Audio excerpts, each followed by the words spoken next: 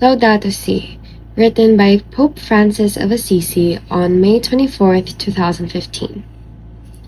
Laudato Si, mi Signore. Praise be to you, my Lord. In the words of this beautiful canticle, Saint Francis of Assisi reminds us that our common home is like a sister, with whom we share our life, and a beautiful mother who opens her arms to embrace us. Praise be to you, my Lord, through our sister, Mother Earth, who sustains and governs us, and who produces various fruit with colored flowers and herbs. This sister now cries out to us because of the harm we have inflicted on her by our irresponsible use and abuse of the goods with which God has endowed her. We have come to see ourselves as her lords and masters, entitled to plunder her at will. The violence present in our hearts, wounded by sin, is also reflected in the symptoms of sickness evident in the soil, in the water, in the air, and in all forms of life.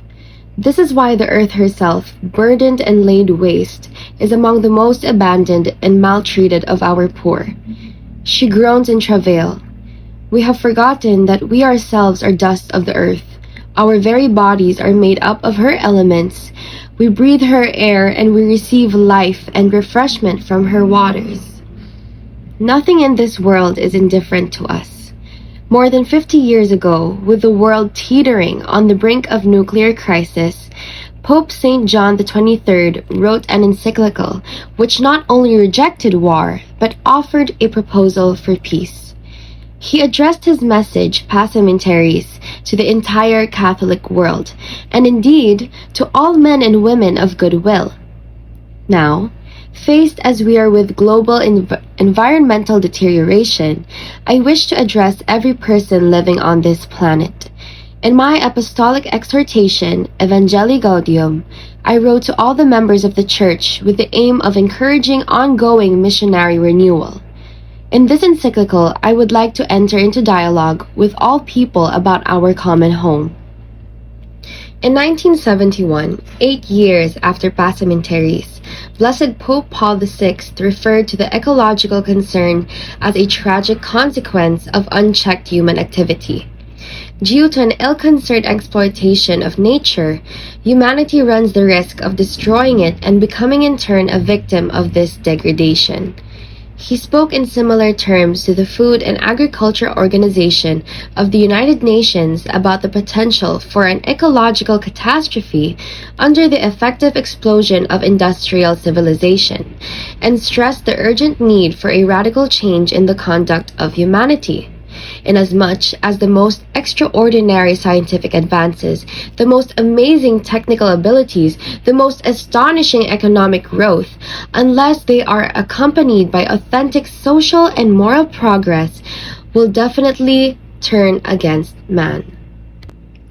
St. John Paul II became increasingly concerned about this issue. In his first encyclical, he warned that human beings frequently seem to see no other meaning in their natural environment than what serves for immediate use and consumption. Subsequently, he would call for a global ecological conversion. At the same time, he noted that little effort had been made to safeguard the moral conditions for an authentic human ecology. The destruction of the human environment is extremely serious, not only because God has entrusted the world to us men and women, but because human life is itself a gift which must be defended from various forms of debasement. Every effort to protect and improve our world entails profound changes in lifestyles, models of production and consumption, and the established structures of power which today govern society. Authentic human development has a moral character. It presumes full respect for the human person, but it must also be concerned for the world around us and take into account the nature of each being and of its mutual connection in an ordered system. Accordingly, our human ability to transform reality must proceed in line with God's original gift of all that is. My predecessor, Benedict XVI, likewise proposed eliminating the structural causes of the dysfunctions of the world economy and correcting models of growth which have proved incapable of ensuring respect for the environment. He observed that the world cannot be analyzed by isolating only one of its aspects, since the book of nature is one and indivisible, and includes the environment, life, sexuality, the family, social relations, and so forth. It follows that the deterioration of nature is closely connected to the culture which shapes human coexistence. Pope Benedict asked us to recognize that the natural environment has been gravely damaged by our irresponsible behavior. The social environment has also suffered damage. Both are ultimately due to the same evil, the notion that there are no indisputable truths to guide our lives, and hence human freedom is limitless. We have forgotten that man is not only a freedom which he creates for himself. Man does not create himself. He is spirit and will, but also nature. With paternal concern, Benedict urged us to realize that creation is harmed, where we ourselves have the final word, where everything is simply our property and we use it for ourselves alone. The misuse of creation begins when we no longer recognize any higher instance than ourselves, when we see nothing else but ourselves. United by the same concern. These statements of the popes echo the reflection of numerous scientists, philosophers, theologians, and civic groups, all of which have enriched the Church's thinking on these questions. Outside the Catholic Church, other churches and Christian communities, and other religions as well, have expressed deep concern and offered valuable reflections on issues which all of us find disturbing. To give just one striking example, I would mention the statements made by the beloved ecumenical patriarch Bartholomew, with whom we share the hope of full ecclesial communion. Patriarch Bartholomew has spoken in particular of the need for each of us to repent of the ways we have harmed the planet. For inasmuch as we all generate small ecological damage, we are called to acknowledge our contribution, smaller or greater, to the disfigurement and destruction of creation. He has repeatedly stated this firmly and persuasively, challenging us to acknowledge our sins against creation. For human beings to destroy the biological diversity of God's creation, for human beings to degrade the integrity of the earth by causing changes in its climate, by stripping the earth of its natural forests or destroying its wetlands, for human beings to contaminate the earth's waters, its lands, its airs, and its life, these are sins. For to commit a crime against the natural world is a sin against ourselves and a sin against God. At the same time, Bartholomew has drawn attention to the ethical and spiritual roots of environmental problems, which require that we look for solutions not only in technology but in a change of humanity. Otherwise, we would all be dealing merely with symptoms. He asks us to replace consumption with sacrifice, greed with generosity, wastefulness with a spirit of sharing, an asceticism which entails learning to give and not simply to give up. It is a way of loving, of moving gradually away from what I want to what God's world needs. It is liberation from fear, greed, and compulsion. As Christians, we are also called to accept the world as a sacrament of communion, as a way of sharing with God and our neighbors on a global scale. It is our humble conviction that the divine and the human meet in the slightest detail in the seamless garment of God's creation, in the last speck of dust of our planet. Saint Francis of Assisi. I do not want to write this encyclical without turning to that attractive and compelling figure, whose name I took as my guide and inspiration when I was elected Bishop of Rome. I believe that Saint Francis is the example par excellence of care for the vulnerable and of an integral ecology lived out joyfully and authentically. He is the patron saint of all who study and work in the area of ecology, and he is also much loved by non-Christians. He was particularly concerned for God's creation and for the poor and outcast. He loved and was deeply loved for his joy, his generous self-giving, his open-heartedness. He was a mystique and a pilgrim who lived in simplicity and in wonderful harmony with God, with others, with nature, and with himself. He shows us just how inseparable the bond is between concern for nature, justice for the poor, commitment to society, and interior peace. Francis helps us to see that an integral ecology calls for openness to categories which transcend the language of mathematics and biology and take us to the heart of what it is to be human. Just as happens when we fall in love with someone, whenever he would gaze at the sun, the moon, or the smallest of animals, he burst into song, drawing all other creatures into his praise. He communed with all creation, even preaching to the flowers, inviting them to praise the Lord, just as if they were endowed with reason. His response to the world around him was so much more than intellectual appreciation or economic calculus, for to him, each and every creature was a sister united to him by bonds of affection. That is why he felt called to care for all that exists.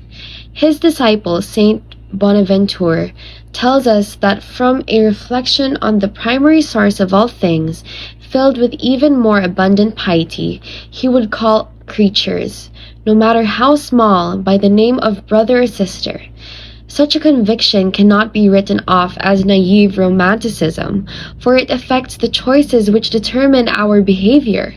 If we approach nature and the environment without this openness to awe and wonder, if we no longer speak the language of fraternity and beauty in our relationship with the world, our attitude will be that of masters, consumers, ruthless exploiters, unable to set limits on their immediate needs.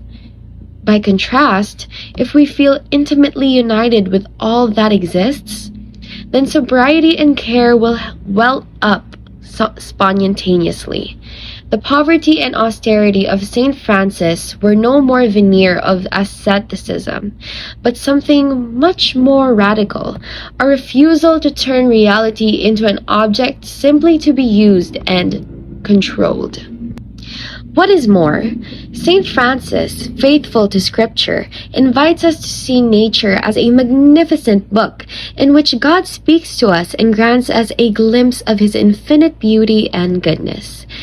Through the greatness and the beauty of creatures, one comes to know, by analogy, their Maker. Indeed, His eternal power and divinity have been made known through His works since the creation of the world. For this reason, Francis asked that part of the friary garden always be left untouched, so that wild flowers and herbs could grow there, and those who saw them could raise their minds to God, the creator of such beauty. Rather than a problem to be solved, the world is a joyful mystery to be contemplated with gladness and praise. My appeal.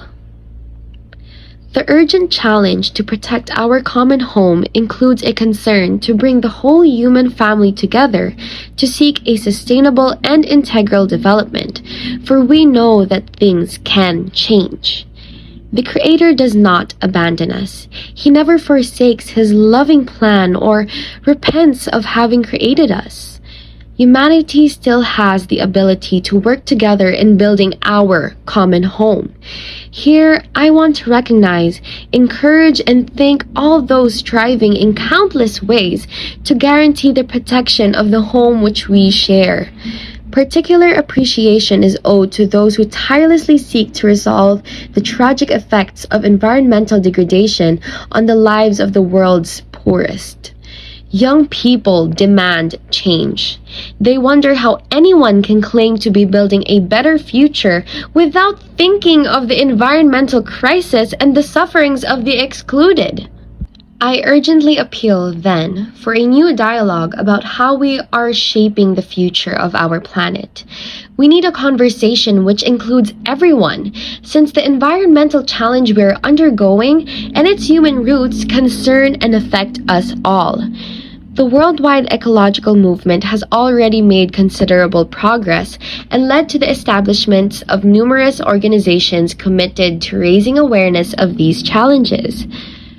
Regrettably, many efforts to seek concrete solutions to the environmental crisis have proved ineffective, not only because of powerful opposition, but also because of a more general lack of interest. Obstructionist attitudes, even on the parts of believers, can range from denial of the problem to indifference, nonchalant resignation, or blind confidence in technical solutions. We require a new and universal solidarity, as the bishops of Southern Africa have stated. Everyone's talents and involvement are needed to redress the damage caused by human abuse of God's creation. All of us can cooperate as instruments of God for the care of creation, each according to his or her own culture, experience, involvements, and talents. It is my hope that this encyclical letter, which is now added to the body of the Church's social teaching, can help us to acknowledge the appeal, immensity, and urgency of the challenge we face. I will begin briefly reviewing several aspects of the present ecological crisis with the aim of drawing on the results of the best scientific research available today, letting them touch us deeply and provide a concrete foundation for the ethical and spiritual itinerary that follows. I will then consider some principles drawn from the Judeo-Christian tradition, which can render our commitment to the environment more coherent. I will then attempt to get to the roots of the present situation, so as to consider not only its symptoms, but also its deepest causes. This will help to provide an approach to ecology which respects our unique place as human beings in this world and our relationship to our surroundings. In light of this reflection, I will advance some broader proposals for dialogue and action which would involve each of us as individuals and also affect international policy. Finally, convinced as I am that change is impossible without motivation and a process of education, I will offer some inspired guidelines for human development to be found in the treasure of Christian spiritual experiences. Although each chapter will have its own subject and specific approach, it will also take up and re-examine important questions previously dealt with. This is particularly the case with a number of themes which will reappear as the encyclical unfolds. As examples, I will point to the intimate relationship between the poor and the fragility of the planet, the conviction that everything in the world is connected, the critique of new paradigms and forms of power derived from technology, the call to seek other ways of understanding the economy and progress, the value proper to each creature, the human meaning of ecology, the need for forthright and honest debate, the serious responsibility of international and local policy, the throwaway culture, and the proposal of a new lifestyle. These questions will not be dealt with once and for all, but reframed and enriched again and again. Chapter 1. What is happening to our common home?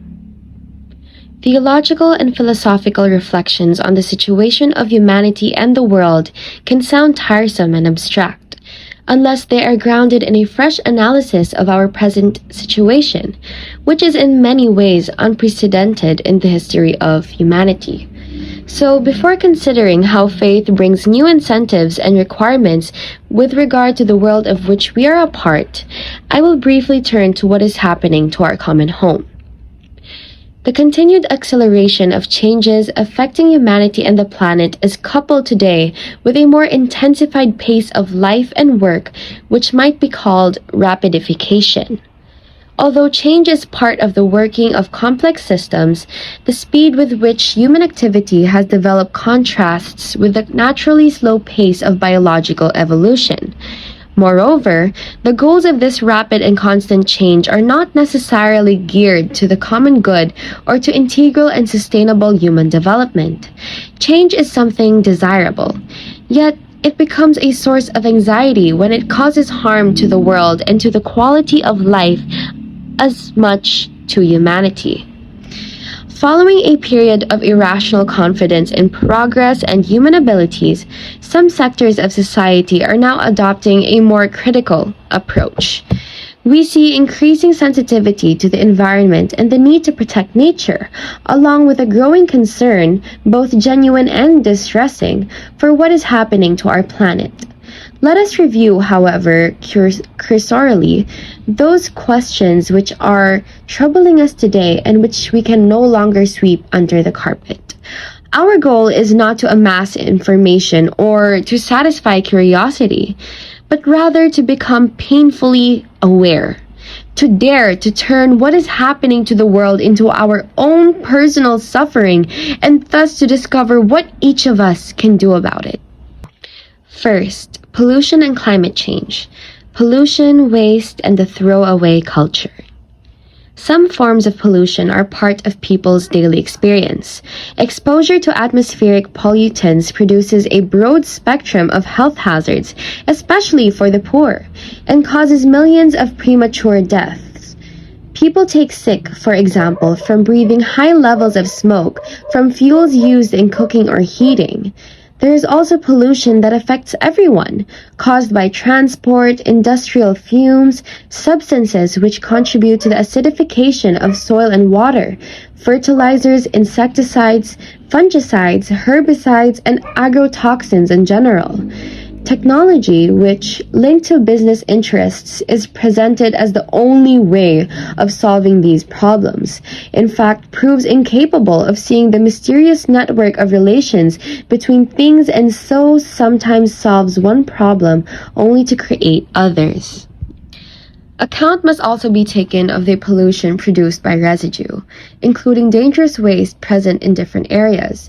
Each year, hundreds of millions of tons of waste are generated, much of it non-biodegradable, highly toxic and radioactive, from homes and businesses, from construction and demolition sites, from clinical, electronic, and industrial sources. The earth, our home, is beginning to look more and more like an immense pile of filth. In many parts of the planet, the elderly lament that once beautiful landscapes are now covered with rubbish. Industrial waste and chemical products utilized in cities and agricultural areas can lead to bioaccumulation in the organisms of the local population, even when levels of toxins in those places are low. Frequently, no measures are taken until after people's health has been irreversibly affected. These problems are closely linked to a throwaway culture which affects the excluded just as it quickly reduces things to rubbish. To cite one example, most of the paper we produce is thrown away and not recycled. It is hard for us to accept that the way natural ecosystem works is exemplary. Plants synthesize nutrients which feed herbivores. These in turn become food for carnivores, which produce significant quantities of organic waste, which gives rise to new generation of plants. But our industrial system, at the end of its cycle of production and consumption, has not developed the capacity to absorb and reuse waste and byproducts. We have not yet managed to adopt a circular model of production capable of preserving resources for present and future generations, while limiting as much as possible the use of non-renewable resources, moderating their consumption, maximizing their efficient use, reusing and recycling them. A serious consideration of this issue would be one way of counteracting the throwaway culture which affects the entire planet. But it must be said that only limited progress has been made in this regard.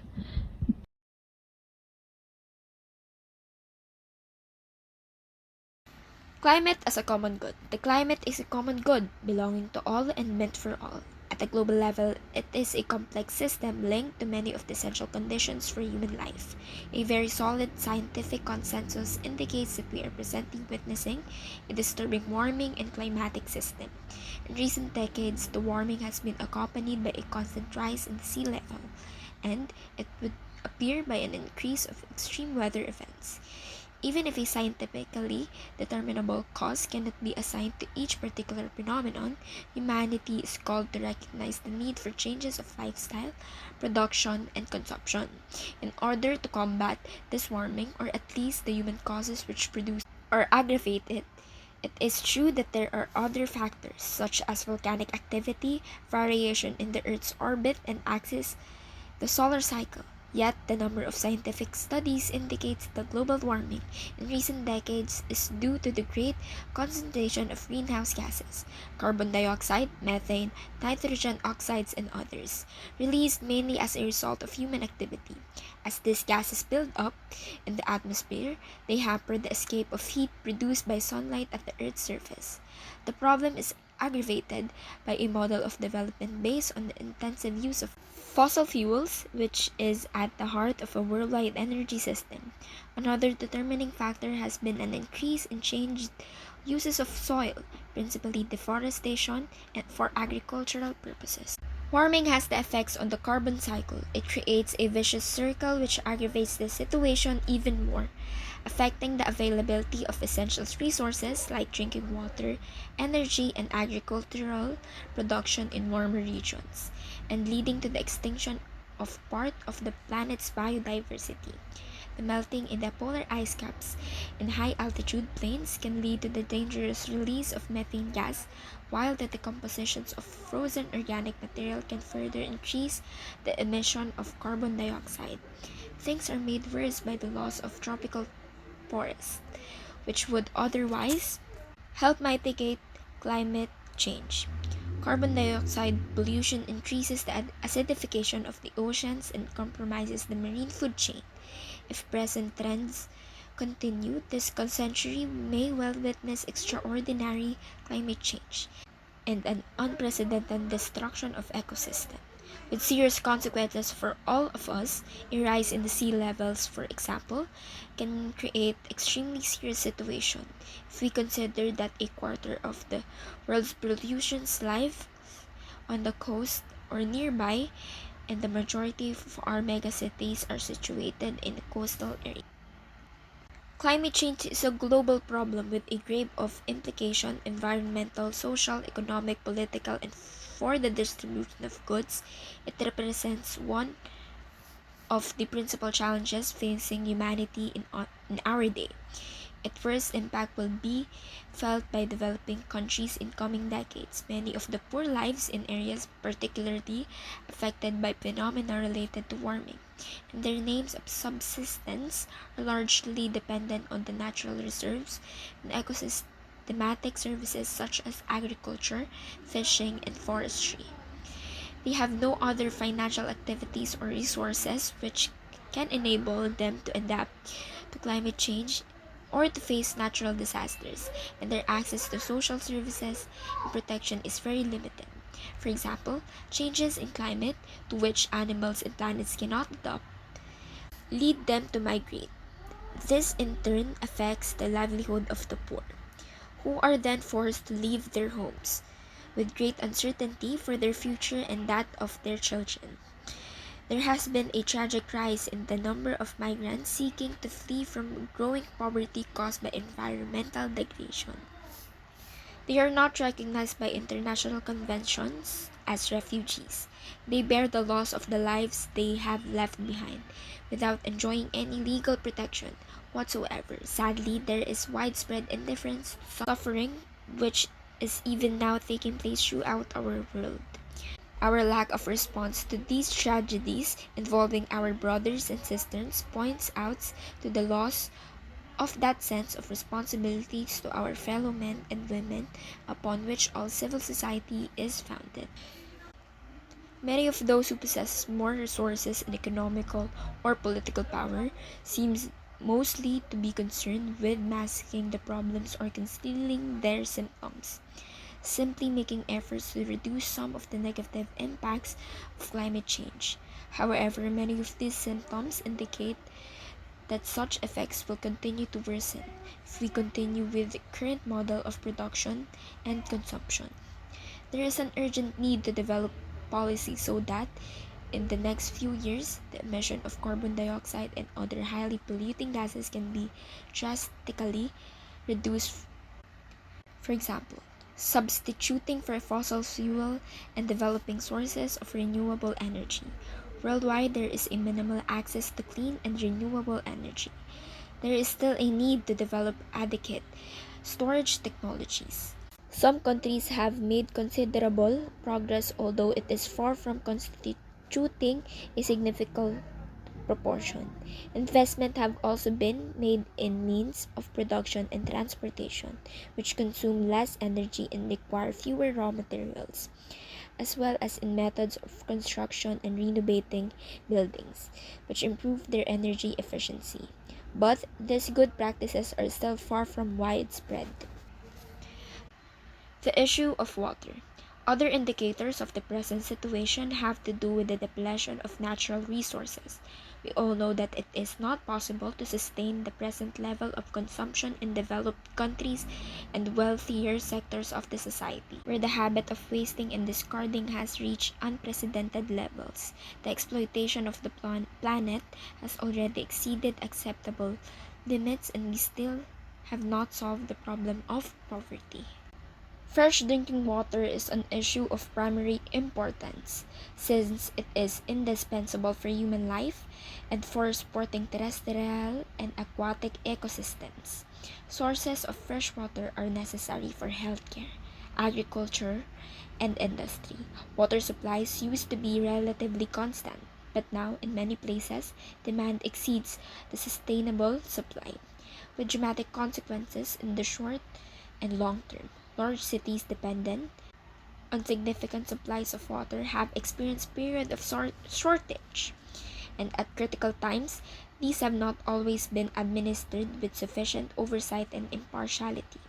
Water poverty especially affects Africa, where large sectors of population have no access to safe drinking water or experience droughts which impede agricultural production. Some countries have areas rich in water while others endure drastic scarcity. One particularly serious problem is the quality of water available to the poor. Every day, unsafe water results in many deaths and the spread of water-related diseases, including those caused by microorganisms and chemical substances. Dysentery and cholera, to inadequate hygiene and water supplies, are significant cause of suffering of infant mortality. Underground water sources in many places are threatened by the population produced in a certain mining, farming, and industrial activities, especially in countries lacking adequate regulation or controls. It is not only a question of industrial waste. Detergents and chemical products commonly used in many places of the world continue to pour into our rivers, lakes, and seas.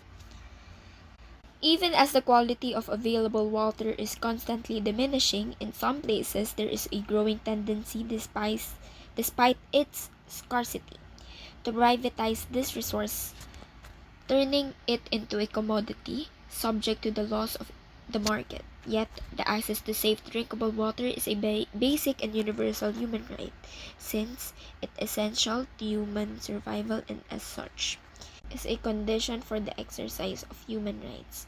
Our world has grave social debt towards the poor who lack access to drinking water because they are denied the right to live to life consistent with their inalienable dignity. The debt can be paid partly by an increase in funding to provide clean water and sanitary services among the poor. But water continues to be wasted not only in the developed world but also in developing countries which possesses in abundance. This shows the problem of water is partly an educational and cultural issue, since there is a little awareness of the seriousness of such behavior within the contents of a great inequality. Greater scarcity of water will lead to an increase in the cost of food and the various products which depend on its use. Some studies warn that an acute water shortage may occur within a few decades unless urgent action is taken. The environmental repercussion could affect billions of people. It is also conceivable that the control of water by a large multinational businesses may become a major source of conflict in this century. Loss of biodiversity.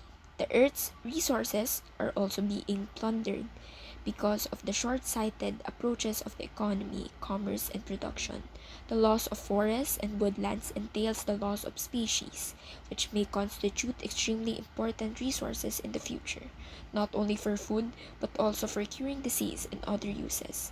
Different species contain genes which could be a key source in years ahead for meeting human needs and regulating environmental problems.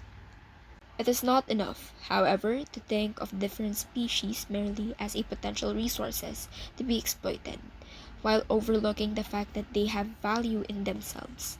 Each year sees the disappearance of thousands of plant and animal species which we will never know, which our children will never see, because they have been lost forever.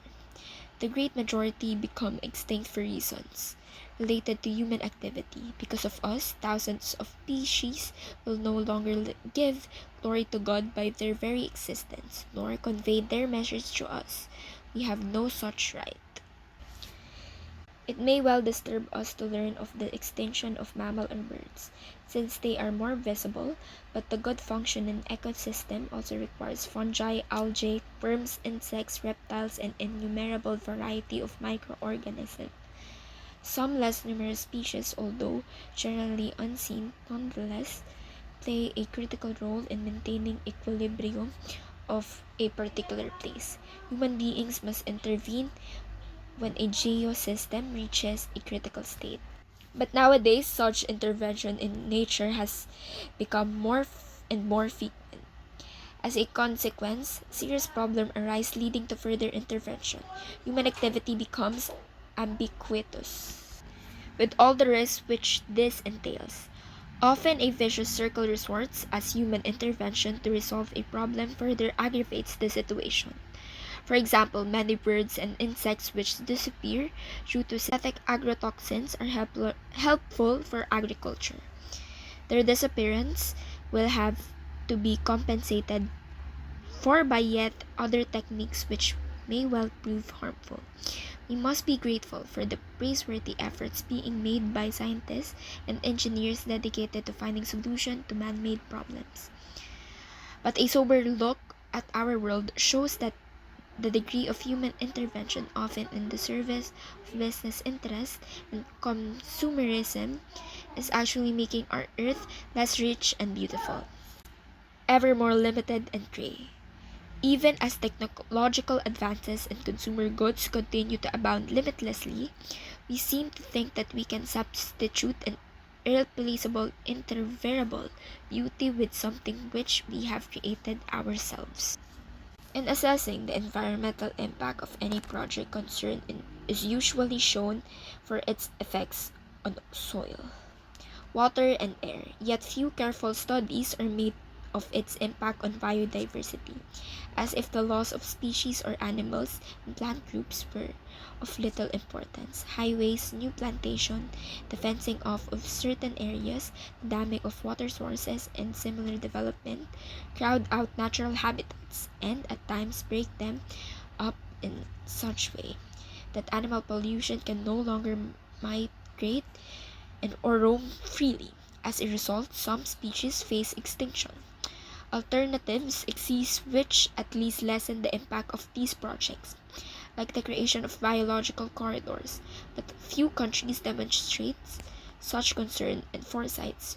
Frequently, when certain species are exploited commercially, little attention is paid to studying their production patterns in order to prevent their depletion and the consequent imbalance of ecosystem. Caring for the ecosystem demands farsightedness, since no one looking for quick and easy profit is truly interested in their preservation. But the cost of the damage caused by selfish lack of concern is much greater than the economic benefits to be obtained. Where the certain species are destroyed or seriously harmed, The values involved are incalculable. We be silent witnesses to terrible injustices if we think that we can obtain significant benefits by making the rest of humanity, present and future, pay the extremely high cost of environmental deterioration. Some countries have significant progress in establishing sanctuaries on land and in oceans where any human intervention is prohibited, which might modify their features or alter their original structure. In the protection of biodiversity, specialists insist the need for particular attention to be shown to areas richer both in the number of species and endemic, rare or less protected species. Certain places needed greater protection because of their immense importance for the global ecosystem, or because they represent important water reserves and thus safeguard other forms of life. Let us mention, for example, those richly biodiverse lungs of our planet, which are the Amazon and the Congo basins, or the great aquifers and glaciers. We know how important these are for the entire Earth and for the future of humanity. The ecosystem of tropical forests possesses an enormously complex biodiversity, which is almost impossible to appreciate fully. Yet, when these forests are burned down or leveled for purposes of cultivation, within the space of few years countless species are lost and the areas frequently become wastelands. A delicate balance has been maintained when speaking about these places, for we cannot overlook the huge global economic interests which, under guise of protecting them, can undermine the sovereignty of individual nations. In fact, there are proposals of internationalize the Amazon which only serve the economic interests and transnational corporations. We cannot fail to praise the commitment of international agencies and civil society organizations which draw public attention to these issues and offer critical cooperation, employing legitimate means of pressure to ensure that each government carries out its proper inalienable responsibility to preserve its country's environmental and natural resources without capitulating to spurious local and international interests. The replacement of virgin forests with plantation of trees, usually monocultures, is rarely adequately analyzed, yet this can seriously compromise a biodiversity which the new species being introduced does not accommodate. Similarly, wetlands converted into cultivated and letting loose the enormous biodiversity which they formerly hosted in some coastal areas, the disappearance of ecosystems sustained the mangrove swamps in a source of serious concern. Oceans not only contain the bulk of our planet's water supply, but also most of our immense variety of living creatures, many of them still unknown to us and threatened for various reasons. What is more, marine life in rivers, lakes, seas, and oceans, which feeds a great part of world's population, is affected by an uncontrolled fishing, leading to a drastic depletion of a certain species. Selective forms of fishing, which discard much of what they collect, continue unabated, particularly threaten our marine organisms which we tend to overlook. Like some forms of plankton, they represent significant element in the ocean food chain, and species used for our food ultimately depend on them. In tropical and subtropical seas, we find coral reefs comparable to the great forests on dry land, for they shelter approximately 1 million species, including fish, crabs, mollusks, sponges, and algae. Many of the world's coral reefs are already barren or in state of constant decline, who turn the wonder world of the seas into underwater centimeters, bereft of color and life. This phenomenon is largely to the pollution which reaches the sea as the result of deforestation, agricultural monoculture, industrial waste, and destructive fishing methods, especially those using cyanide and dynamite. It is aggravated by the rise in temperature of the ocean. All of this helps us to see that every invention in nature can have consequences which are not immediately evident, and that certain ways of exploiting resources prove costly in terms of degradation, which ultimately reaches the ocean bed itself. Greater investment needs to be made in research aimed at understanding more fully the functioning of ecosystems and adequately analyzing the different variables associated with any significant modification of environment. Because all creatures are concerned, each must be cherished with love and respect, for all of us as living creatures are dependent on one another. Each area is responsible for the care of this family. This will require undertaking a careful inventory of the species which it hosts with a view developing programs and the strategies of protection with particular care for safeguarding species heading towards extinction. Decline of human life and the breakdown of society. Human beings too are creatures of this world, enjoying the right to life and happiness, and endowed with unique dignity, so we cannot fail to consider the effects of human lives of environmental deterioration, current models of development, and the throwaway of culture.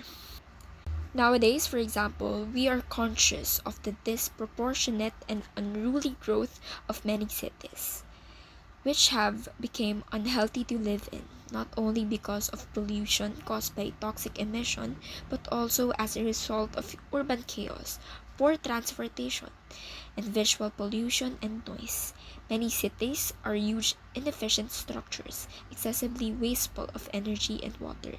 Neighborhoods, even those recently built, are congested, chaotic, and lacking in sufficient green space. We are not meant to be inundated by cement, asphalt, glass, and metal, and deprived physical contact with nature. In some places, rural and urban alike, the privatization of certain spaces has restricted people's access to places of particular beauty. In others, ecological neighborhoods have been created which are closed to outsiders in order to ensure an artificial tranquility.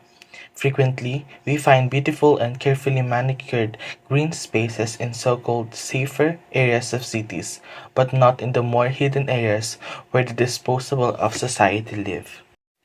The social dimensions of global change include the effects of technological innovations on employment, social exclusion, inequitable distribution and consumption of energy and other services, social breakdown, increased violence and the rise in new forms of social aggression, drug trafficking, growing drug use by young people, and the loss of identity. These are signs that the growth of the past 2 centuries has not always led to an integral development and an improvement in the quality of life. Some of these signs are also symptomatic of the real social decline, the silent rupture of the bands of integration and social cohesion. Furthermore, when media and the digital world become omnipresent, their influence can stop people from learning how to live wisely, to think deeply, and to love generously. In this context, the great sages of the past run the risk of going unheard amid the noise and distractions of an information overload. Efforts need to be made to help these media become sources of new cultural progress for humanity and not a threat to our deepest reaches. True wisdom, as a fruit of self-examination, dialogue, and generous encounter between persons, is not acquired by a mere accumulation of data, which eventually leads to overload and confusion, a sort of mental pollution. Real relationships with others, with all the challenges they entail, now tend to be replaced by a type of internet communication which enables us to choose or eliminate a relationship at whim, thus giving rise to a new type of contrived emotion which has more to do with devices and displays than with other people and with nature. Today's media do enable us to communicate and to share our knowledge and affections, yet at times they also shield us from direct contact with the pain, the fears, and the joys of others and the complexity of their personal experiences. For this reason, we should be concerned that alongside the exciting possibilities offered by these media, a deep and melancholic dissatisfaction with interpersonal relations or a harmful sense of isolation can also arise. Global inequality. The human environment and the natural environment deteriorate together. We cannot adequately combat environmental degradation unless we attend to causes related to human and social degradation. In fact, the deterioration of the environment and of society affects the most vulnerable people on the planet. Both everyday experience and scientific research show that the gravest effects of all attacks on the environment are suffered by the poorest. For example, the depletion of fishing reserves especially hurts small fishing communities without the means to replace those resources. Water pollution particularly affects the poor who cannot buy bottled water, and rises in sea level mainly affect impoverished coastal populations who have nowhere else to go. The impact of present imbalances is also seen in the premature death of many of the poor, in conflicts sparked by the shortage of resources, and in any number of the planets of other problems which are insufficiently represented on global agendas. It needs to be said that, generally speaking, there is little in the way of clear awareness of problems which especially affect the excluded, yet they are majority of the planet's population, billions of people. These days they are mentioned in international political and economic discussions, but one often has the impression that their problems are brought up as an afterthought, a question which gets added almost out of duty or in tangential way, if not treated merely as collateral damage. Indeed, when all said is done, they frequently remain at the bottom of the pile. This is due partly to the fact that many professionals' opinions, makers, communication media, and centers of power, being located in affluent urban areas, are far removed from the poor, with little direct contact with their problems. They live and reason from the comfortable position of a high level of development and quality of life, well beyond the reach of the majority of the world's population. This lack of physical contact and encounter, encouraged at times by the disintegration of our cities, can lead to a numbing of conscience and to tendentious analysis which neglect parts of reality. At times, its attitude exists side by side with a green rhetoric. Today, however, we have to realize that the true ecological approach always becomes a social approach. It must integrate questions of justice in debates on the environment, so as to hear both the cry of the earth and the cry of the poor. Instead of resolving the problem of the poor and thinking of how the world can be different, some can only propose a reduction in the birth rate. At times, developing countries face forms of international pressure which make economic assistance contingent on certain policies of reproductive health. Yet, while it is true that an equal distribution of the population and of available resources creates obstacles to development and sustainable use of the environment, it must nonetheless be recognized that demographic growth is fully compatible with integral and shared development. To blame population growth instead of extreme and selective consumerism of part of some is one way of refusing to face the issues. It is an attempt to legitimize the present model of distribution when a minority believes that it has the right to consume in a way which can never be universalized, since the planet could not even contain the waste products on such consumption. Besides, we know that approximately a third of all food produced is discarded, and whatever food is thrown out, it is as if it were stolen from the table of the poor. Still, attention needs to be paid to imbalances in population density on both natural and global levels, since a rise in consumption would lead to a complex regional situation as a result of the interplay between problems linked to environmental pollution, transport, waste treatment, loss of resources, and quality of life. Inequity affects not only individuals but entire countries. It compels us to consider an ethics of international relations. A true ecological depth exists particularly between the global north and south, connected to commercial imbalances with effects on the environment, and disproportionate use of natural resources by certain countries over long periods of time. The export of raw materials to satisfy markets in the industrial north has caused harm locally, as for example in mercury pollution in gold mining or sulfur dioxide pollution in copper mining. There is pressing need to calculate the use of environmental space throughout the world for disposing gas residues which have been accumulating for 2 centuries and have created a situation which currently affects all the countries of the world. The warming caused by huge consumption on the part of some rich countries has repercussions on the poorest areas of the world, especially Africa, where a rise in temperature together with drought has proved devastating for farming. There is also the damage caused by the export of solid waste and toxic liquids to developing countries and by the pollution produced by companies which operate in less developed countries in a way they could never do at home. In the countries which they raise their capital, we know that often businesses which operate this way are multinationals. They do here what would never do in developed countries or so-called first world. Generally, after ceasing their activity and withdrawing, they leave behind great human and environmental liabilities such as unemployment, abandoned towns, the depletion of natural resources, deforestation, and impoverishment of agriculture and local stock breeding. Open pits, riven hills, polluted rivers, and a handful of social works which are no longer sustainable. The foreign debt of poor countries have become a way of controlling them, yet this is not the case where ecological debt is concerned. In different ways, developing countries where the most important reserves of the biosphere are found continue to fuel the development of richer countries at the cost of their own present and future. The land of the southern poor is rich and mostly unpopulated, yet access to ownership of goods and resources for meeting vital needs is inhibited by a system of commercial relations and ownership which is contractually perverse.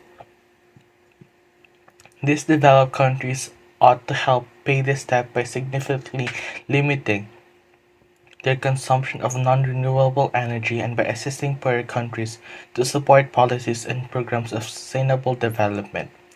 The poorest area and countries are less capable of adopting new models for reducing environmental impact because they lack the wherewithal to develop the necessary processes and to cover their costs. We must continue to be aware that regarding climate change, there are differential responsibilities as the United States bishops have said. Greater attention must be given to the needs of the poor, the weak, and the vulnerable. In a debate often dominated by more powerful interests, we need to strengthen the conviction that we are one single human family. There are no frontiers or barriers, political or social, behind which we can hide. Still less there room for the globalization of indifference. Weak responses. These situations have caused Sister Earth, along with all abandoned of our world, to cry out, pleading that we take another course. Never have we heard so and mistreated all common home as we have in the last 200 years. Yet we are called to be instrument of God our Father, so that our planet might be what He desired when He created it, and correspond with His plan for peace, beauty, and fullness. The problem is that we still lack the culture needed to confront this crisis. We lack leadership capable of striking out on new paths and meeting the needs of the present with concern for all, and without prejudice towards coming generations. The establishment of legal framework which can set clear boundaries and ensure the protection of ecosystems has become indispensable. indispensable. Otherwise, the new power structures based on the techno-economic paradigm may overwhelm not only our politics but also freedom and justice. It is remarkable how weak international political responses have been. The failure of global summits on the environment make it plain that our politics are subject to technology and finance. There are too many special interests, and economic interests easily end up trumping the common good and manipulating information so that their own plans will not be affected. The preceded document urges that the interests of economic groups which irrationally demolish sources of life should not prevail in dealing with natural resources. The alliance between the economic and technology ends up sidelining anything unrelated to its immediate interests. Consequently, the most one can expect is superficial rhetoric, sporadic acts of philanthropy, and perfunctory expressions of concern for the environment, whereas any genuine attempt by groups within society to introduce change is viewed as a nuisance based on romantic illusions or an obstacle to be circumvented. Some countries are gradually making significant progress, developing more effective controls and working to combat corruption. People may well have a growing ecological sensitivity, but it has not succeeded in changing their harmful habits of consumption, which rather than decreasing appear to be growing all the more. A simple example is the increasing use and power of air conditioning. The markets which immediately benefit from sales stimulate ever greater demand. An outsider looking at our world would be amazed at such behavior, which at times appears self-destructive. In the meantime, economic power continue to justify the current global system where priority tends to be given to speculation and pursuit of financial gain, which fail to take the context into account, let alone the effects on human dignity and the natural environment. Here we see how environmental deterioration and human ethical degradation are closely linked. Many people will deny doing anything wrong because destructions constantly dull our consciousness of just how limited the finite our world really is. As a result, whatever is fragile, like the environment, is defenseless before the interests of defied market which become the only rule. It is foreseeable that once certain resources have been depleted, the scene will be set for new wars, albeit under the guise of noble claims. War always does grave harm to the environment and to the cultural bridges of peoples, risks which are magnified when one considers nuclear arms and biological weapons. Despite the international agreement which prohibit chemical, bacteriological, and biological warfare, the fact is that laboratory research continues to develop new offensive weapons capable of altering the balance of nature. Politics must pay greater attention to foreseeing new conflicts and addressing the causes which can lead to them. But powerful financial interests prove most resistant to this effort, and political planning tends to lack breadth of vision. What would induce anyone at this stage to hold on to power only to be remembered for their inability to take action when it was urgent and necessary to do so? In some countries, there are possible examples of environmental improvement. Rivers, polluted for decades, have been cleaned up. Native woodlands have been restored, landscapes have been beautified thanks to environmental renewal projects. Beautiful buildings have been erected, advances have been made in the in production of non-polluting energy, and in the improvement of public transportation. These achievements do not solve global problems, but they do show that men and women are still capable of intervening positively. For all our limitations, gestures of generosity, solidarity, and care cannot but well up within us, since we were made for love. At the same time, we can note that the rise of false superficial ecology which bolster complacency and cheerful recklessness as often occurs in periods of deep crisis which require bold decisions. We are tempted to think that what is happening is not entirely clear, superficially apart from few obvious signs of pollution and deterioration. things do not look that serious, and the planet could continue as it is for some time. Such evasiveness serves as a license to carrying on without our present lifestyle and models of production and consumption. This is the way human beings contrive to feed their self-destructive vices, trying not to see them, trying not to acknowledge them, delaying the important decisions, and pretending that nothing will happen. A variety of opinions. Finally, we need to acknowledge that different approaches and lines of thought have emerged regarding this situation and its possible solutions. At one extreme, we find those who doggedly uphold the myths of progress and tell us that ecological problems will solve themselves simply with the application of new technology and without any need for ethical considerations or deep change. At the other extreme are those who view men and women and all their inventions as no more than a threat, jeopardizing the global ecosystem, and consequently the presence of human beings on the planet should be reduced and all forms of intervention prohibited. Viable future scenarios will have to be generated between these extremes since there is no one path to a solution.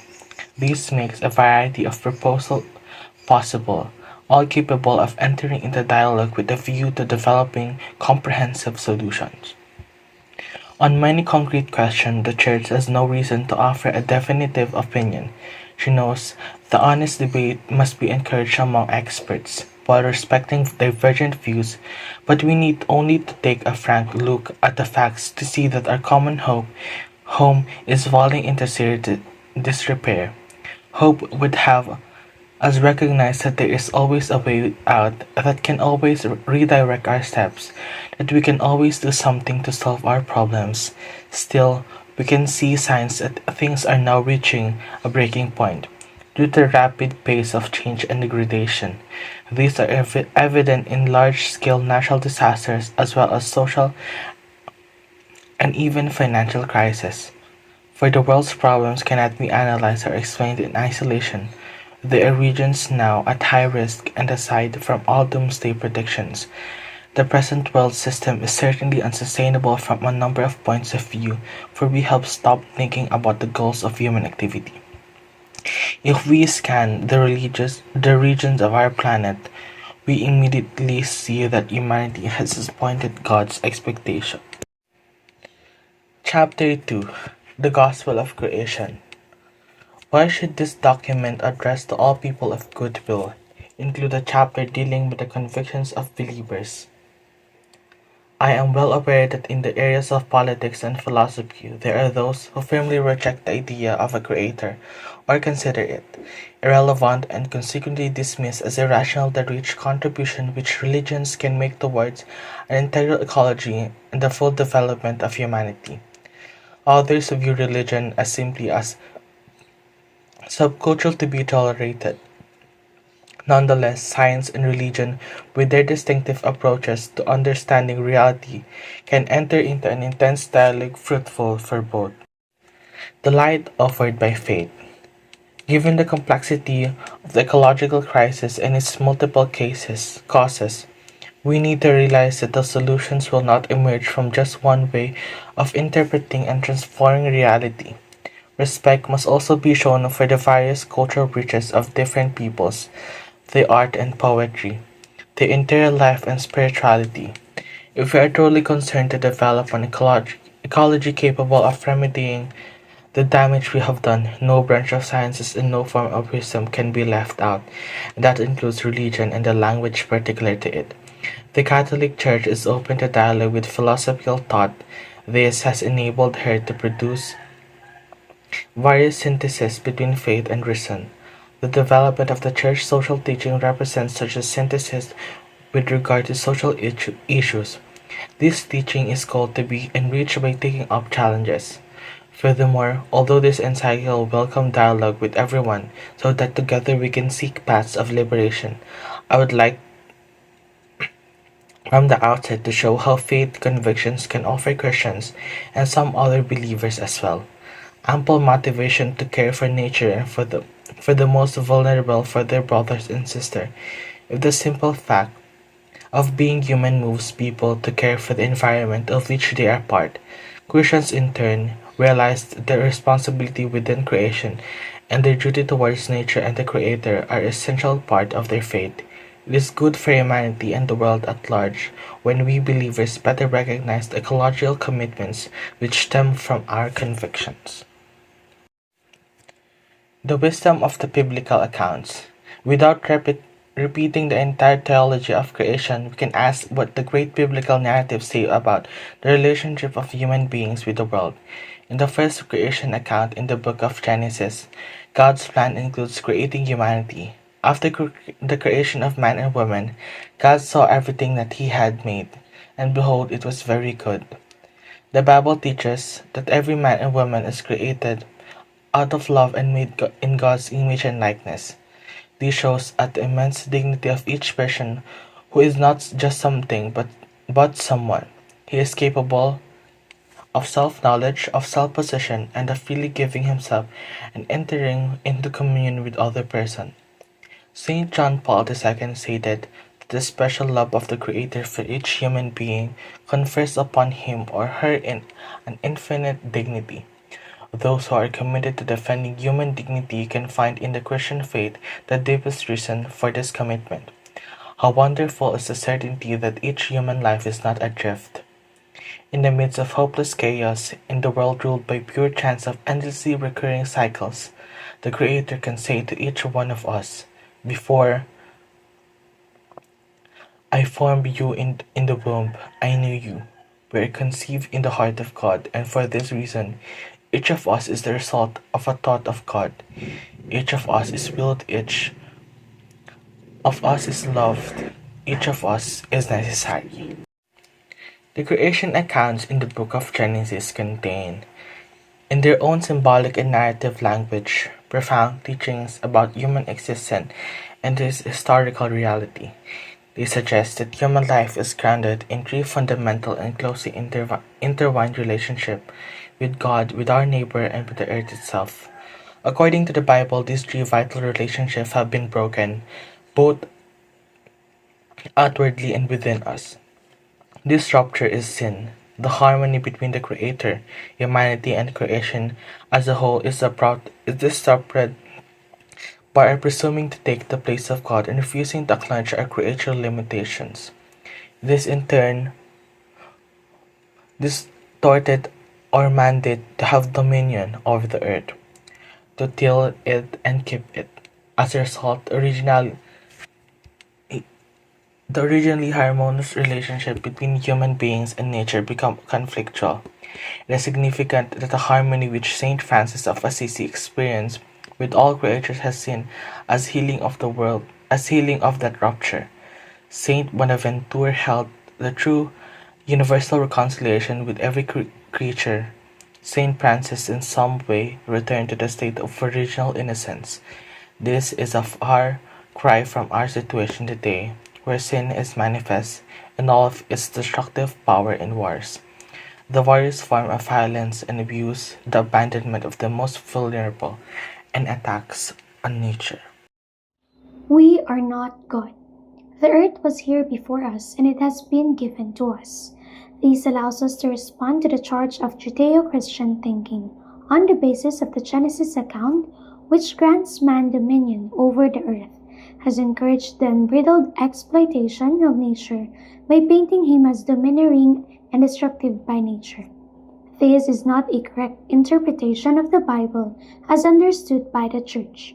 Although it is true that we Christians have at times incorrectly interpreted the Scriptures, nowadays we must forcefully reject the notion that our being created in God's image and given dominion over the earth justifies absolute domination over other creatures.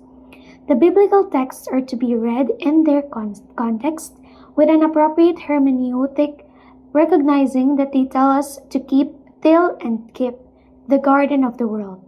Tilling refers to cultivating, plowing, or working, while keeping means caring, protecting, overseeing, and preserving. This implies a relationship of mutual responsibility between human beings and nature. Each community can take from the bounty of the earth whatever it needs for subsistence, but it also has the duty to protect the earth and to ensure its fruitfulness for coming generations. The earth is the Lord's. To him belongs the earth with all that it is within.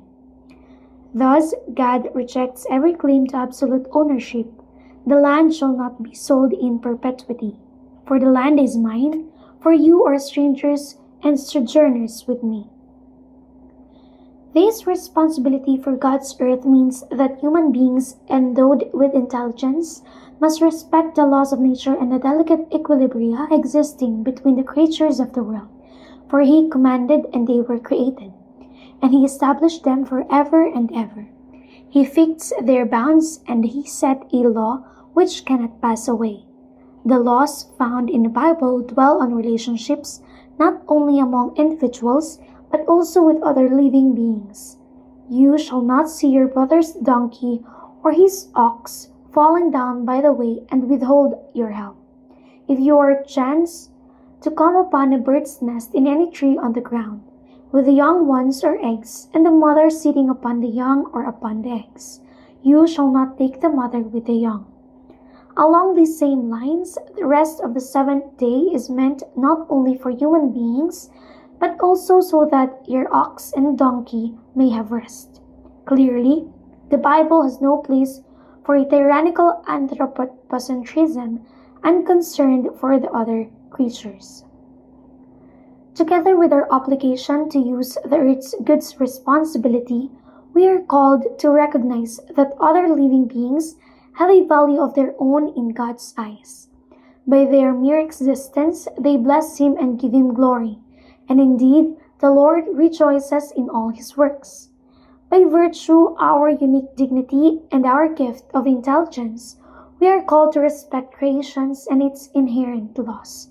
For the Lord by wisdom founded the earth and subordinated to the good of human beings, as they have no worth of themselves and can be treated as they wish. The German bishops have thought that where other creatures are concerned, we can speak of the priority of being over that of being useful. The Catechism clearly and forcefully criticizes a distorted anthropocentrism. Each creature possesses its own particular.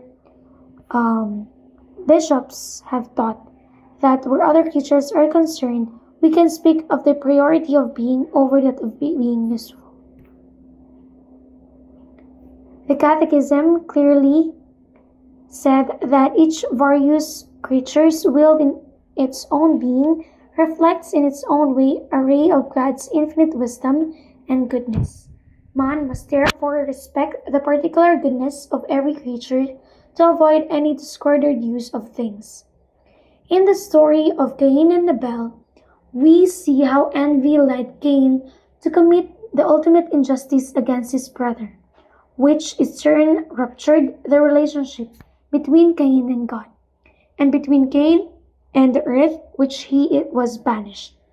This is clearly in dramatic exchange between God and Cain. God asks, "Where is Abel, your brother?" Cain answers that he does not know, and God persists, "What have you done?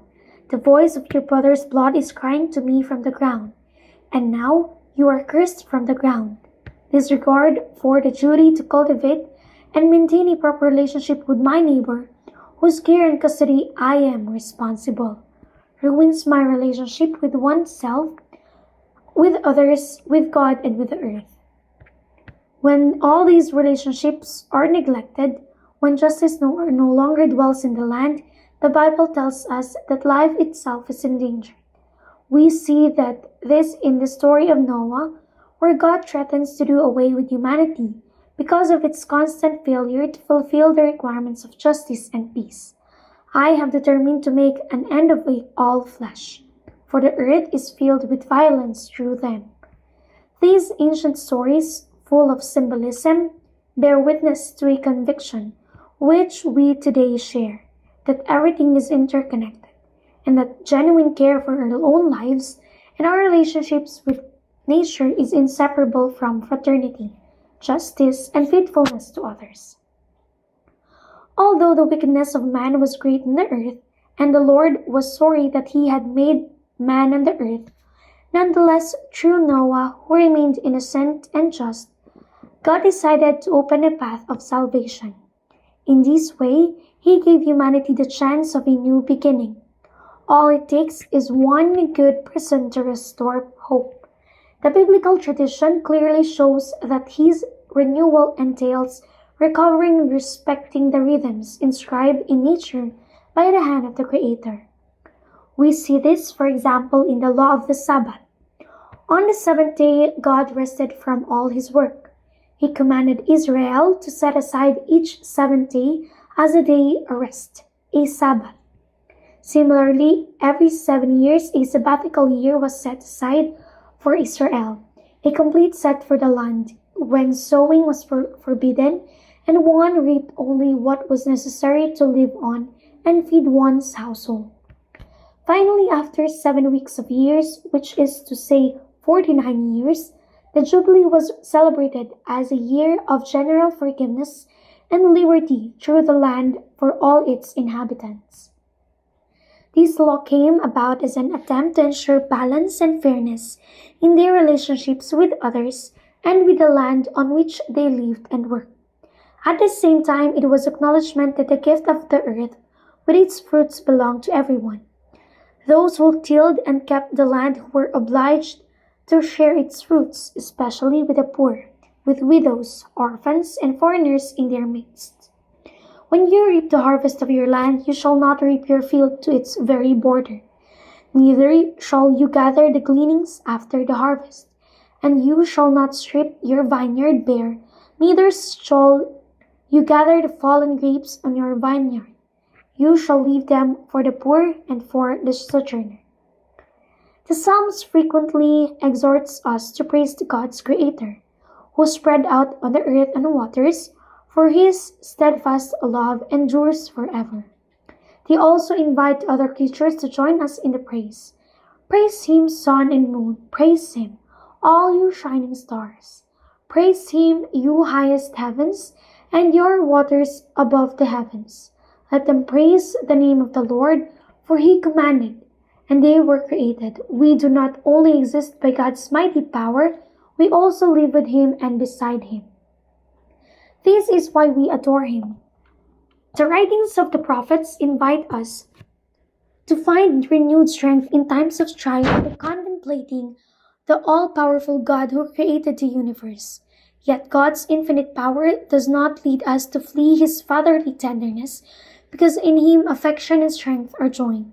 Indeed, all sound spiritually entails both welcoming divine love and adoration, confident in the Lord, become of his infinite power. In the Bible, the God who liberates and saves in the same God who created the universe, and these two divine ways are acting are intimately and inseparably connected. O Lord God, it is you who made heavens and the earth by your great power, by your outstretched arm. Nothing is too hard for you. You brought your people Israel out of the land of Egypt with signs and wonders. The Lord is the everlasting God, the creator of the ends of the earth. He does not faint or grow weary. His understanding is unsearchable. He gives power to the faint and strengthens the powerless. The experience of the Babylonian captivity provoked a spiritual crisis which led to deeper faith in God. Now his creative omnipotence was given pride of place in order to exhort the people to regain their hope in the midst of their wretched predicament. Centuries later, in another age of trial persecution, when the Roman Empire was seeking to impose absolute dominion, the faithful would once again find consolation and hope in a growing trust in all-powerful God. Great and wonderful are your deeds, O Lord God the Almighty. Just and true are your ways. The God who created the universe out of nothing can also intervene in these, Lord, and overcome every form of evil. Injustice is not invisible. A spirituality which forgets God as all-powerful and creator is not acceptable. That is how we end up worshipping earthly powers, ourselves usurping the place of God, even to the point of claiming an unlimited right to trample His creation underfoot.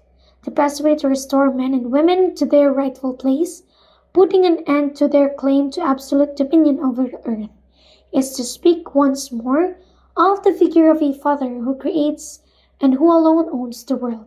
Otherwise, human beings will try to impose their own laws and interests on reality. The mystery of the universe.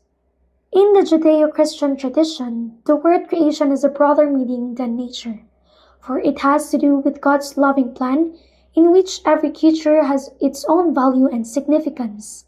Nature is usually seen as a system which can be studied, understood, and controlled, whereas creation can only be understood as a gift from the outstretched hand of the Father of all, and as a reality illuminated by the love which calls us together into universal communion. By the word of the Lord the heavens were made. This tells us that the world came about as the result of a decision, not from chaos or chance, and this exalts it all the more. The creating word expresses a free choice. The universe did not emerge as the result of arbitrary omnipotence, a show or force or a desire for self-assertion. Creation is of the order of love. God's love is the fundamental moving force in all created things. For you love all things that exist and detest none of the things that you have made. For you would not have made anything if you had hated it. Every creature is thus the objective of the Father's tenderness, who gives it its place in the world. Even the fleeting life of the least of beings is the objective of His love, and in its few seconds of existence, God enfolds it with His affection. Saint Basil the Great describes the Creator as goodness without measure, while Dante Alighieri spoke of the love which moves the sun and the stars. Consequently, we can ascend from creating things to the greatness of God and to His loving mercy. At the same time, Judeo-Christian thought demythologized nature. While continuing to admire its grandeur and immensity, it no longer saw nature as divine. In doing so, it emphasizes all the more our human responsibility for nature. This rediscovery of nature can never be at the cost of the freedom and responsibility of human beings who, as part of the world, have the duty to cultivate their abilities in order to protect it and develop its potential.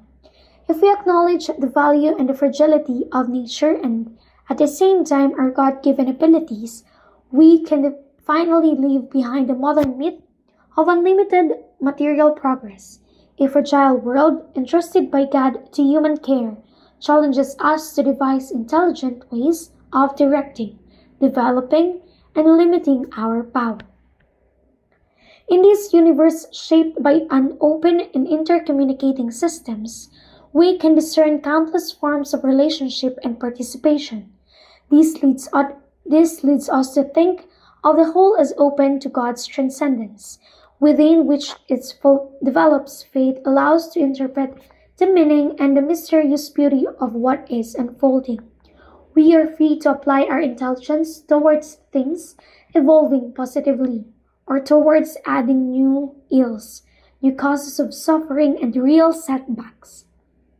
This is what makes for the excitement and drama of human history, in which freedom, growth, salvation, and love can blossom, or lead towards decadence and mutual destruction. And the work of the Church seeks not only to remind everyone of the duty to care for nature, but at the same time, she must above all protect mankind from self-destruction.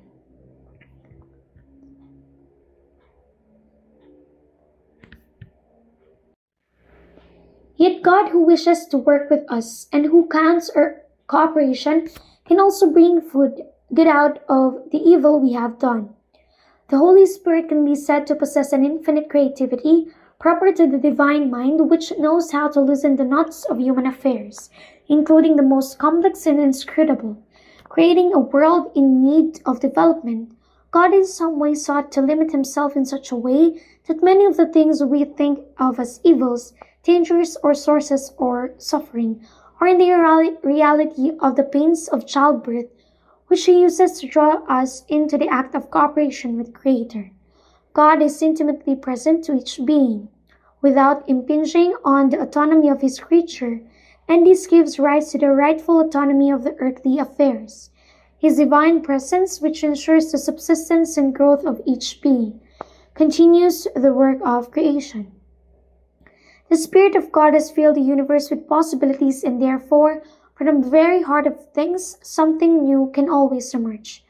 The nature is nothing other than a certain kind of art, namely God's art, impressed upon things whereby those things are moved to a determined end.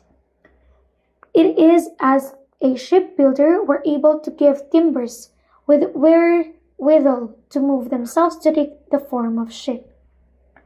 Human beings, even if we postulate the process of evolution, also possess a uniqueness, which cannot be fully explained by the evolution of other open systems. Each of us has his or her personal identity and is capable of entering into a dialogue with others and God himself. Our capacity to reason, to develop arguments, to be inventive, to create reality, and to create art, along with other not yet discovered capacities, are signs of the uniqueness which transcends the spheres of physics and biology. The sheer novelty involved in the emergence of a personal being within a material universe presupposes a direct action of God and a particular call to life and to relationship on the other part of thou, who addresses himself to another thou. The biblical accounts of creations invite us to see each human being as a subject who can never be reduced to the status of an object. Yet it would also be mistaken to view other living beings as mere objects, subjected to arbitrary human domination, where nature is viewed solely as a source of profit and gain. This has the serious and for the society. This vision of might is right has engendered immense inequality, injustice, and acts of violence against the majority of humanity, since resources end up in the hands of the first comer or the most powerful. The winner takes all, completely at odds with these model or the ideals of harmony, justice, fraternity, and peace as proposed by Jesus. As he said of the powers of his own age, "You know that the rulers of the Gentiles lord it over them, and their great men exercise authority over them. It shall not be so among you, but whoever would be great among you must be your servant." The ultimate destiny of the universe is in the fullness of God, which has already been attained in the risen Christ, the measure of the maturity of all things. Here we can add yet another argument for rejecting other tyrannical and irresponsible domination of human beings over other creatures. The ultimate purpose of other creatures is not to be found in us. Rather, all creatures are moving forward with us, through us, towards a common point of arrival, which is God in the transcendent fullness, where the risen Christ embraces and illumines all things.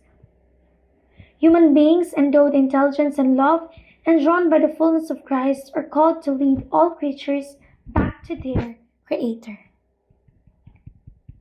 The message of each creature in the harmony of creation. Our insistence that each human being is an image of God should not make us overlook the fact each creature has its own purpose, none of superfluous. The entire material universe speaks of God's love, his boundless affection for us. Soil, water, mountains, everything is, as it were, a caress of God. The history, our friendship with God is always linked to particular places, which take on an intensely personal meaning. We all remember places, and revisiting those memories does us much good. Anything who has grown up in the hills or used to sit by the spring to drink, or played outdoors in the neighborhood square, going back to these places is a chance to recover something of their true selves.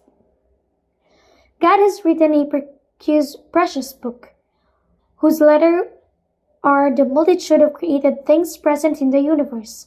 The Canadian bishops rightly pointed out that no creature is excluded from the manifestation of God. From panoramic vistas to the tiniest living form, nature is a constant source of wonder and awe. It is also a continuing revelation of the divine. The bishops of Japan, for their part, made the thought-provoking observation to sense each creature singing the hymn of its existence, as to live joyfully in God's love and hope. This contemplation of God allows us to discover in each thing of teaching which God wishes to hand on to us. Since for the believer to contemplate creature is to hear a message, to listen to a paradoxical and silent voice, we can say that alongside revelation properly so called, contained in sacred scripture, there is a divine manifestation in the blaze of the sun and the fall of night. Paying attention to this manifestation, we learn to see ourselves in relation to all other creatures. I express myself in expressing the world in my effort to decipher the sacredness of the world. I explore my own. The universe as a whole, in all its manifold relationships, shows forth an inexhaustible riches of God. St. Thomas Aquinas wisely noted that multiplicity and variety come from the attention of the first agent, who willed that what was wanting to one in the representation of the divine goodness might be supplied by another, inasmuch as God's goodness could not be represented fittingly by any one creature. Hence, we need to grasp the variety of things in their multiple relationships. We understand better the importance and meaning of each creature if we contemplate it within the entirety of God's plan. As the Catechism teaches, God wills the interdependence of creatures. The sun and moon, the cedar and the little flower, the eagle and the sparrow, interdependence. The spectacle of their countless diversity and inequalities tells us that no creature is self-sufficient. Creatures exist only in dependence on each other, to complete each other in the service of each other. When we can see God reflected in all that exists, our hearts are moved to praise the Lord for all of His creatures and to worship Him in union with them. This sentiment finds magnificent expression in the hymn of Saint Francis of Assisi. Praised be you, my Lord, with all your creatures, especially Sir Brother Sun, who is the day and through whom you give us light, and he is beautiful and radiant with great splendor, and bears a likeness of you, Most High. Praised be you, my Lord, through sister moon and the stars. In heaven you formed them, and clear and precious and beautiful. Praised be you, my Lord, through brother wind, and through the air, cloudy and serene, and every kind of weather, through whom you give sustenance to your creatures. Praised be you, my Lord, through sister water, who is very useful and humble, and precious and chaste. Praised be you, my Lord, through brother fire, through whom you light the night, and he is beautiful, and playful, and robust, and strong. The bishops of Brazil have pointed out that nature as a whole not only manifests God, but is also a locus of His presence.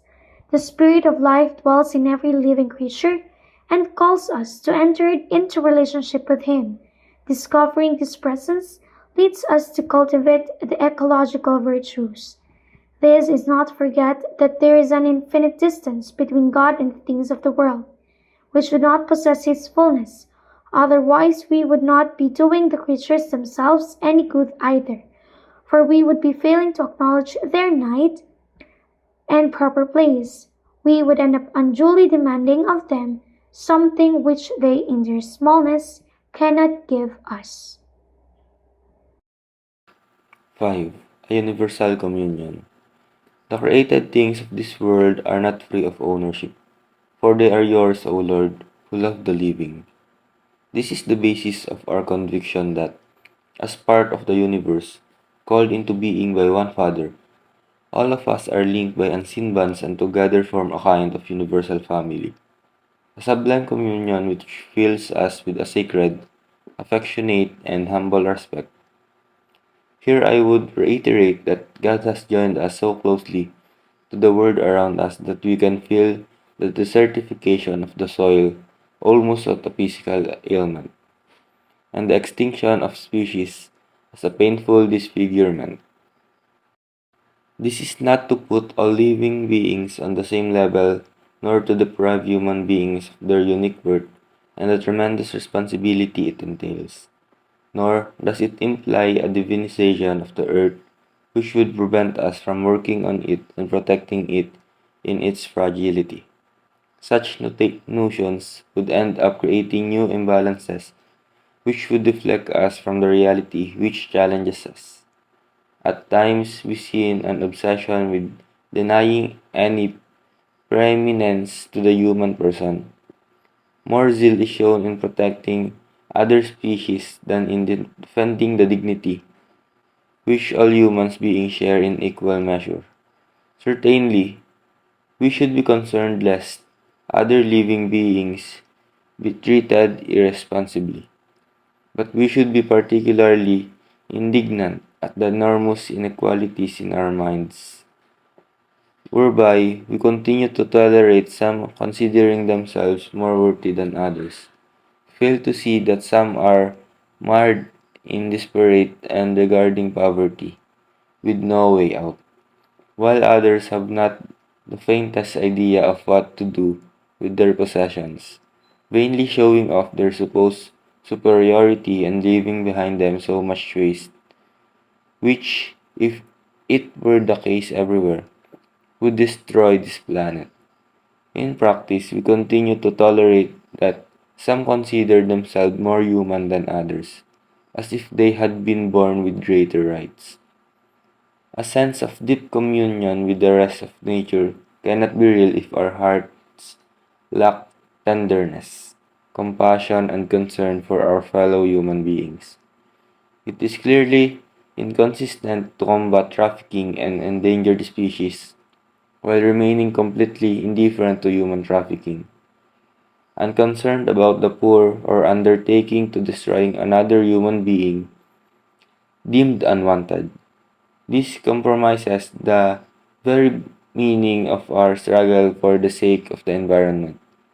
It is no coincidence that in the canticle in which Saint Francis praises God for his creatures, he goes on to say, "Praise be you, my Lord, through those who give pardon for your love." Everything is connected. Concern for the environment does need to be joined to a sincere love for our fellow human beings and an unwavering commitment to resolving the problems of society. Moreover, when our hearts are authentically open to universal communion, this sense of fraternity excludes nothing and no one. It follows that our indifference or cruelty towards fellow creatures of this world sooner or later affect the treatments we met out to other human beings. We have only one heart, and the same wretchedness which led us to mistreat an animal will not be long in showing itself in our relationship with other people. Every act of cruelty towards any creatures is contrary to human dignity. We can hardly consider ourselves to be fully loving if we disregard any aspect of reality. Peace, justice, and the preservation of creation are three absolutely interconnectedness themes, which cannot be separated and treated individually without once again falling into reductionism. Everything is related, and we human beings are united as brothers and sisters on a wonderful pilgrimage, woven together by the love of God, as for each of His creature, which also unites us in fond affection with brother sun, sister moon, brother river, mother earth. 6. The common destination of goods. Whether believers or not, we are agreed today that the earth is essentially a shared inheritance whose fruits are meant to be benefit everyone. For believers, this becomes a question of fidelity to the Creator, since God created the world for everyone.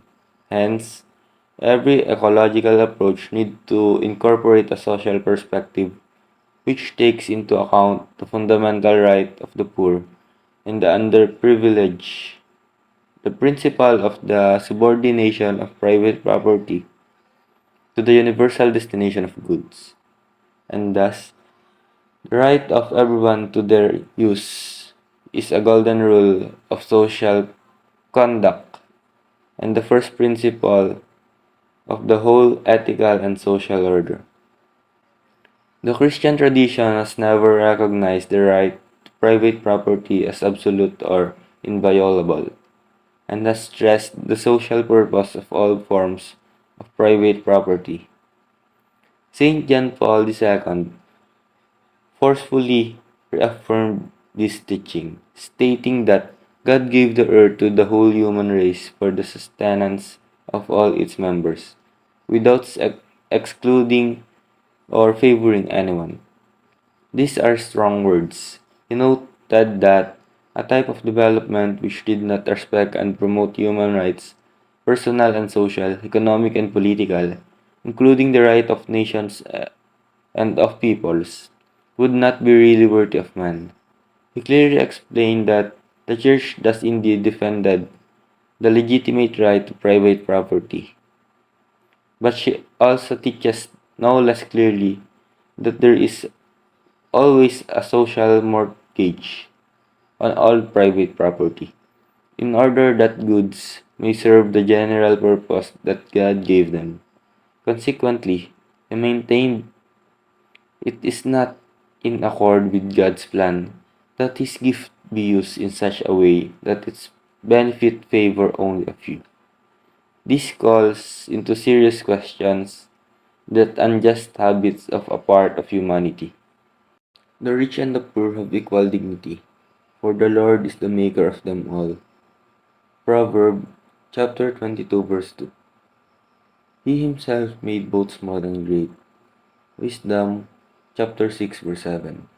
And he makes his sun rise on the evil and on the good. Matthew 5 verse 45. This has practical consequences, such as those pointed out by the bishops of Paraguay. Every campesino has a natural right to possess a reasonable allotment of land where he can establish his home, work for subsistence of his family, and a secure life. This right must be guaranteed so that its exercise is not illusory but real. That means that apart from the ownership of property, rural people must have access to means of technical education, credit, insurance, and markets. The natural environment is a collective good, the patrimony of all humanity and the responsibility of everyone. If we make something our own, it is only to administer it for the good of all. If we do not, we burden our consciences with the weight of having denied the existences of others. That is why the New Zealand bishops asked what the commandment, "Thou shalt not kill," means when 20% of the world's population consumes resources at a rate that robs the poor nations and future generation of what they need to survive. 7. The gaze of Jesus. Jesus took up the biblical faith in God the Creator, emphasizing the fundamental truth. God is Father. Matthew chapter 11 verse 25. In taking with his disciples, Jesus would invite them to recognize the paternal relationship God has with all his creatures. With moving tenderness, he would remind them that each one of them is important in God's eyes. Are not five sparrows sold for 2 pennies? And not one of them is forgotten before God. Luke 12 verse 6. Look at the birds of the air. They neither sow nor reap, nor gather into barns, and yet your heavenly Father feeds them. Matthew 6 verse 26.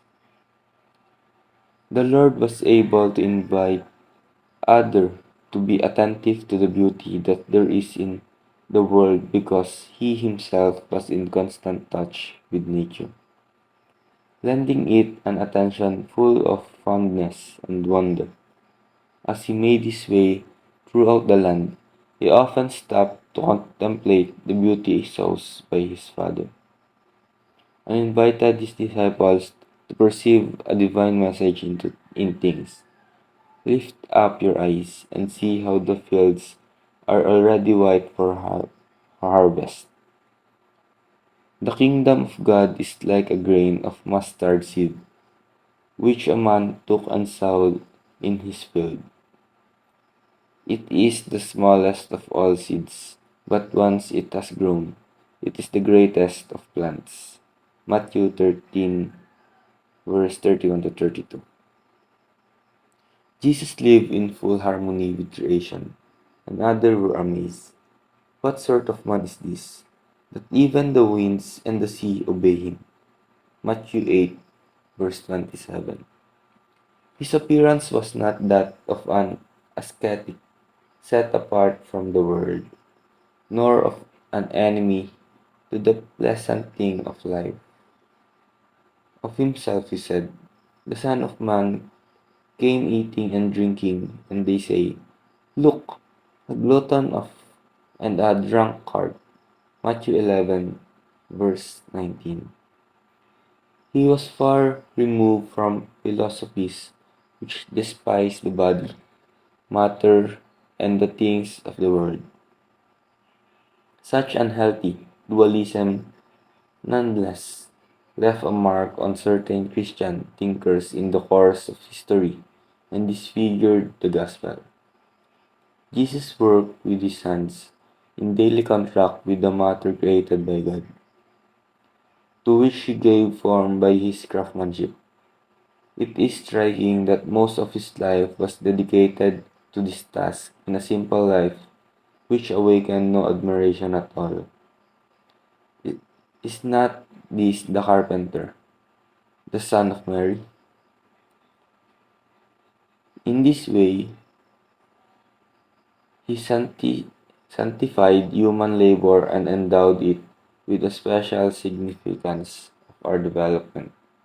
As Saint John Paul II taught, by enduring the toil of work in union with Christ crucified for us, man in a way collaborates with the Son of God for the redemption of humanity. In the Christian understanding of the word, the destiny of all creation is bound up with the mystery of Christ. Present from the beginning, all things have been created through him and for him. The prologue of the Gospel of John, chapter 1, verse 1 to 18, reveals Christ's creative work as the divine word, Logos. But then, unexpectedly, the prologue goes on to say that this same word became flesh. John chapter 1, verse 14. One person of the Trinity entered into the created cosmos, throwing in his lot with it, even to the cross. From the beginning of the world, but particularly through the Incarnation, the mystery of Christ is at work in a hidden manner in the natural world as a whole, without thereby impinging on its autonomy. The New Testament does not only tell us of the earthly Jesus and his tangible and loving relationship with the Word. It also shows him risen and glorious, present throughout creation by his universal leadership. For in him all the fullness of God was pleased to dwell, and through him to reconcile to himself all things, whether on earth or in heaven, making peace by the blood of his cross. This leads us to direct our gaze to the end of time when the Son will deliver all things to the Father, so that God may be everything to everyone. 1 Corinthians chapter 15 verse 28. Thus, the creatures of this world no longer appear to us under merely natural guise, because the risen one is mysteriously holding them to himself and directing them towards fullness as their end. The very flowers of the field and the birds which his human eyes contemplated and admired are now imbued with his radiant presence. Chapter 3.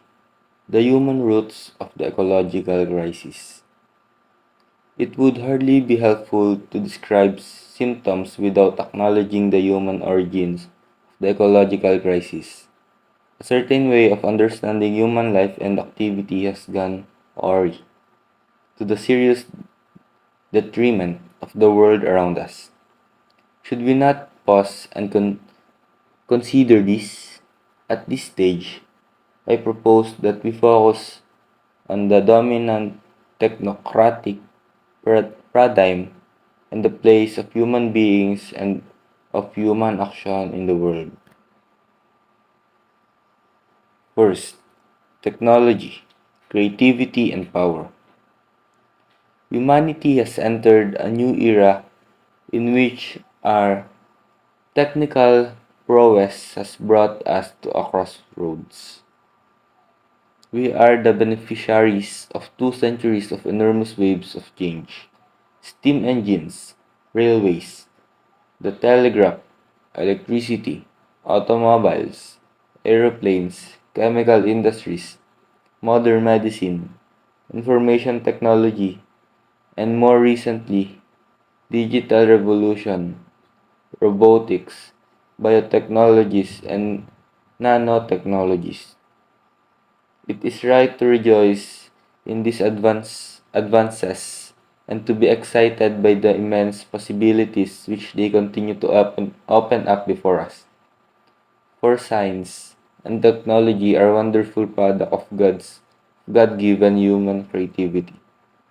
The modification of nature for useful purpose has distinguished the human family from the beginning. Technology itself expresses the inner tension that impels man gradually to overcome material limitations. Technology has remedied countless evils which used to harm and limit human beings.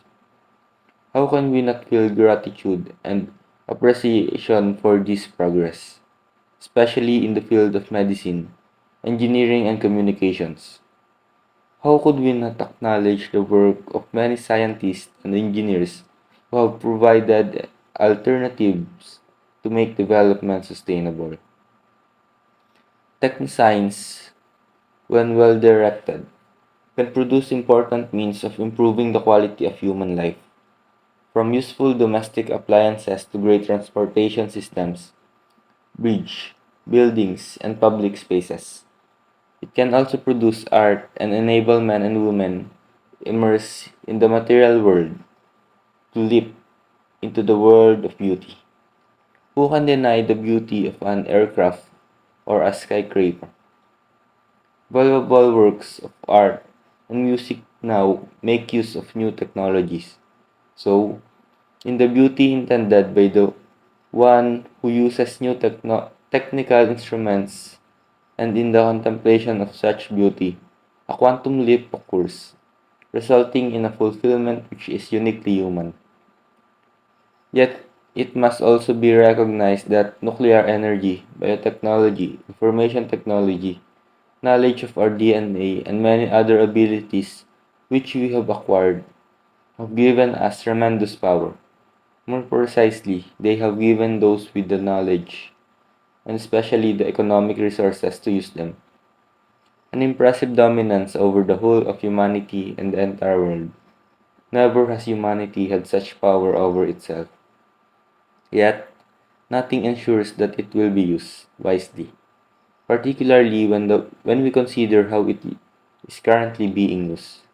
We need but think of the nuclear bombs dropped into the middle of the 20th century, or the array of technology which Nazism, communism, and other totalitarian regimes have employed to kill millions of people, to say nothing of the increasingly deadly arsenal of weapons available for modern warfare.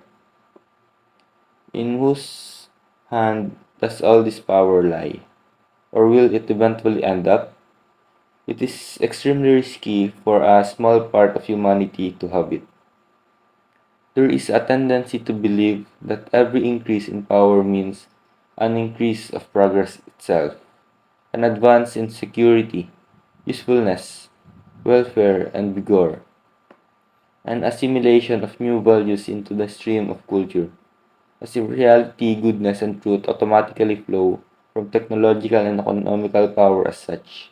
The fact is that contemporary man has not been trained to use power well, because our immense technological development has not been accompanied by a development in human responsibility. Values and conscience, each age tend to have only a meager awareness of its own limitation. It is possible that we do not grasp the gravity of the challenge now before us. The risk is growing day by day that man will not use his power as he should.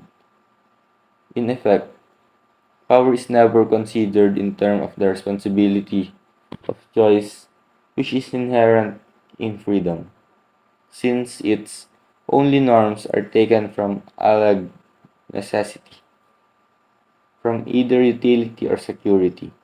But human beings are not completely autonomous. Our freedom fades when it is handed over to the blind forces of the unconscious, of immediate need, of self interest, and of violence. In this sense, we stand naked and exposed in the face of our ever increasing power, lacking the wherewithal to control it. We have certain superficial mechanism, but we cannot claim to have a sound ethics, a culture and spirituality genuinely capable of setting limits and teaching clear-minded self-restraint. 2. The globalization of the technocratic paradigm. The basic problem goes even deeper. It is the way that humanity has taken up technology and its development according to an undifferentiated and one-dimensional paradigm. This paradigm exalts the concept of a subject who, using logical and rational procedures, progressively approaches and gains control over an external object. This subject makes every effort to establish the scientific and experimental method, which in itself is already a technique of possession, mastery, and transformation. It is as if the subject were to find itself in the presence of something formless, completely open to manipulation. Men and women have constantly intervened in nature, but for a long time this meant being in tune with the respecting the responsibilities offered by the things themselves. It was a matter of receiving what nature itself allowed, as if from its own hand. Now, by contrast, we are the one to lay our hands on things, attempting to extract everything possible from them while frequently ignoring or forgetting the reality in front of us. Human beings and material objects no longer extend a friendly hand to one another. The relationship has become confrontational. This has made it easy to accept the idea of infinite or unlimited growth, which proves so attractive to economists, financiers, and experts in technology. It is based on the lie that there is an infinite supply of the Earth's good, and this leads to the planet being squeezed dry beyond every limit.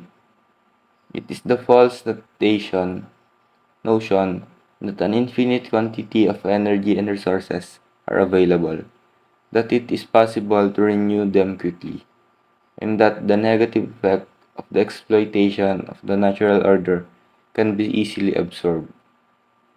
It can be said that many problems of today's world stem from the tendency, at times unconscious, to make the method and aims of science and technology an epistemological paradigm which shapes the lives of individuals and the working of society.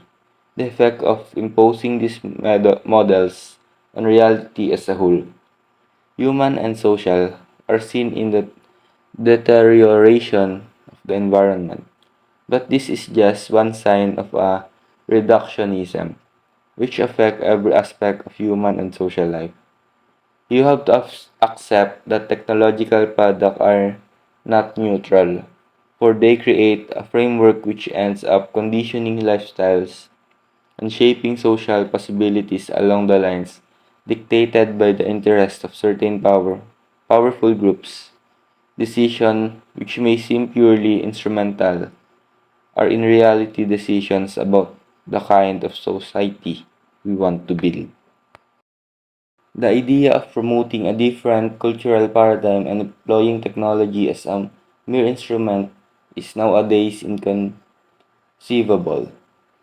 The technological paradigm must become so dominant that it would be difficult to do without its resources and even more difficult to utilize them without being dominated by their internal logic. It has become countercultural to choose a lifestyle whose goals are even partly independent of technology, of its costs and its power to globalize and make us all the same.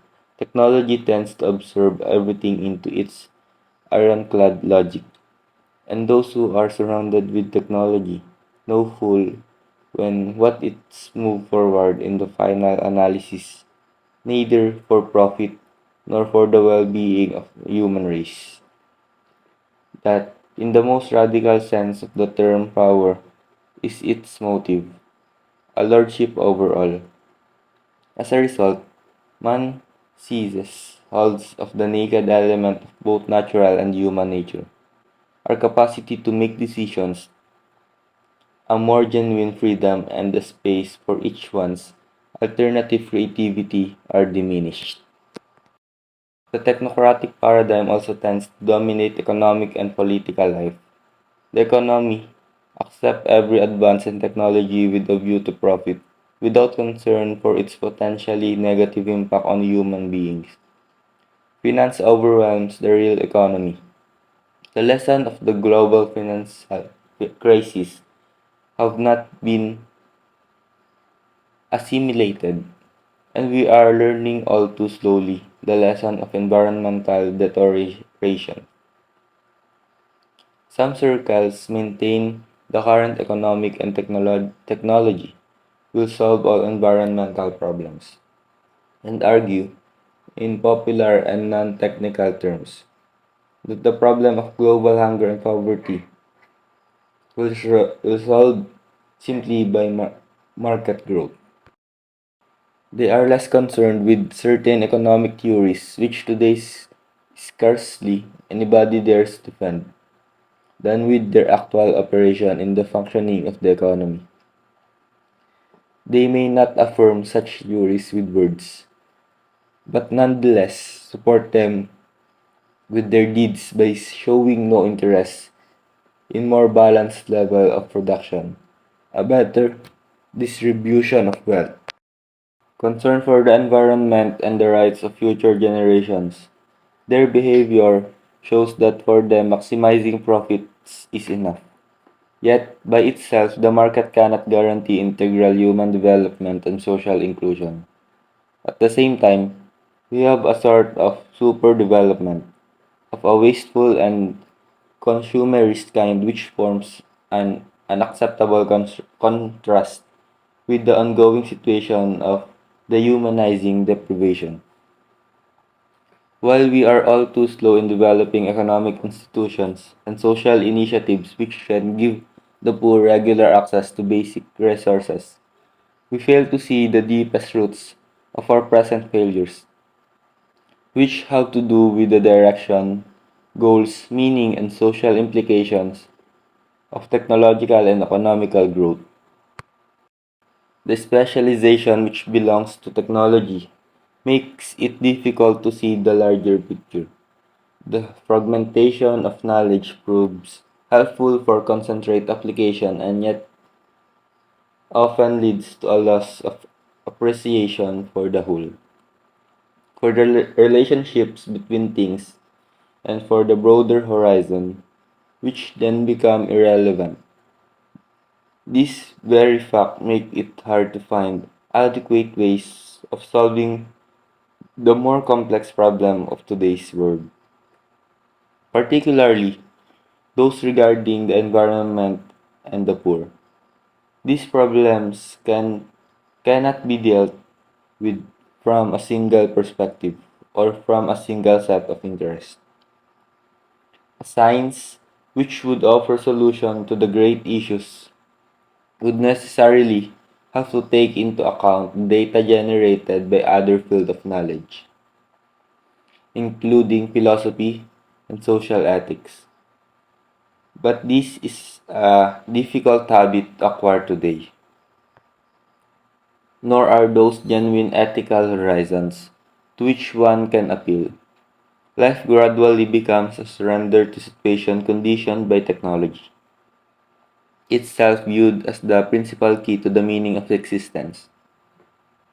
In the concrete situation confronting us, there are a number of symptoms which point to what is wrong, such as environmental degradation, anxiety, a loss of the purpose of life and of community living.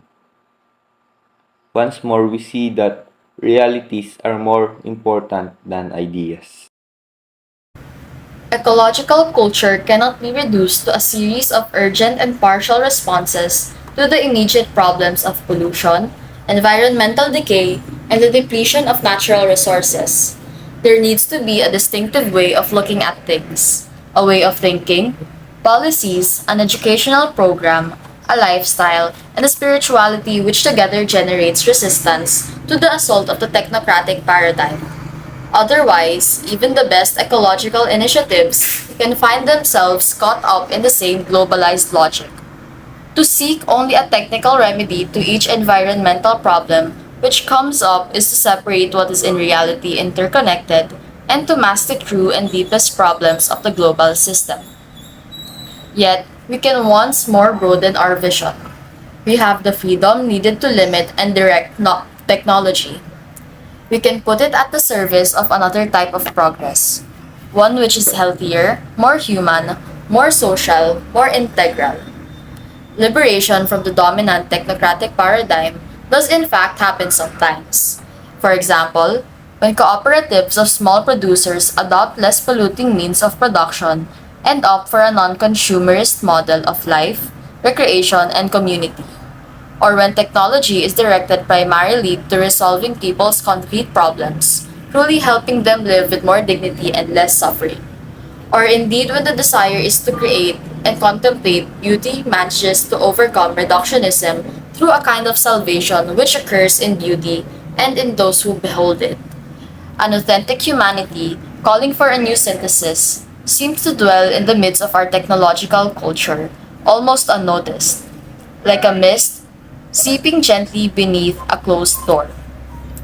Will the promise last in spite of everything, with all that is authentic rising up in stubborn resistance? There is also the fact that people no longer seem to believe in a happy future. They no longer have blind trust in a better tomorrow based on the present state of the world and our technical abilities. There is a growing awareness that scientific and technological progress cannot be equated with the progress of humanity and history, a growing sense that the way to a better future lies everywhere else. This is not to reject the possibilities which knowledge continues to offer us, but humanity has changed profoundly, and the accumulation of constant novelties exalts a superficiality which pulls us in one direction. It becomes difficult to pause and recover depth in life. If architecture reflects the spirit of an age, our megastructures and drab apartment blocks express the spirit of globalized technology, where a constant flood of new products coexists with tedious monotony. Let us refuse to resign ourselves to this and continue to wonder about the purpose and meaning of everything else. Otherwise, we would simply legitimate the present situation and need new forms of escapism to help us endure the emptiness.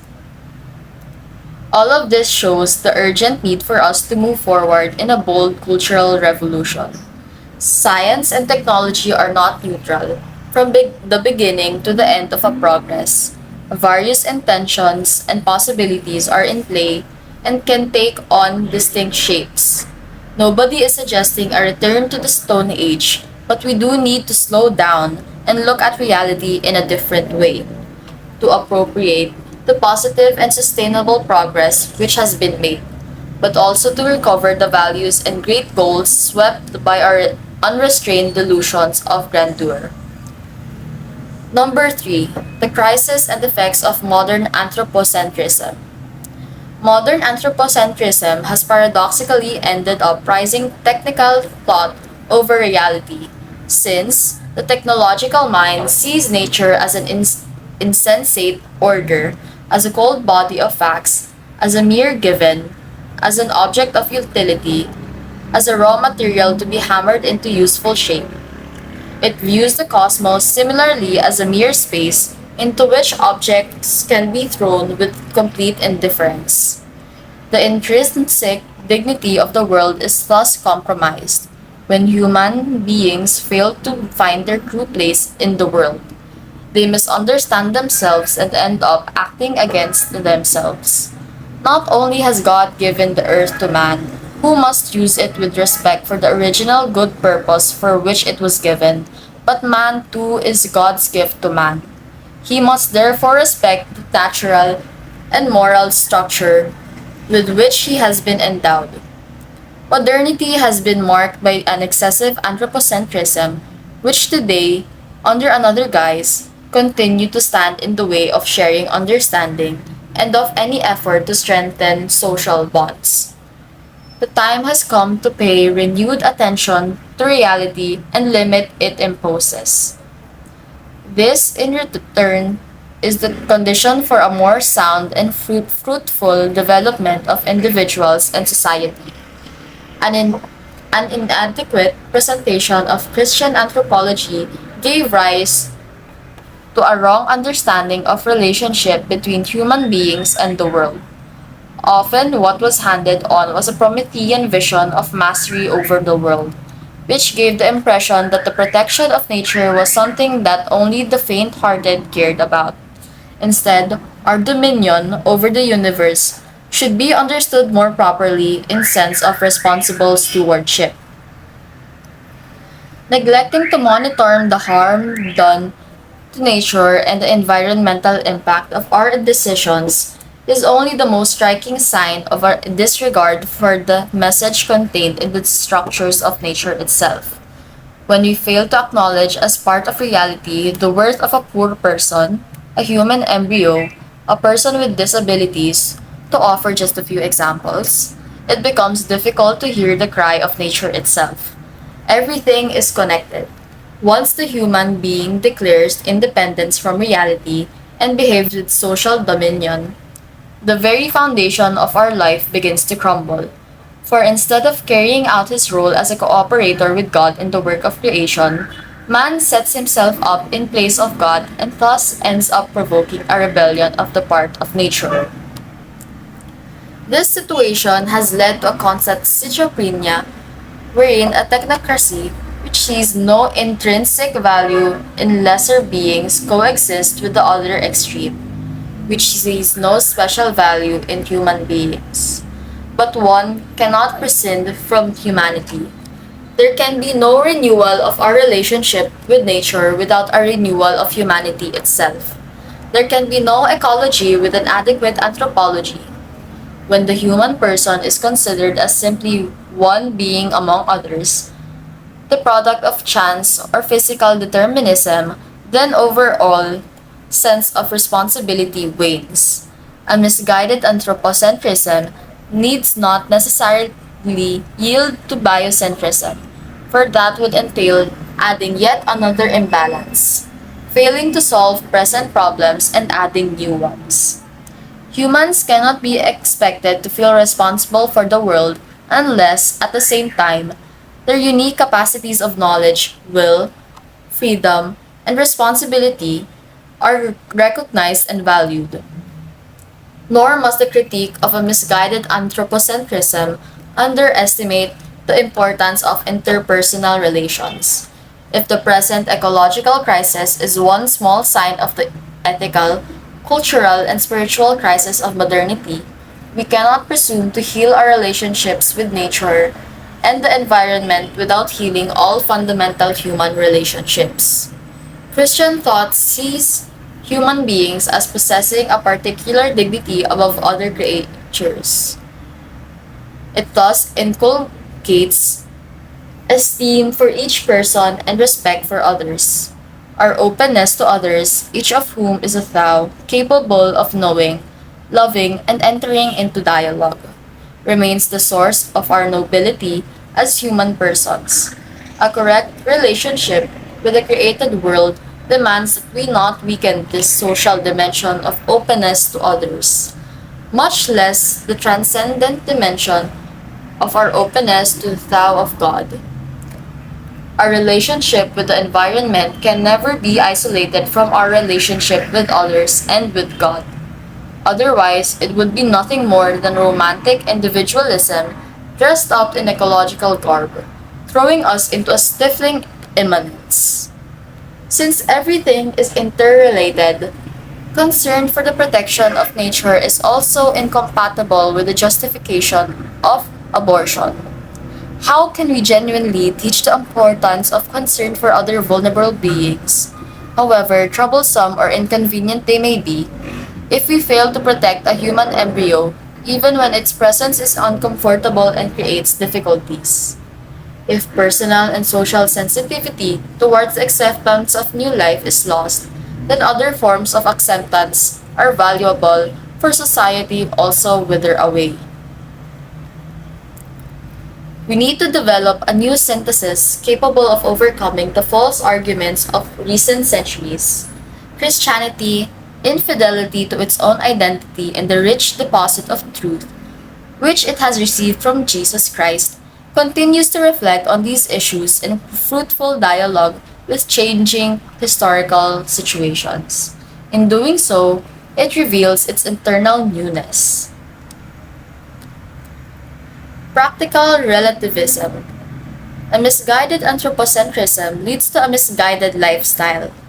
In the apostolic exhortation, Evangelii Gaudium, I noted that the practical relativism of our age is even more dangerous than doctrinal relativism. When human beings place themselves at the center, they give absolute priority to immediate convenience and all else becomes relative. Hence, we should not be surprised to find, in conjunction with the omnipresent technocratic paradigm and the cult of unlimited human power, the rise of relativism, which sees everything as irrelevant unless it serves one's own immediate interests.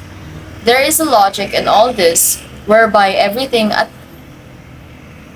different attitudes can feed on one another, leading to environmental degradation and social decay.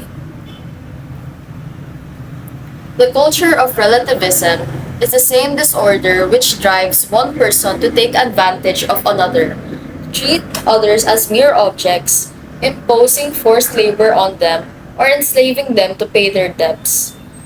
The same kind of thinking leads to the sexual exploitation of children and the abandonment of the elderly who no longer serve our interests. It is also the mindset of those who say, let us allow the invisible forces of the market to regulate the economy and consider their impact on society and nature as collateral damage. In the absence of objective truths or sound principles other than the satisfaction of our own desires and immediate needs, what limits can be placed on human trafficking, organized crime, the drug trade, commerce in blood diamonds, and the fur of endangered species? It is not the same relativistic logic which justifies buying the organs of the poor for resale or use in experimentation, or eliminating children because they are not what their parents wanted. This same use and throw away logic generates so much waste because of the disordered desire to consume more than what is really necessary.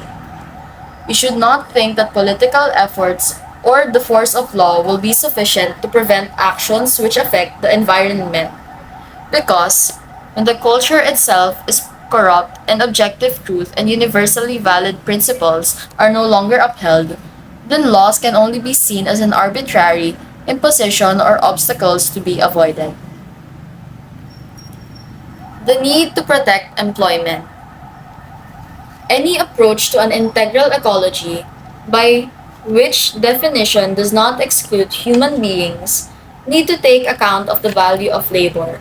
As Saint John Paul II wisely noted in his encyclical Laborem Exercens, according to the biblical account of creation, God placed man and woman in the garden he had created, not only to preserve it, but also to make it fruitful. Laborers and craftsmen thus maintain the fabric of the world, developing the created world in a prudent way as the best way of caring for it, as this means that we ourselves become the instrument used by God to bring out the potential which He Himself inscribed in things. The Lord is created medicines out of the earth, and the sensible man will not despise them. If we reflect on the proper relationship between human beings and the world around us, we see the need for a correct understanding of work. If we talk about the relationship between human being and things, the question arises as the meaning and the purpose of all human activities. This has to do not only with manual and agriculture labor, but with any activity involving a modification of existing reality, from producing a social report to the design of a technological development. Underlying every form of work is a concept of the relationship which we can and must have with what is other than ourselves. Together with the awe-filled contemplation of creation, which we find in Saint Francis of Assisi, the Christian spiritual tradition has also developed a rich and balanced understanding of the meaning of work, as for example, in the life of Blessed Charles de Foucauld and his followers. We can also look at the great tradition of monasticism. Originally, it was a kind of flight from the world, an escape from the decadence of the cities. The monks sought the desert, convinced that it was the best place for encountering the presence of God. Later, Saint Benedict of Nursia proposed that his monks live in community, combining prayer and spiritual reading with manual labor. Seeing manual labor as spiritually meaningful proved revolutionary. Personal growth and sanctification came to be sought in the interplay of recollection and work. This way of experiencing work makes us more protective and respectful of the environment. It imbues our relationship to the work with a healthy sobriety. We are convinced that man is the source, the focus, and the aim of all economic and social life. Nonetheless, once our human capacity for contemplation and reverence is impaired, it becomes easy for the meaning of work to be misunderstood. We need to remember that men and women have the capacity to improve their lot, to further their moral growth, and to develop their spiritual endowments. Work should be the setting for this rich personal growth, where many aspects of life enter into play: creativity, planning for the future, developing our talents, living out our values, relating to others, giving glory to God. It follows that in the reality of today's global society, it is essential that we continue to prioritize the goal of access to steady employment for everyone,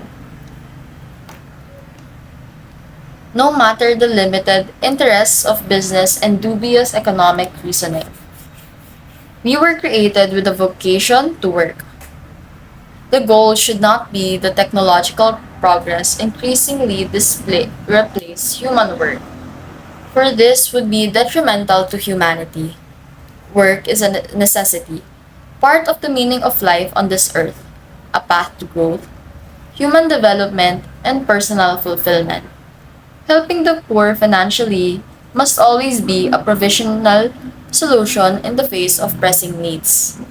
The broader objective should always be to allow them a dignified life through work. Yet, the orientation of the economy has favored a kind of technological progress in which the cost of production are reduced by laying off workers and replacing them with machines. This is yet another way in which we can end up working against ourselves. The loss of jobs also has a negative impact on the economy. Through the progressive erosion of social capital, the network of relationships of trust, dependability, and respect for rules, all of which are indispensable for any form of civil existence. In other words, human costs always include economic costs, and economic dysfunctions always involve human costs. To solve investing in people in order to gain greater short-term financial gain is bad business for society.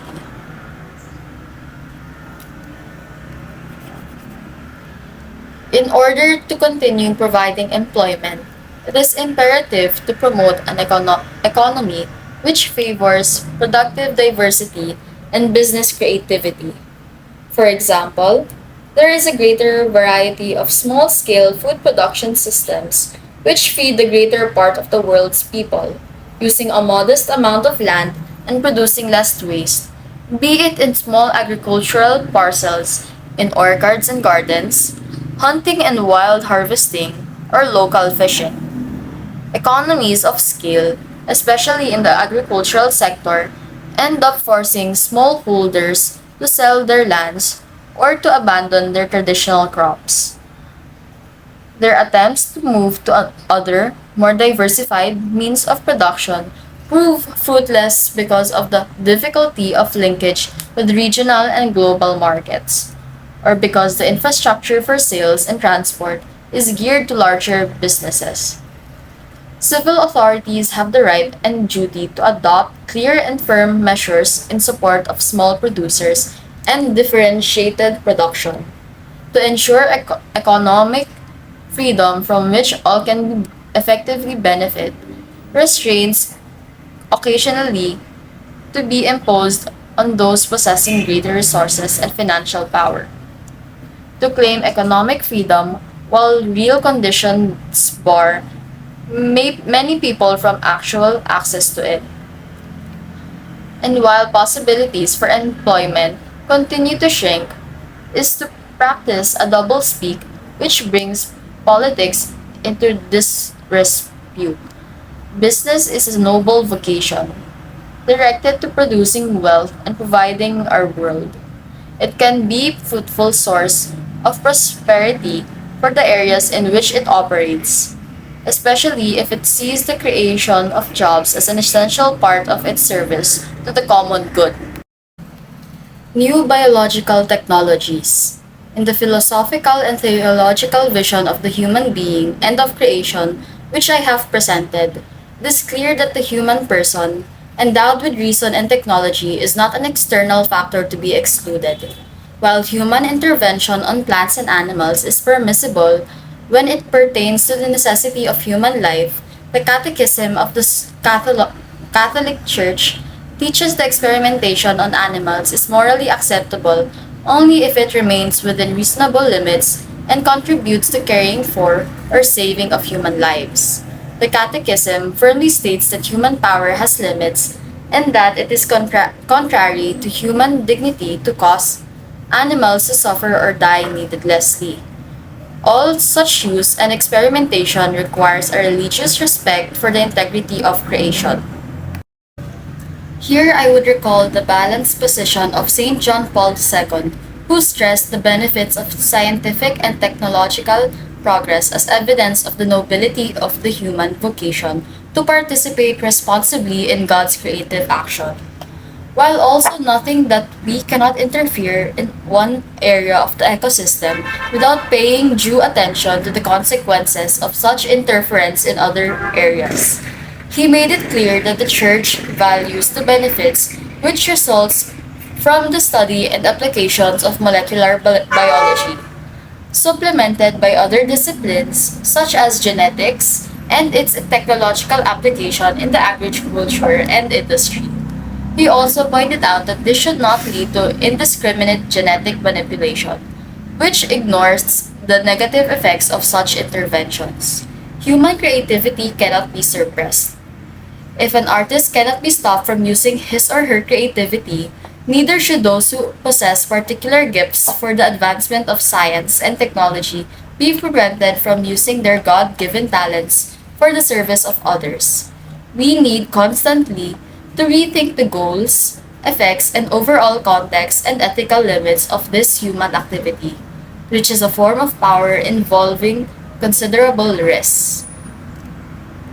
This, then, is the correct framework for any reflection concerning human intervention on plants and animals, which at present includes genetic manipulation by biotechnology for the sake of exploiting the potential present in material reality. The respect owed by faith to reason calls for close attention to what the biological sciences, through research uninfluenced by economic interests, can teach us about biological structures, their uninfluenced, their possibilities, and their mutations. Any legitimate intervention will act on nature only in order to favor its development in its own line, that of creation as intended by God. It is difficult to make a general judgment about genetic modification, whether vegetable or animal, medical or agricultural, since these vary greatly among themselves and call for specific considerations. The risks involved are not always due to the techniques used, but rather to their improper or excessive application. Genetic mutation, in fact, have often been and continue to be caused by nature itself, nor are mutations caused by human intervention a modern phenomenon. The domestication of animals, the crossbreeding of species, and other older and universally accepted practices can be mentioned as examples. We need but recall that scientific development in GM cereals begin with the observation of natural bacteria which spontaneously modified plant genomes. In nature, however, this progress is slow and cannot be compared to the fast pace induced by contemporary technological advances, even when the latter build upon several centuries of scientific progress. Although no conclusive proof exists that GM cereals may be harmful to human beings, and in some regions their use has brought about economic growth which has helped to resolve problems, there remain a number of significant difficulties which should not be underestimated. In many places, following the introduction of these crops, productive land is concentrated in the hands of a few owners due to the progressive disappearance of small producers who, as a consequence of the loss of the exploited lands, are obliged to withdraw from direct production. The most vulnerable of these become temporary laborers and many rural workers and end up moving to poverty-stricken urban areas. The expansion of these crops has the effect of destroying the complex network of ecosystems, diminishing the diversity, production, and affecting regional economies now and in the future. In various countries, we see an expansion of oligopolies for the production of cereals and other products needed for their cultivation. This dependency would be aggravated were the production of infertile seeds to be considered. The effect would be to force farmers to purchase them from larger producers. Certainly, these issues require constant attention and a concern for the ethical implications. A broad, responsible scientific and social debate needs to take place, one capable of considering all the available information and of calling things by their name. It sometimes happens that complete information is not put on the table. A selection is made on the basis of particular interests, be they political, economic, or ideological. This makes it difficult to reach a balanced and prudent judgment on different questions, one which takes into account all the pertinent variables. Discussions are needed in which all those directly and indirectly affected farmers, consumers, civil authorities, scientists, state producers, people living near fumigated fields, and others can make known their problems and concerns and have access to adequate and reliable information in order to make decisions for the common good, present and future. This is a complex environmental issue. It calls for a comprehensive approach which would require at least great efforts to finance various lines of independent, interdisciplinary research capable of shedding new light on the problem. On the other hand, it is troubling that when some ecological movements defend the integrity of the environment, rightly demanding that certain limits be imposed on scientific research, they sometimes fail to apply those same principles to human life. There is a tendency to justify transgressing all boundaries when experimentation is carried out on living human embryos. We forget that inalienable worth of a human being transcends his or her degree of development. In the same way, when technology disregards the great ethical principles, it ends up considering any practice whatsoever as licit. As we have seen in this chapter, a technology severed from ethics will not be easily be able to limit its own power. Chapter 4: Integral Ecology. Since everything is close interrelated in today's problems, call for a vision capable of taking into account every aspect of the global crisis. I suggest that we now consider some elements of an integral ecology, one which clearly respects its human and social dimensions.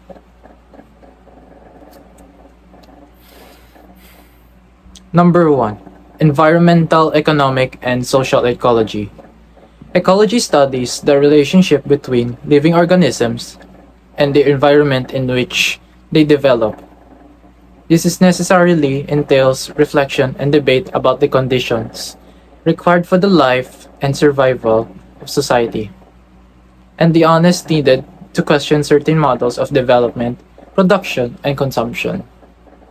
It cannot be emphasized enough how everything is interconnected. Time and space are not independent of one another. and not even atoms or subatomic particles can be considered in isolation. Just as the different aspects of the planet, physical, chemical, and biological, are interrelated, so two living species are part of a network which we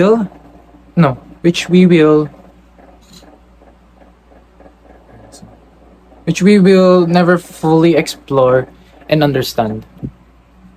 A good part of our genetic code is shared by many living beings. It follows that the fragmentation of knowledge and the isolation of bits of information can actually become a form of ignorance unless they are integrated into a broader vision of reality.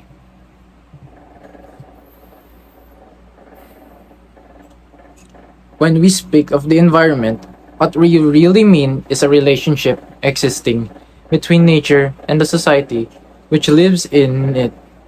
Nature cannot be regarded as something separate from ourselves or as a mere setting in which we live. We are a part of nature, included in it, and thus in constant interaction with it. Recognizing the reasons why a given area is polluted requires a study of the working of society, its economy, its behavior patterns, and the ways it grasps reality. Given the scale of change, it is no longer possible to find a specific, discrete answer for each part of the problem. It is essential to seek comprehensive solutions which consider the interactions within natural systems themselves and with social systems. We are faced not with two separate crises, one environmental and the other social, but rather with one complex crisis which is both social and environmental. Strategies for a solution demand an integrated approach to combating poverty, restoring dignity to the excluded, and at the same time protecting nature.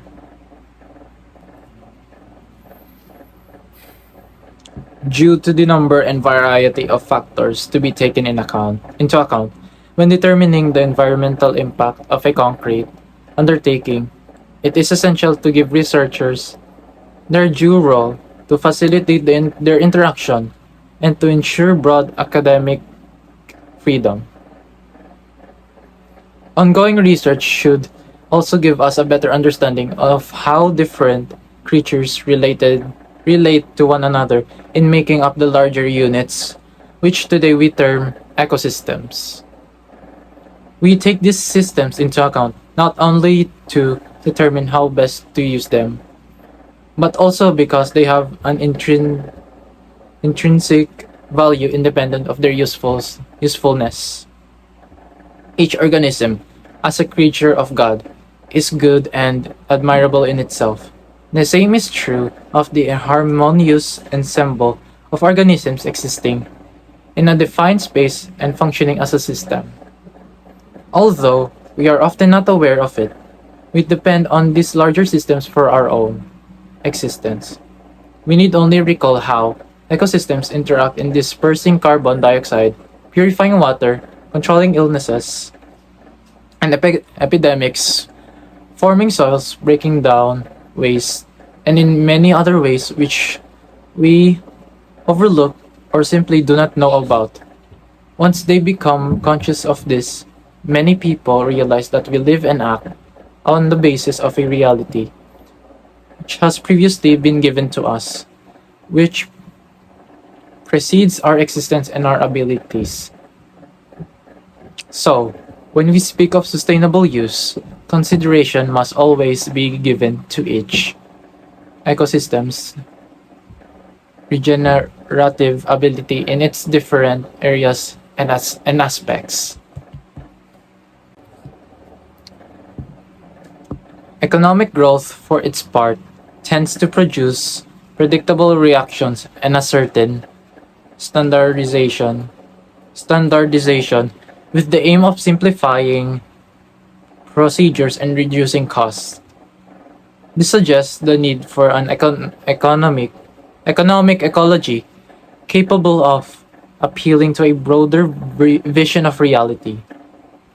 The protection of the environment is in fact an integral part of the development process, and it cannot be considered in isolation from it. We urgently need a humanism capable of bringing together the different fields of knowledge, including economics, in the service of a more integral integrating vision. Today, the analysis of environmental problems cannot be separated from the analysis of human, family, work-related, and urban contexts, nor from how individuals relate to to themselves, which leads in turn to how they relate to others and to the environment. There is an interrelation between ecosystems and between the various spheres of social interaction, demonstrating yet again that the whole is greater than the part.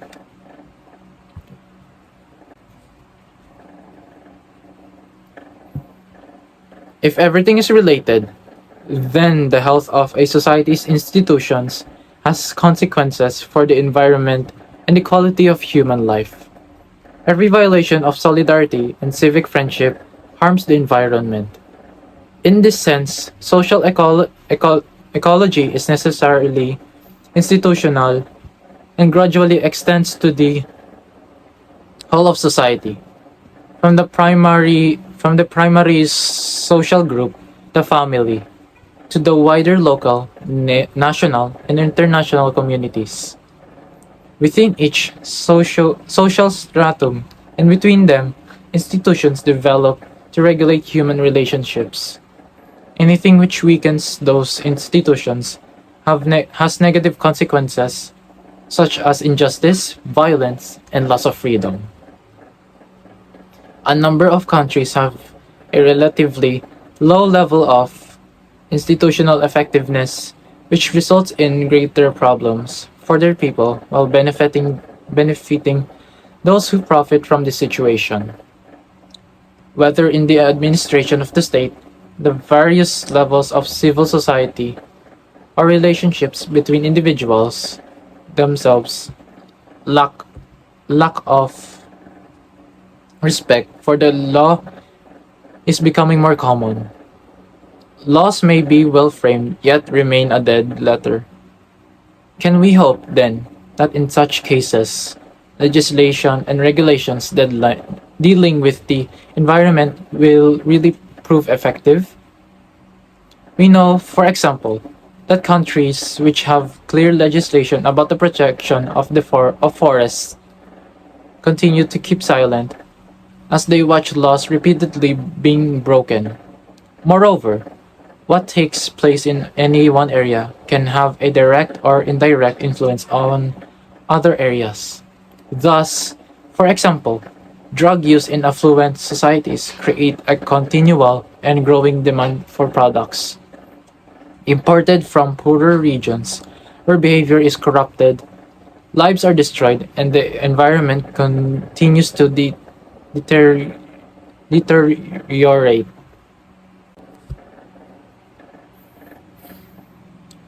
Number two, cultural ecology. Together with the patrimony of nature, there is also an historic, artistic, and cultural patrimony which is likewise under threat.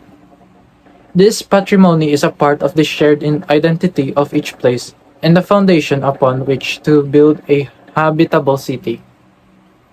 It is not a matter of tearing down and building new cities, supposedly more respectful of the environment, yet not always more attractive to live in. Rather, there is a need to incorporate the history, culture, and architecture of each place, thus preserving its original identity. Ecology, then, also involves protecting the cultural treasures of humanity in the broadest sense.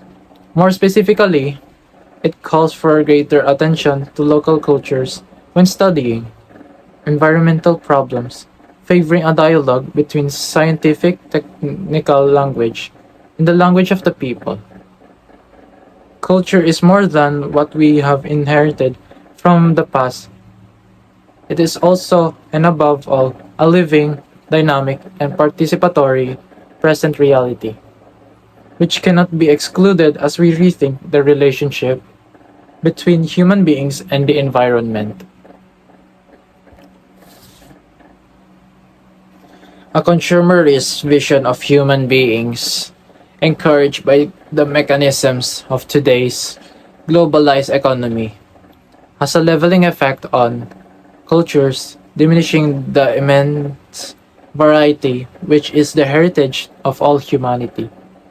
Attempts to resolve all problems through uniform regulations or technical interventions can lead to overlooking the complexities of local problems which demand the active participation of all members of the community. New processes taking shape cannot always fit into frameworks imported from outside. They need to be based on in the local culture itself. As life and the world are dynamic realities, so our care for the world must also be flexible and dynamic. Merely technical solutions run the risk of addressing symptoms and not the more serious underlying problems. There is a need to respect the rights of people and cultures and to appreciate that the development of a social group presupposes an historical process which takes place within a cultural context and demands the constant and active involvement of local people from within their proper culture. Nor can the notion or of the quality of life be imposed from without, for quality of life must be understood within the world of symbols and customs proper to each human group.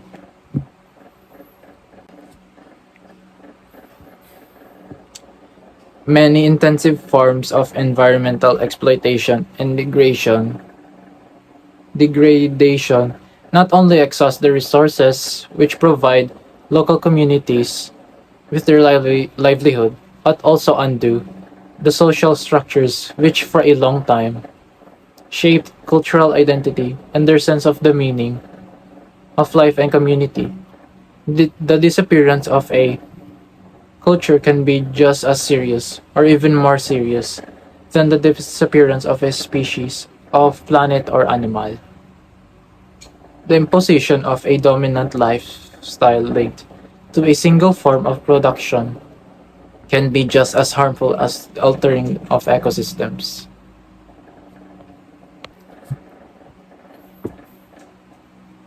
In this sense, it is essential to show special care for indigenous communities and their cultural traditions. They are not merely one minority among others, but should be the principal dialogue partners, especially when large projects affecting their land are proposed. For them, land is not a commodity, but rather a gift from God and from their ancestors who rest there, a sacred space with which they need to interact if they are to maintain their identity and values. When they remain on their land, they themselves care for it best. Nevertheless, in various parts of the world, pressure is being put on them to abandon their homelands, to make room for agricultural or mining projects which are undertaken without regard for the degradation of nature and culture.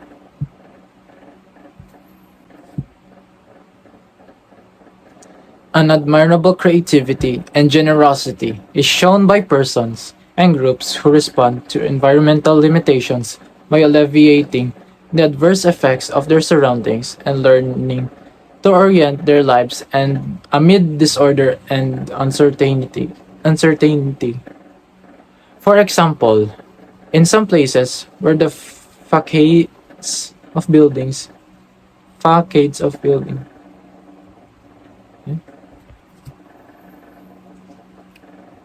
An admirable creativity and generosity is shown by persons and groups who respond to environmental limitations by alleviating the adverse effects of their surrounding and learning to orient their lives amid disorder and uncertainty. For example, in some places where the facades of buildings are derelict, people show great care for the interior of their homes or find contentment in the kindness and friendliness of others. A wholesome social life can lift up a seemingly undesirable environment. At times, a commendable human ecology is practiced by the poor despite numerous hardships. That feeling of asphyxi- asphyxi- asphyxiation brought on by densely populated residential areas is countered if close and warm relationships develop. If communities are created, the limitations of the environment are compensated for their interior for the interior of each person who feels held within a network of solidarity and belonging. In this way, any place can turn from being of a hell on earth into the setting for a dignified life.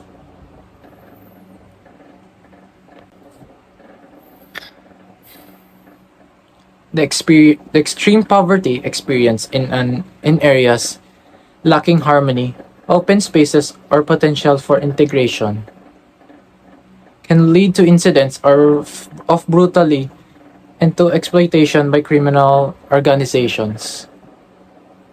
In the unstable neighborhoods of megas cities, the daily experience of overcrowding and social anonymity can create a sense of uprootedness which spawns antisocial behavior and violence. Nonetheless, I wish to insist that love always proves more powerful. Many people in these conditions are able to weave bonds of belonging and togetherness, which convert overcrowding into an experience of community in which the walls of the ego are torn down and the barriers of selfishness overcome. This experience of a communitarian salvation often generates creative ideas for the improvement of a building or a neighborhood. Given the interrelationship between living space and human behavior, those who design buildings, neighborhoods, public spaces, and cities are out to draw on the various disciplines which help us to understand people's thought processes, symbolic language, and ways of acting. It is not enough to seek the beauty of designs. More precious still is the service we offer to another kind of beauty, people's quality of life, their adaptation to the environment, encounter, and mutual assistance. Here too, we see how important that it is that ur- that it- important it is that urban planning always take into consideration the views of those who will live in these areas. There is also a need to protect those common areas, visual landmarks, and urban landscapes which increase our sense of belonging, of rootedness, of feeling at home within a city which includes us and brings us together. It is important that the different parts of a city will be well integrated and that those who live there has a sense of the whole, rather than being confined to one neighborhood and failing to see the larger city as space which they shared with others. Interventions which affect the urban or rural landscape should take into account how various elements combine to form a whole which is perceived by by its inhabitants as a coherent and meaningful framework for their lives. Others will then no longer be seen as strangers, but as part of a we which all of us are working to create. For the same reason, in both urban and rural settings, it is helpful to set aside some places which can be preserved and protected from constant changes brought by human intervention.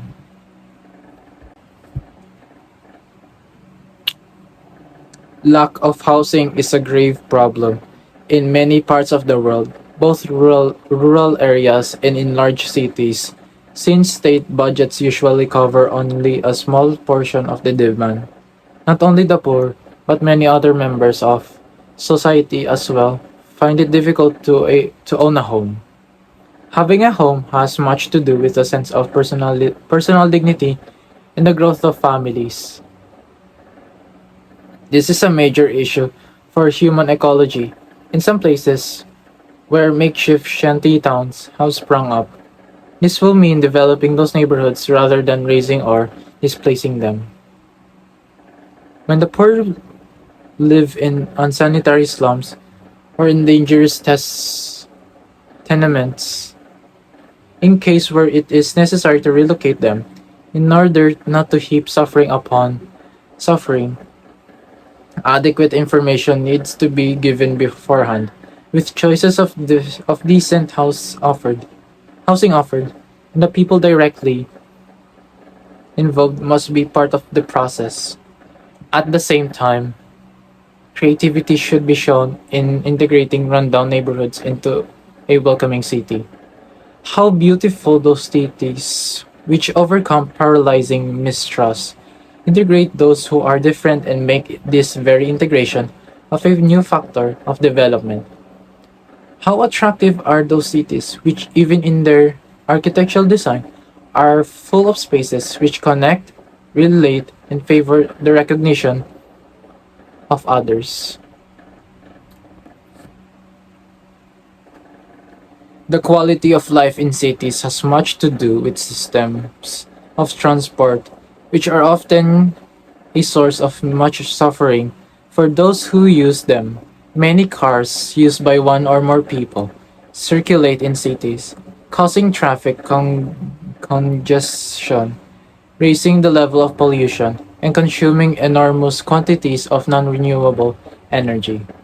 This makes it necessary to build more roads and parking areas, which spoil the urban landscape.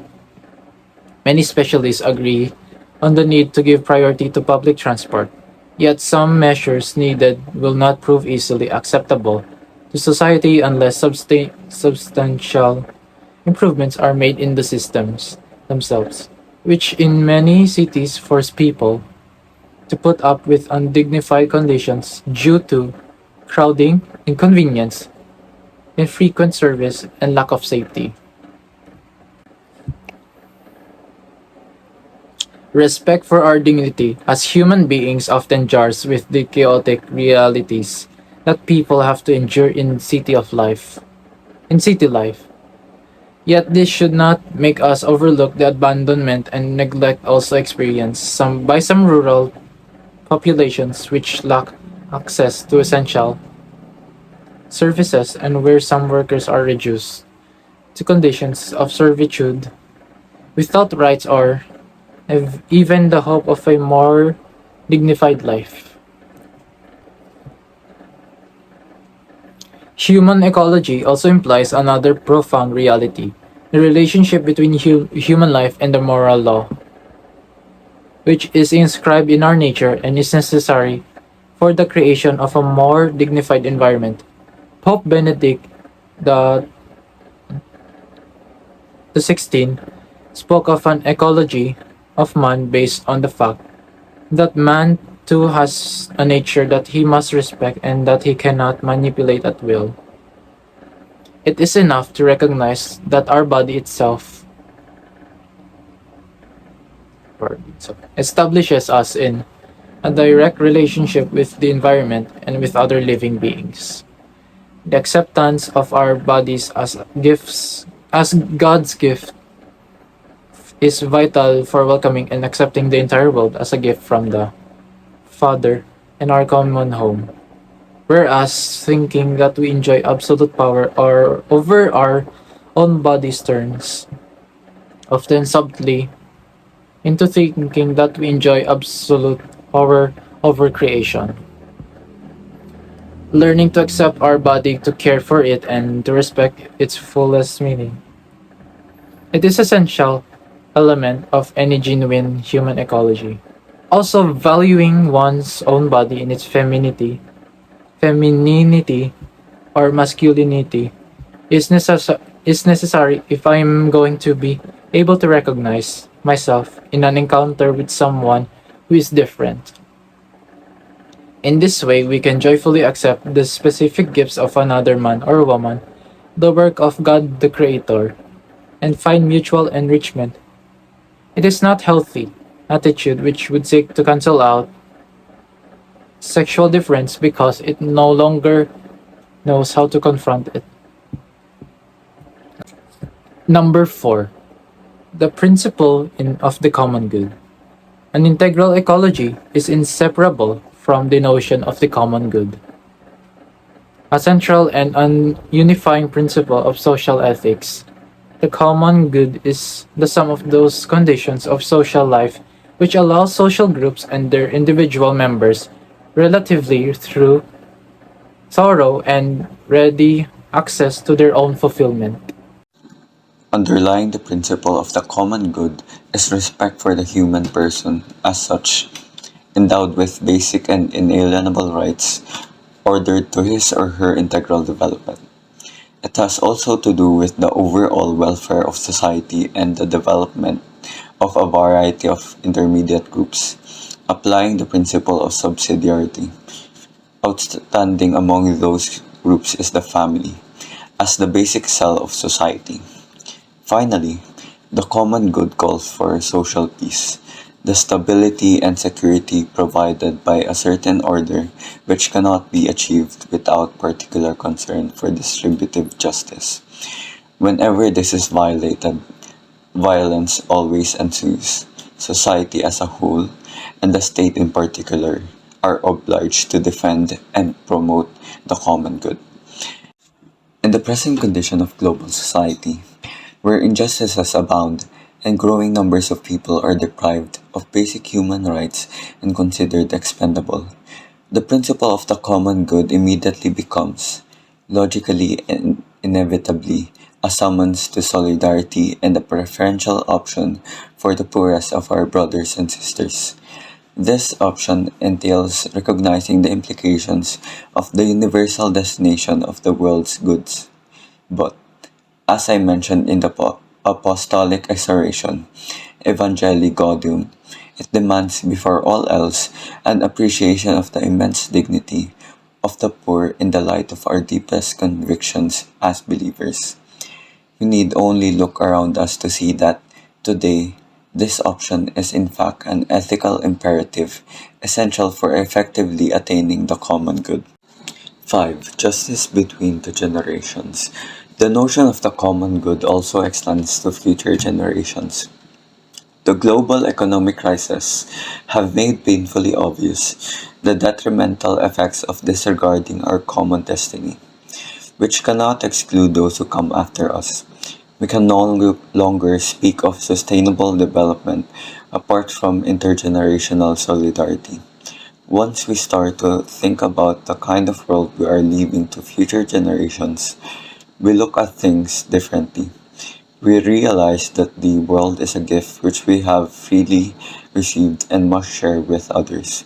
Since the world has been given to us, we can no longer view reality in a purely utilitarian way, in which efficiency and productivity are entirely geared to our individual benefit. Intergenerational solidarity is not optional, but rather a basic question of justice, since the world we have received also belongs to those who will follow us. The Portuguese bishops have called upon us to acknowledge this obligation of justice. The environment is a part of a logical of receptivity. It is on loan to each generation, which must then hand it on to the next. an integral ecology is marked by this broader vision. What kind of world do we want to leave to those who come after us, to children who are now growing up? This question not only concerns the environment in isolation, the issue cannot be approached piecemeal. When we ask ourselves what kind of world we want to leave behind, we think in the first place of its general direction, its meaning and its values. Unless we struggle with these deeper issues, I do not believe that our concern for ecology will produce significant results. But if these issues are courageously faced, we are led inexorably to ask other pointed questions. What is the purpose of our life in this world? Why are we here? What is the goal of our work and all our efforts? What need does the earth have of us? It is no longer enough then simply to state that we should be concerned for the future generations. We need to see that what is at stake is our own dignity. Leaving an inhabitable planet to the future generation is first and foremost up to us. The issue is one which dramatically affects us, for it has to do with the ultimate meaning of our earthly sojourn. Doomsday predictions can no longer be met with irony or disdain. We may well be leaving to coming generations debris, desolation, and filth. The pace of consumption, waste, and environmental change has so stretched the planet's capacity that our contemporary lifestyle, unsustainable as it is, can only precipitate catastrophes such as those which even now periodically occur in different areas of the world. The effects of the present imbalance can only be reduced by our decisive action. Here and now, we need to reflect on our accountability before those who will have to endure the dire consequences. Our difficulty in taking up this challenge seriously has much to do with an ethical and cultural decline which has accompanied the deterioration of the environment. Men and women of our postmodern world run the risk of rampant individualism, and many problems of society are connected with today's self-centered culture of instant gratification. We see this in the crisis of family and social ties, and the difficulties of recognizing the other. Parents can be prone to impulsive and wasteful consumption, which then affects their children who finds it increasingly difficult to acquire a home of their own and build a family. Furthermore, our inability to think seriously about future generations is linked to our inability to broaden the scope of our present interest and to give consideration to those who remain excluded from development. Let us not only keep the poor of the future in mind, but also today's poor, whose life on this earth is brief and who cannot keep on waiting. Hence, in addition to a fairer sense of intergenerational solidarity, there is also an urgent moral need for a renewed sense of intergenerational solidarity. Chapter 5 Lines of Approach and Action. So far, I have attempted to take stock of our present situation, pointing to the cracks in the planet that we inhabit as well to the profoundly human causes of environmental degradation. Although the contemplation of this reality in itself has already shown the need for a change of direction and other courses of action, now we shall try to outline the major paths of dialogue which can help us escape the spiral of self-destruction which currently engulfs us. Underlying the principle of the common good is respect for the human person as such, endowed with basic and inalienable rights, ordered to his or her integral development. It has also to do with the overall welfare of society and the development of a variety of intermediate groups, applying the principle of subsidiarity. Outstanding among those groups is the family, as the basic cell of society. Finally, the common good calls for social peace. the stability and security provided by a certain order which cannot be achieved without particular concern for distributive justice. Whenever this is violated, violence always ensues. Society as a whole, and the state in particular, are obliged to defend and promote the common good. 1. Dialogue on the environment in the international community. Beginning in the middle of the last century, and overcoming many difficulties, there has been a growing conviction that our planet is a homeland and that humanity is one people living in a common home. An interdependent world not only makes us more conscious of the negative effects of certain lifestyles and models of production and consumption which affects us all. More importantly, it motivates us to ensure that solutions are proposed from a global perspective and not simply to defend the interests of a few countries. Interdependence obliges us to think of one world with a common plan. Yet, the same ingenuity which has brought about enormous technological progress has so far proved incapable of finding effective ways of dealing with grave environmental and social problems of worldwide. A global consensus is essential for confronting the deeper problems which cannot be resolved by unilateral actions on the part of individual countries.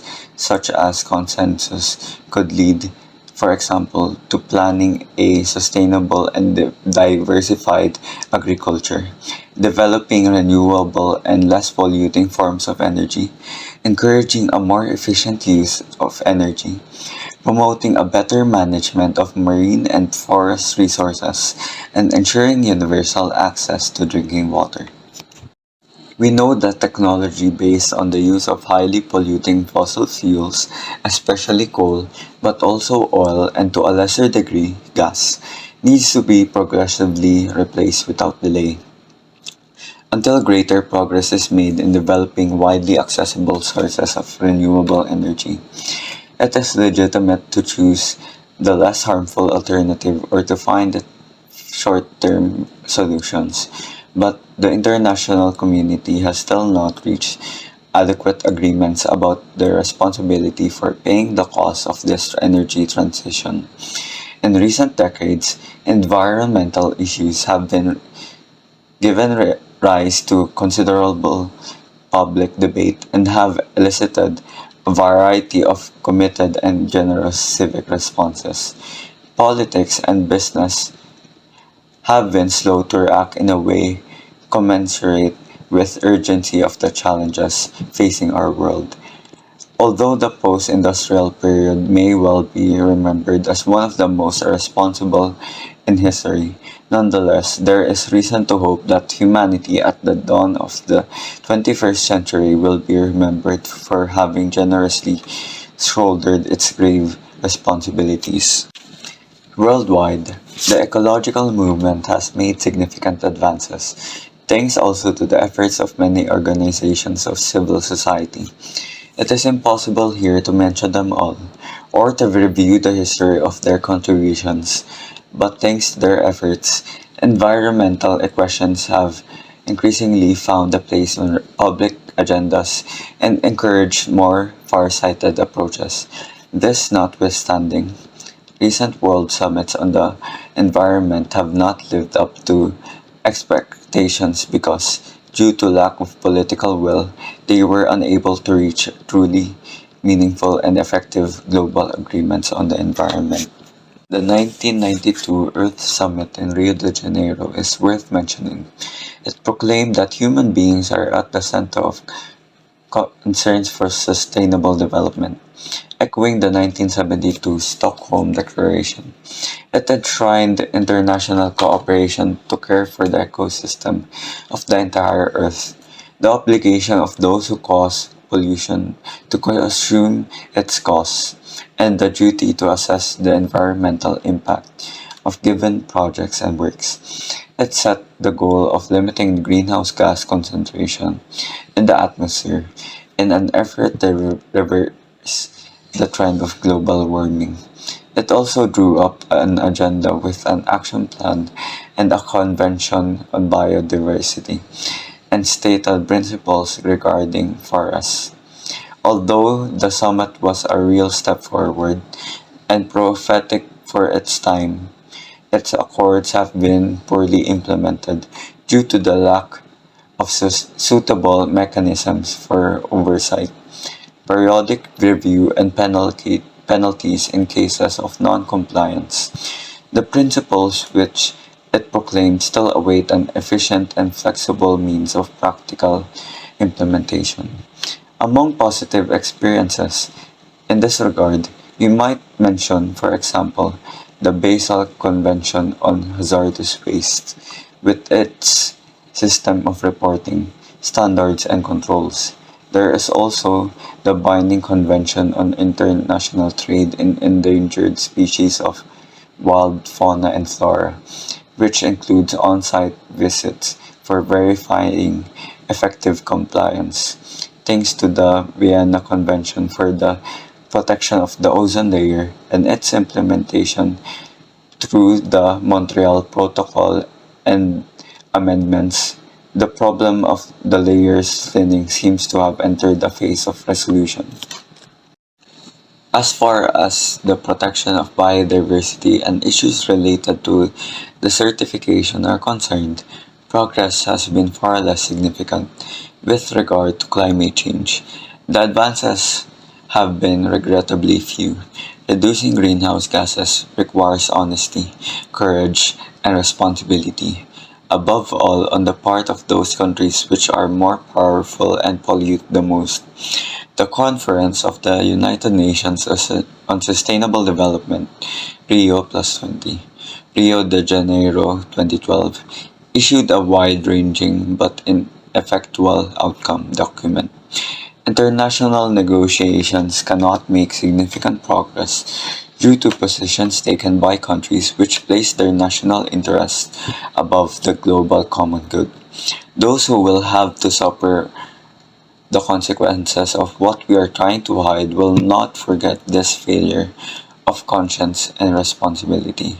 Even as this encyclical was being prepared, the debate was intensifying.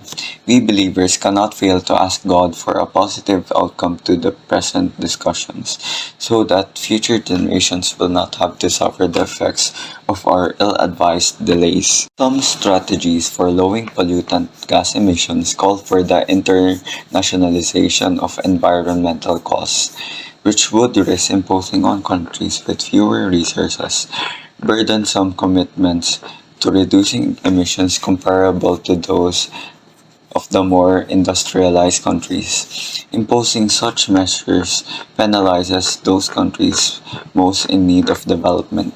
A further injustice is perpetrated under the guise of protecting the environment. Here also, the poor end up paying the price. Furthermore, since the effects of climate change will be felt for a long time to come, even if stringent measures are taken now, some countries with scarce resources will require assistance in adapting to the effects already being produced, which affect their economies. In this context, there is a need for common and differentiated responsibilities. As the bishops of Bolivia have stated, the countries which have benefited from a high degree of industrialization at the cost of enormous emissions of greenhouse gases have a greater responsibility for providing a solution to the problems they have caused. The strategy of buying and selling carbon credits can lead to a new form of speculation which would not help reduce the emission of polluting gases worldwide. This system seems to provide a quick and easy solution under the guise of a certain commitment to the environment, but in no way does it allow for the radical change which present circumstances require. Rather, it may simply become a ploy which permits maintaining the excessive consumption of some countries and sectors. For poor countries, the priorities must be to eliminate extreme poverty and to promote the social development of their people. At the same time, they need to acknowledge the scandalous level of consumption in some privileged sectors of their population and to combat corruption more effectively. They are likewise bound to develop less polluting forms of energy production, but to do so, they require the help of countries which have experienced great growth at the cost of the ongoing pollution of the planet. Taking advantage of abundant solar energy will require the establishment of mechanisms and subsidies which allow developing countries access to technology transfer, technical assistance, and financial resources, but in a way which respects their concrete situations. Since the compatibility of infrastructures with the context for which they have been designed is not always adequately assessed, the cost of this would be low compared to the risk of climate change. In any event, these are primarily ethical decisions rooted in solidarity between all peoples. Enforceable international agreements are urgently needed since local authorities are not always capable of effective intervention. Relations between states must be respectful of each other's sovereignty, but must also lay down mutually agreed means of averting regional disasters which would eventually affect everyone.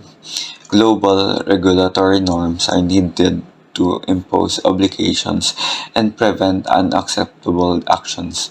For example, when powerful companies or countries dump contaminated waste or offshore polluting industries in other countries. Let us also mention the system of governance of the oceans. International and regional conventions do exist, but fragmentation and the lack of strict mechanisms of regulation, control, and penalization end up undermining these efforts. The growing problem of marine waste and the protection of the open seas represent particular challenges. What is needed, in effect, is an agreement on systems governance for the whole range of so-called global commons. The same mindset which stands in the way of making radical decisions to reverse the trend of global warming also stands in the way of achieving the goal of eliminating poverty. A more responsible overall approach is needed to deal with both problems: the reduction of pollution and the development of poorer countries and regions.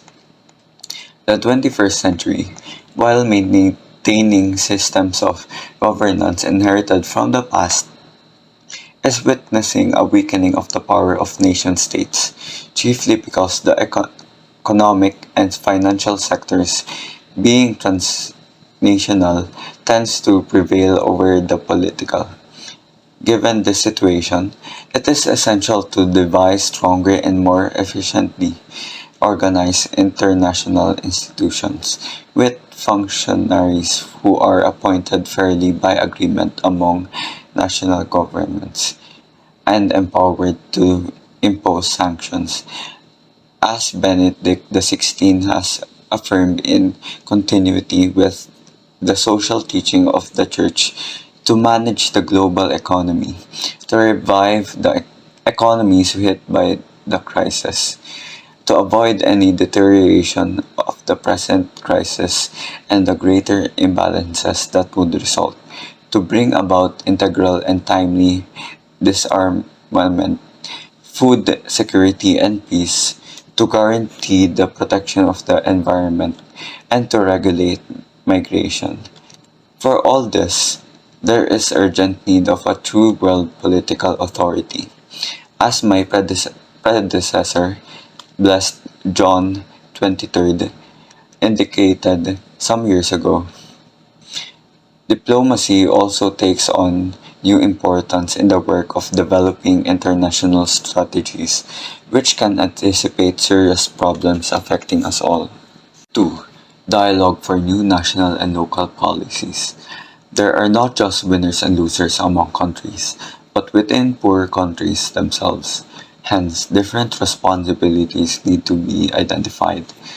Questions related to the environment and economic development can no longer be approached only from the standpoint of differences between countries.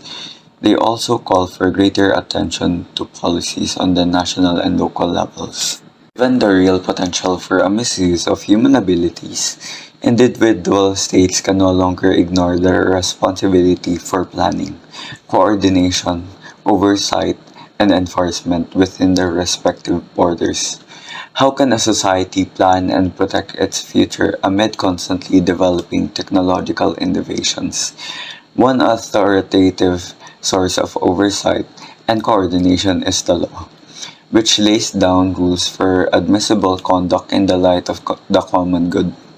The limits which a healthy, mature, and sovereign society must impose are those related to foresight and security, regulatory norms, timely enforcement, the elimination of corruption, effective responses to undesired side effects of production processes, and appropriate intervention where potential or uncertain risks are involved. There is a growing jurisprudence dealing with the reduction of pollution by business activities, but political and institutional frameworks do not exist simply to avoid bad practice, but also to promote best practice, to stimulate creativity in seeking new solutions, and to encourage individual or group initiatives. A politics concerned with immediate results, supported by consumerist sectors of the population, is driven to produce short-term growth. In response to electoral interests, governments are reluctant to upset the public with measures which could affect the level of consumption or create risk for foreign investment. The myopia of power politics delays the inclusion of a far-sighted environmental agenda within the overall agenda of governments. Thus, we forget that time is greater than space, that we are always more effective when we generate processes rather than holding on to it to positions of power.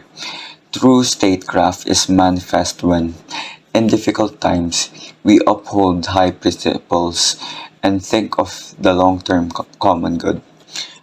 Political powers do not find it easy to assume this duty in the work of nation building.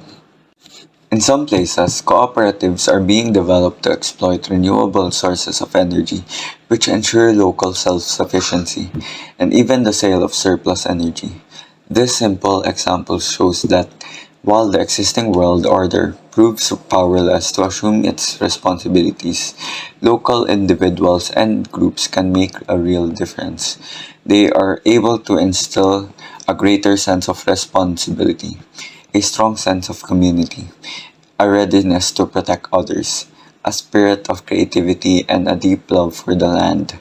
They are also concerned about what they will eventually leave to their children and grandchildren. These values are deeply rooted in indigenous peoples because the enforcement laws is at times inadequate due to corruption. Public pressure has to be exerted in order to bring about decisive political action. Society, through non-governmental organizations and intermediate groups, must put pressure on governments to develop more rigorous regulations, procedures, and controls. Unless citizens control political power, national, regional, and municipal, it will not be possible to control damage to the environment. Logical legislation can be more effective too if agreement exists between neighboring communities to support the same environmental policies. There are no uniform recipes, because each country or region has its own problems and limitations. It is also true that political realism may call for transitional measures and technologies so long as these are accompanied by the gradual framing and acceptance of binding commitments. At the same time, on the national and local levels, much still needs to be done, such as promoting ways of conserving energy. This would include favoring forms of industrial production with maximum energy efficiency and diminished use of raw materials, removing from the market products which are less energy efficient or more polluting, improving transport systems, and encouraging the construction and repair of buildings aimed at reducing their energy consumption and levels of pollution. Political activity on the local level could also be directed to modifying consumption, developing an economy of waste disposal and recycling, protecting certain species, and planning a diversified agriculture and rotation of crops. Agriculture in poorer regions can be improved through investment in rural infrastructures, a better organization of local or national markets, systems of irrigation, and the development of techniques of sustainable agriculture. New forms of cooperation and community organization can be encouraged in order to defend the interests of small procedures and preserve local ecosystems from destruction. Truly, much can be done. Here, continuity is essential because policies related to climate change and environmental protection cannot be altered with every change of government. Results take time and demand immediate outlays which may not produce tangible effects within any one government's term.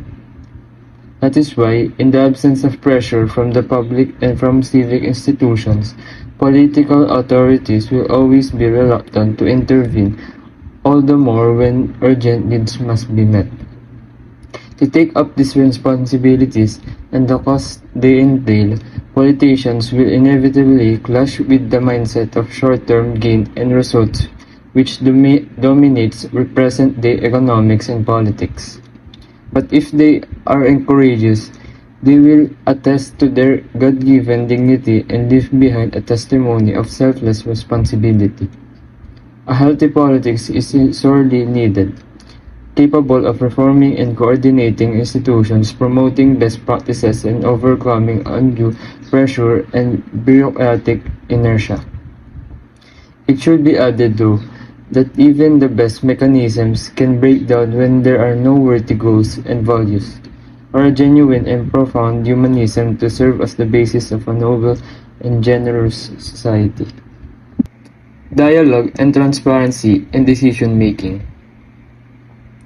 An assessment of the environmental impact of business, ventures, and projects demands transparent political processes involving a free exchange of views. On the other hand, the forms of corruption which conceal the actual environmental impact of a given project in exchange for favors usually produce specious agreements which fail to inform adequately and to allow for full debate. Environmental impact assessment should not come after the drawing up of a business proposition or the proposal of particular policy, plan or program.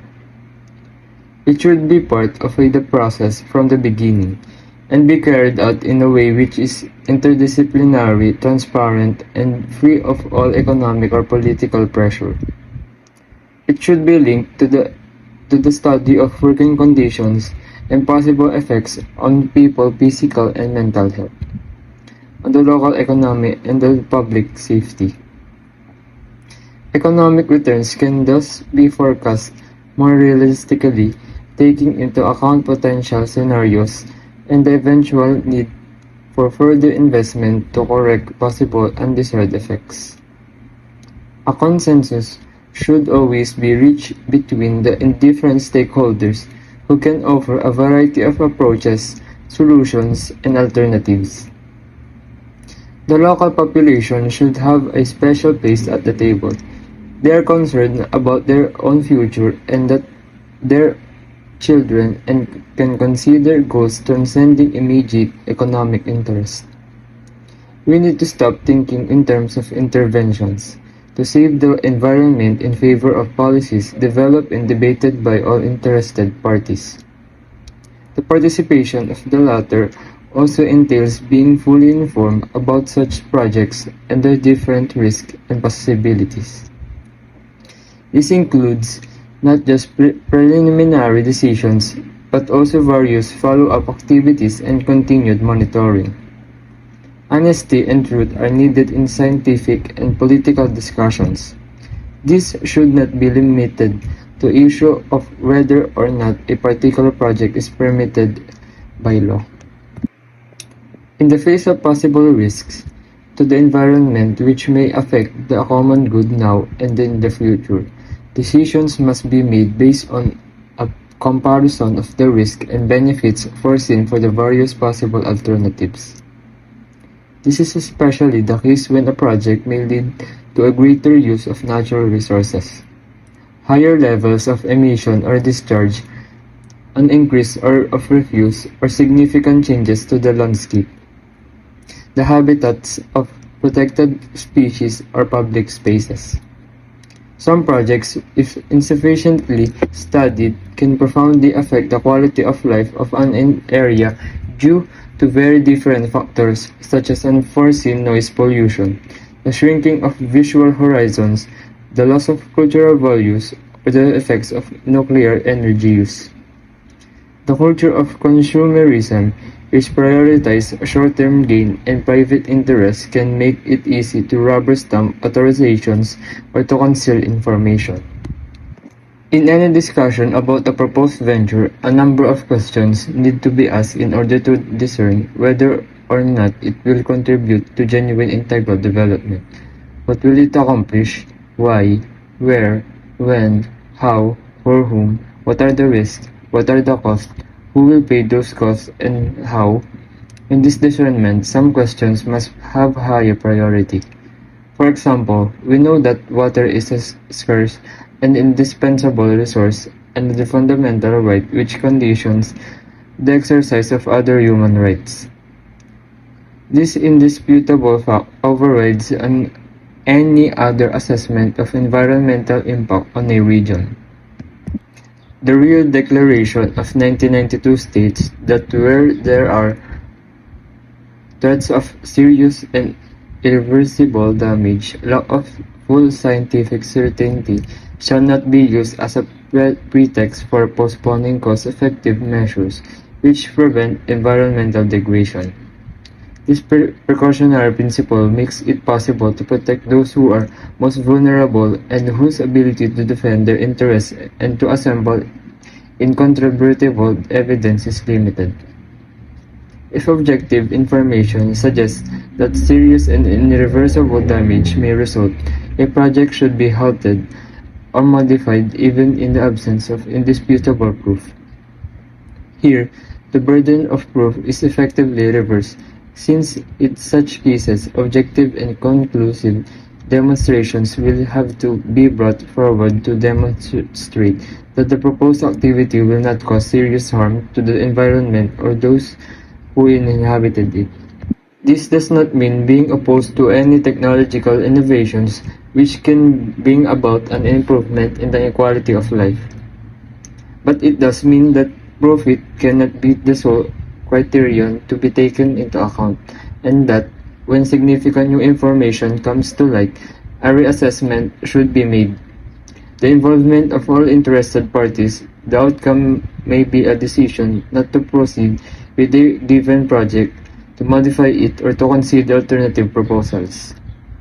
There are certain environmental issues where it is not easy to achieve a broad consensus.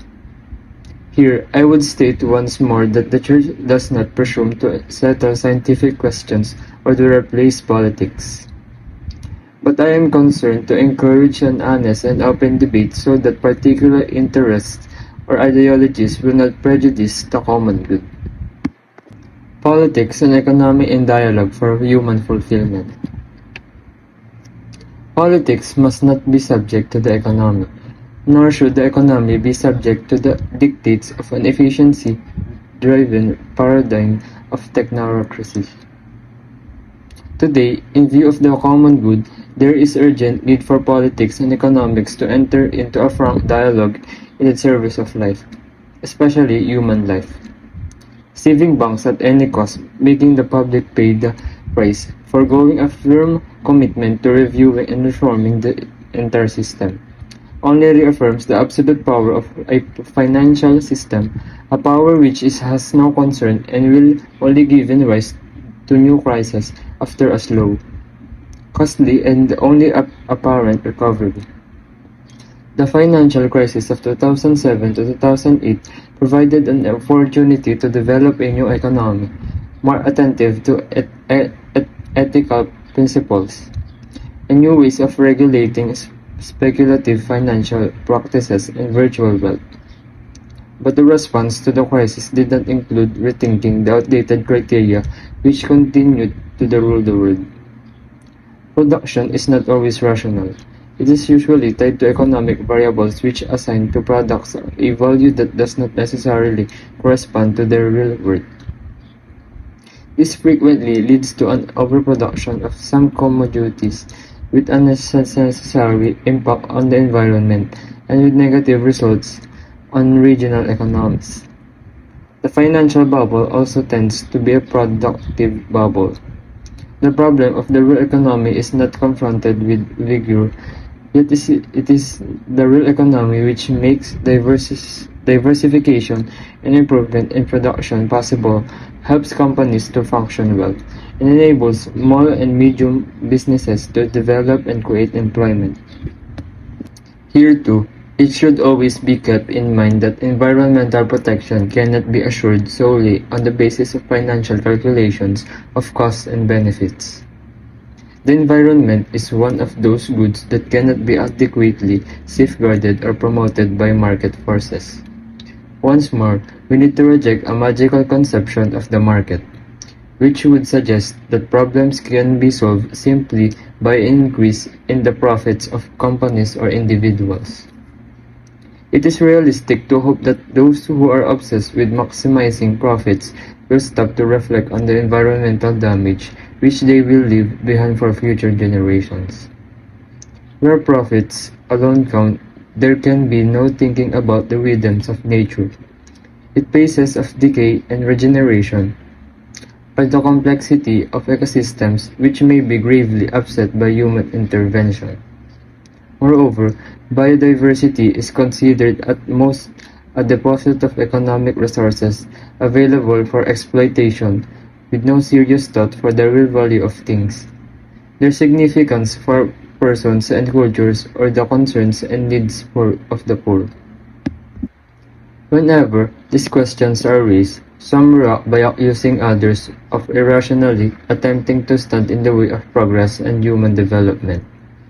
But we need to grow in the conviction that a decrease in the pace of production and consumption can at times give rise to another form of progress and development. Efforts to promote a sustainable use of natural resources are not a waste of money, but rather an investment capable of providing other economic benefits in the medium term. If we look at the larger picture, we can see that more diversified and innovative forms of production which impact less on the environment can prove very profitable. It is a matter of openness to different possibilities which do not involve stifling human creativity and its ideals of progress, but rather directing that energy along new channels. For example, a path of productive development which is more creative and better directed could correct the present disparity between excessive technological investment in consumption and insufficient investment in resolving urgent problems facing the human family.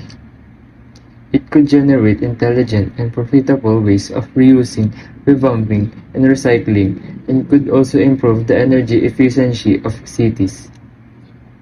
Productive diversification offers the fullest possibilities to human ingenuity to create and innovate, while at the same time protecting the environment and creating more sources of employment. Such as creativity would be a worthy expression of our most noble human qualities, for we would be striving intelligently, boldly, and responsibly to promote a sustainable and equitable development within the context of a broader concept of quality of life. On the other hand, to find ever new ways to despoiling nature purely for the sake of new consumer items and quick profit, would be, in human terms, less worthy and creative and more superficial. In any event, if in some cases sustainable development were to involve new forms of growth, then in other cases, given the insatiable and responsible growth produced over many decades, we need also to think of containing growth by setting some reasonable limits and even retracing our steps before it is too late. We know how unsustainable is the behavior of those who constantly consume and destroy, while others are not yet able to live in a way worthy of their human dignity. That is why the time has come to accept decreased growth in some parts of the world, in order to provide resources for other places to experience healthy growth. Benedict XVI has said that technologically advanced societies must be prepared to encourage more sober lifestyles, while reducing their energy consumption and improving its efficiency. For new models of progress to arise, there is a need to change models of global development. This will entail a responsible reflection on the meaning of the economy and its goals, with an eye to correcting its malfunctions and misapplications. It is not enough to balance, in the medium term, the protection of nature with financial gain or the preservation of the environment with progress.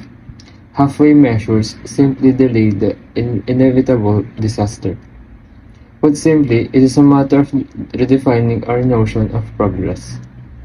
A technological and economic development which does not leave in its wake a better world and integrally higher quality of life cannot be considered progress.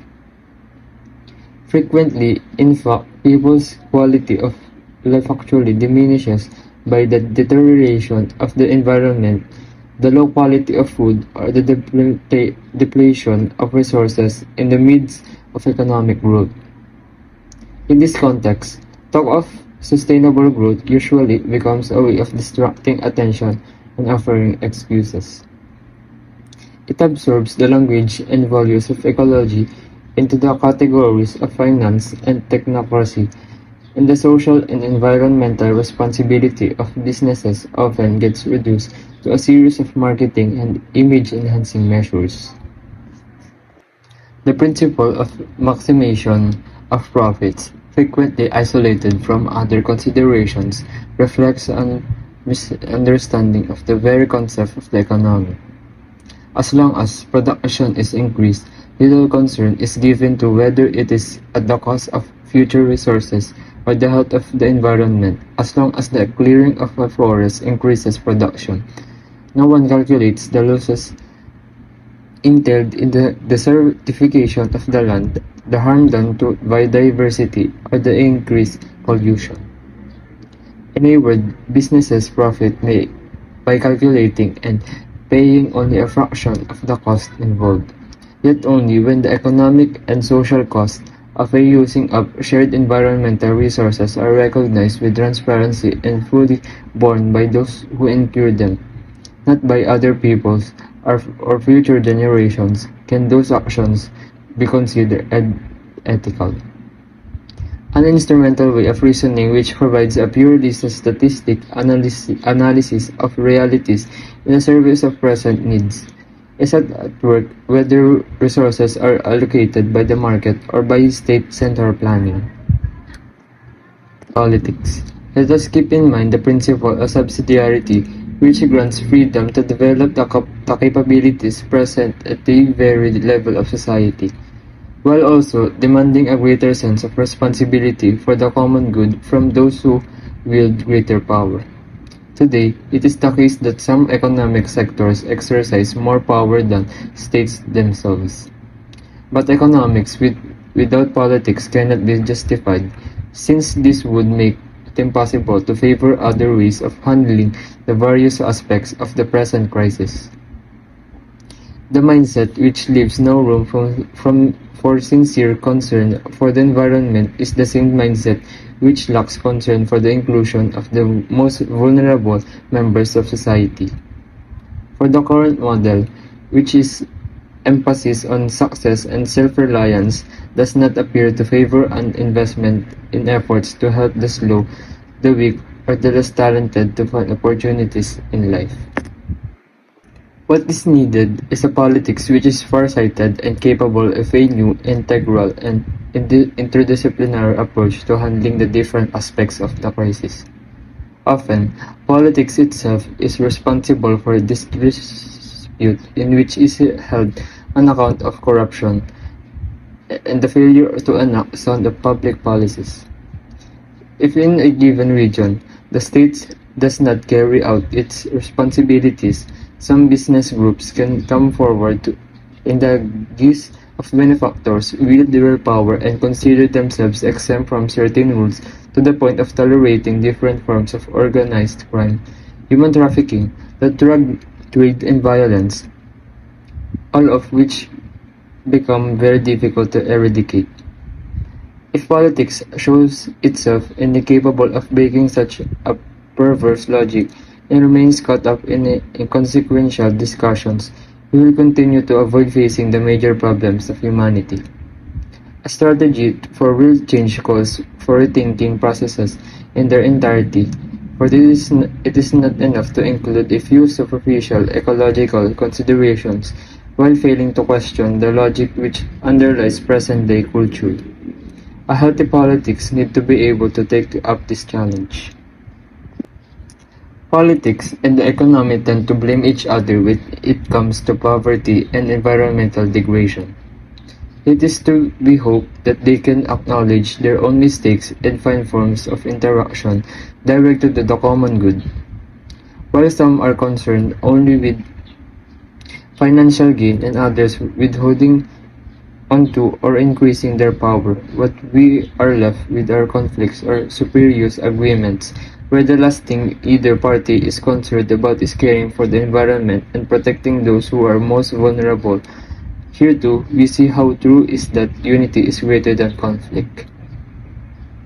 Religions in dialogue with science. It cannot be maintained that empirical science provides a complete explanation of life, the interplay of all creatures, and the whole play of reality. This would be to breach the limits imposed by its own methodology. If we reason only within the confines of the latter, little room would be left for aesthetic sensibility, poetry, or even reason's ability to grasp the ultimate meaning and purpose of things. I would add the religious classics can prove meaningful in every age. They have an enduring power to open new horizons. Is it reasonable and enlightened to dismiss certain writings simply because they arose in the context of religious belief? It would be quite simplistic to think that ethical principles present themselves purely in the abstract, detached from any context. Nor does the fact that they may be couched in religious language detract from their value in public debate. The ethical principles capable of being apprehended by reason can always reappear in different ways and find expression in a variety of languages, including religious language. Any technical solution which science claims to offer will be powerless to solve the great serious problems of our world if humanity loses its compass, if we lose sight of the great motivations which make it possible for us to live in harmony, to make sacrifices, and to treat others well. Believers themselves must constantly feel challenged to live in a way consonant with their faith and not to contradict it by their actions. They need to be encouraged to be ever open to God's grace and to draw constantly from their deepest convictions about love, justice, and peace. If a mistaken understanding of our own principles has at times led us to justify mistreating nature, to exercise tyranny over creation, to engage in war, injustice, and acts of violence, we believers should acknowledge that by so doing, we were not faithful to the treasures of wisdom which have been called to protect and preserve. Cultural limitations in different eras often affected the perception of these ethical and spiritual treasures. Yet by constantly returning to the resources religions will be better equipped to respond to today's needs. The majority of people living on our planet profess to be believers. This should spur religions to dialogue among themselves for the sake of protecting nature, defending the poor, and building networks of respect and fraternity. Dialogue among the various sciences is likewise needed, since each can tend to become enclosed in its own language, while specialization leads to certain isolation and absolutization of its own field of knowledge. This prevents us from confronting environmental problems effectively.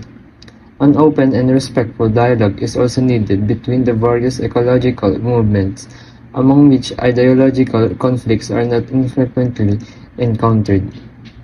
The gravity of the ecological crisis demands that we all look to the common good, embarking on a path of dialogue which demands patience, self-discipline, and generosity, always keeping in mind that realities are greater than ideas.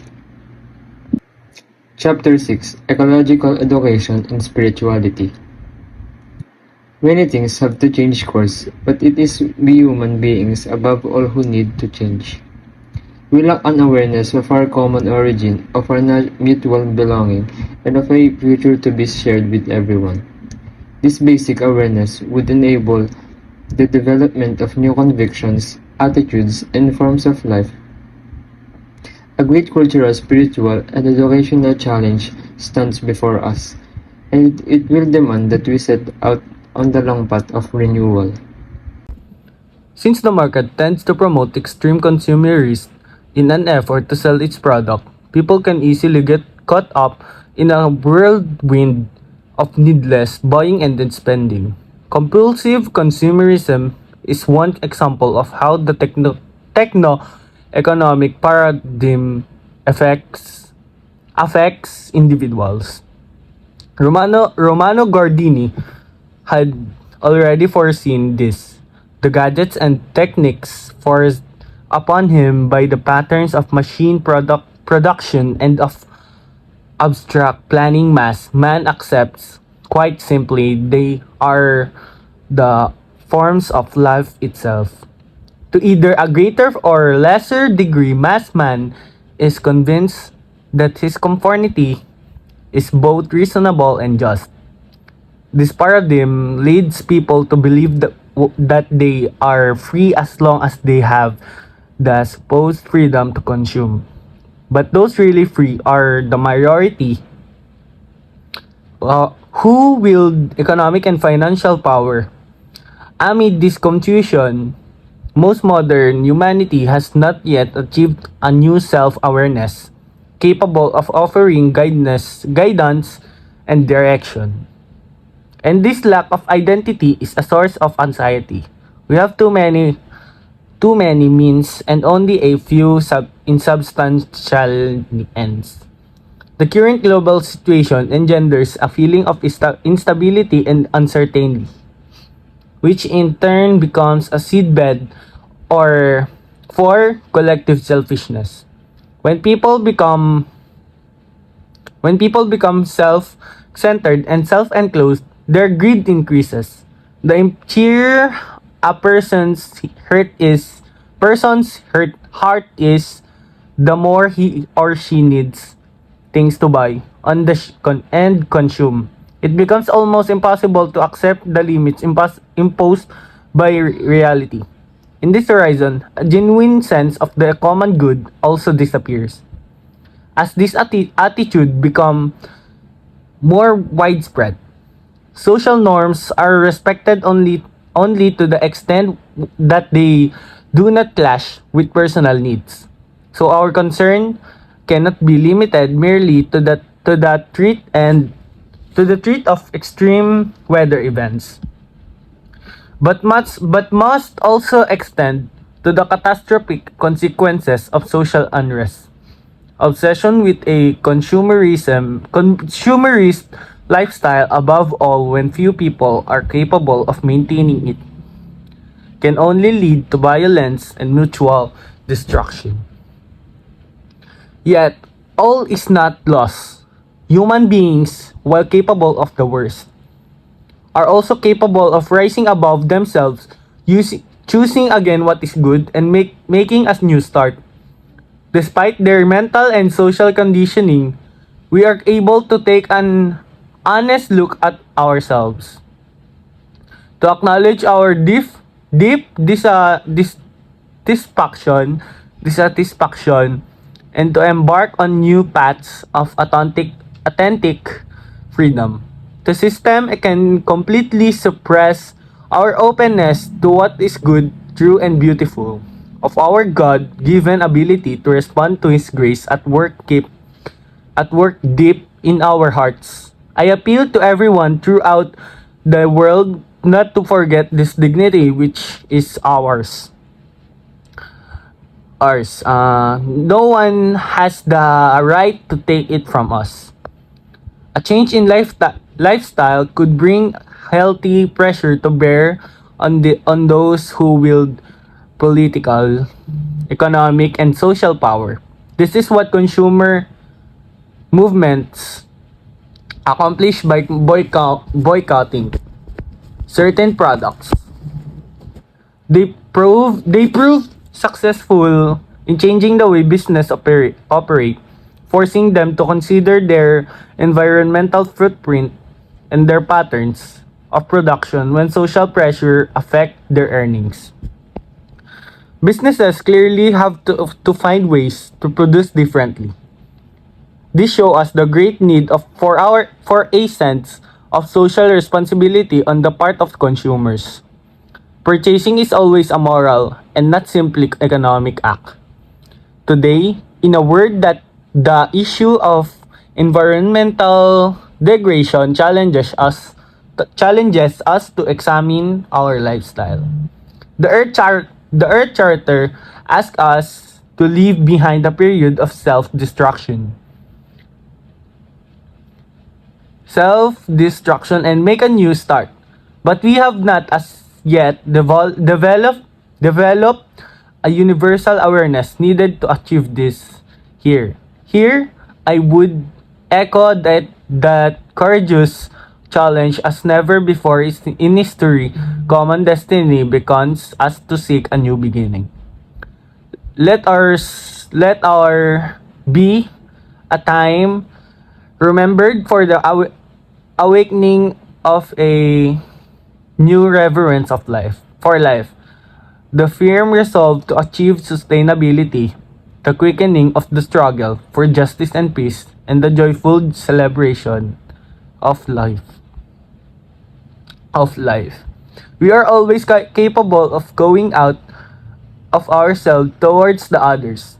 Unless we do this, other creatures will not be recognized for their true worth. We are unconsidered about caring for things for the sake of others. We fail to set limits on ourselves in order to avoid the suffering of others or the deterioration of our surroundings. Disinterested concern for others and the rejection of every form of self-centeredness and self-absorption are essential if we truly wish to care for our brothers and sisters and for the natural environment. These attitudes also attune us to the moral imperative of assessing the impact of our every action and personal decision on the world around us. If we can overcome individualism, we will truly be able to develop a different lifestyle and bring about significant challenges in society. Education for the covenant between humanity and the environment. An awareness of the gravity of today's cultural and ecological crisis must be translated into new habits. Many people know that our current progress and the mere amassing of things and pleasures are not enough to give meaning and joy to the human heart. Yet, they feel unable to give up what the market sets before them. In those countries, we should be making the greatest changes in consumer habits. Young people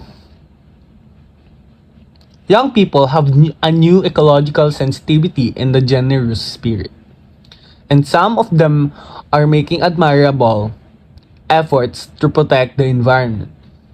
At the same time, they have grown up in a milieu of extreme consumerism and affluence, which makes it difficult to develop other habits. We are faced in we are faced with an educational challenge.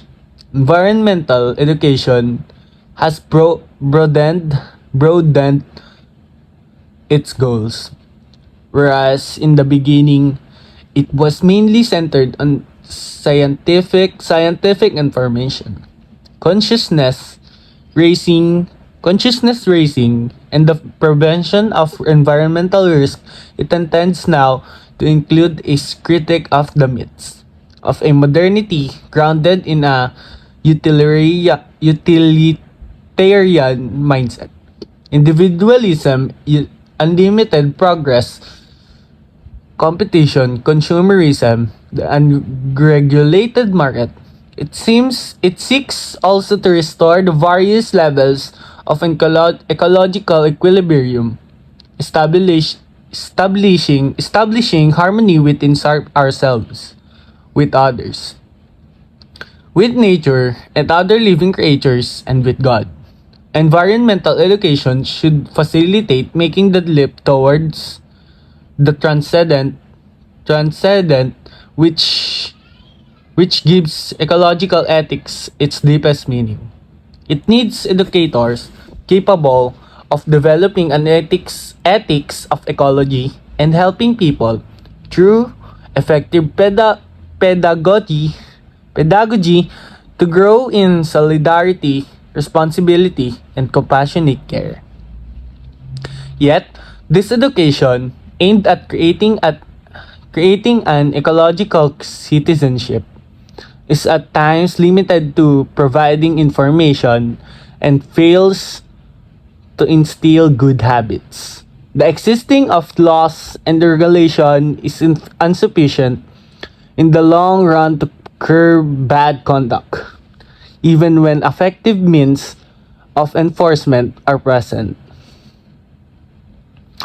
If the laws are to bring about significant long-lasting effects, the majority of the members of society must be adequately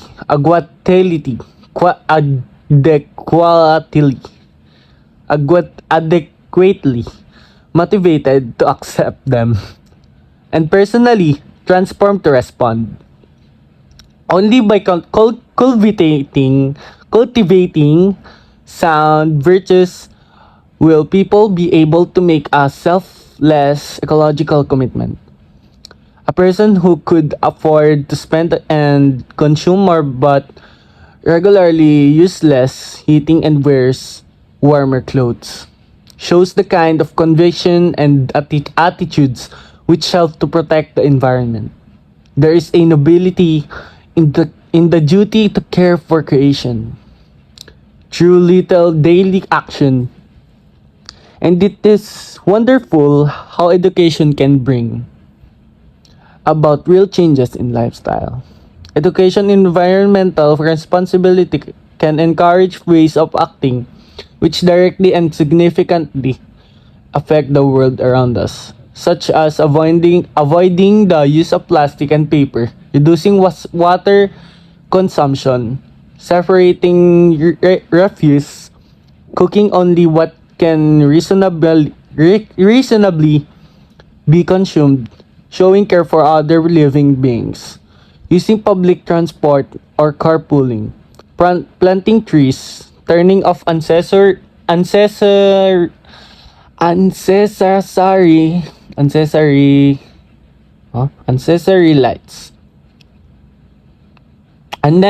lights, or any number of other practices, all of which brings out the best in human beings, reusing something instead of immediately discarding it.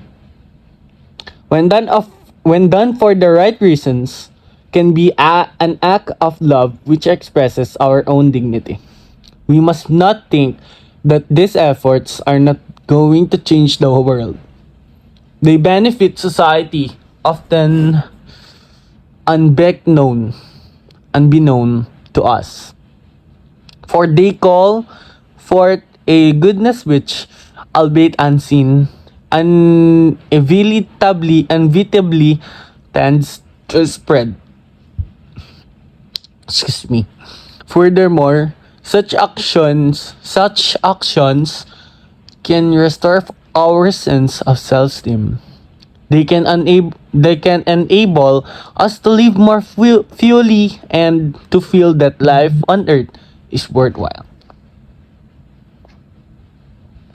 Ecological education can take in a variety of settings. At school, in families, in the media, in catechesis, and elsewhere. Good education plants seeds when we are young, and these continue to bear fruit throughout life. Here thought, here the I would stress the great importance of the family, which is the place in which life, the gift of God, can be properly welcomed and protected against the many attacks to which it is exposed and developed in accordance with what constitutes authentic human growth. In the face of the so-called culture of deaths, the family is the heart of the culture of life.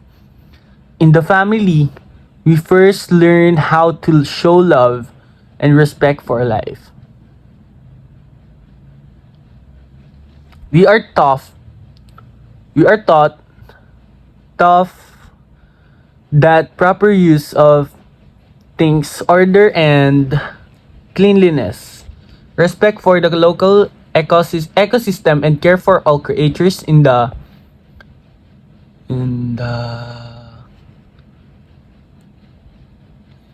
respect for the ecosystem.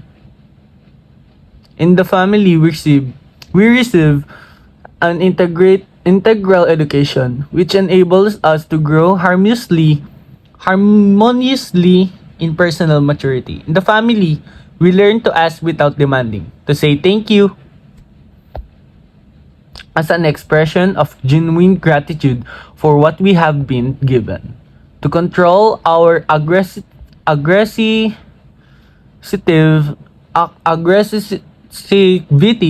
and greed, and to ask forgiveness when we have caused harm. These simple gestures of heartfelt courtesy help to create a culture of shared life and respect for our surroundings. Political institutions and various other social groups are also entrusted with helping to raise people's awareness. So too is the church. So too is the church. All Christian communities have an important role to play in ecological education. It is my hope that our seminaries and houses of formation will provide an education in responsible simplicity of life, in grateful contemplation of God's world, and in concern for the environment.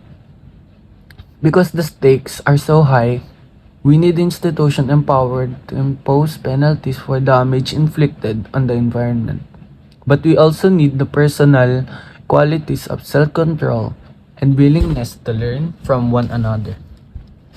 In this regard, the relationship between a good aesthetic education and the maintenance of a healthy environment cannot be overlooked. By learning to see and appreciate beauty, we learn to reject self-interested pragmatism. If someone has not learned to stop and admire something beautiful, we should not be surprised if he or she treats everything as an object to be used and abused without scruple. If we want to bring about deep change, we need to realize that certain mindsets really do influence our behavior. Our efforts at education will be inadequate and ineffectual unless we strive to promote a new way of thinking about human beings' life, society, and our relationship with nature. Otherwise, the paradigm of consumerism will continue to advance with the help of the media and the highly effective workings of the market. Ecological conversion. Ecological conversion. The rich heritage of Christian spiritually, the fruit of 20 centuries of personal and communal experience, has a precious contribution to make to the renewal of humanity. Here, I would like to offer Christians a few suggestions for an ecological spirituality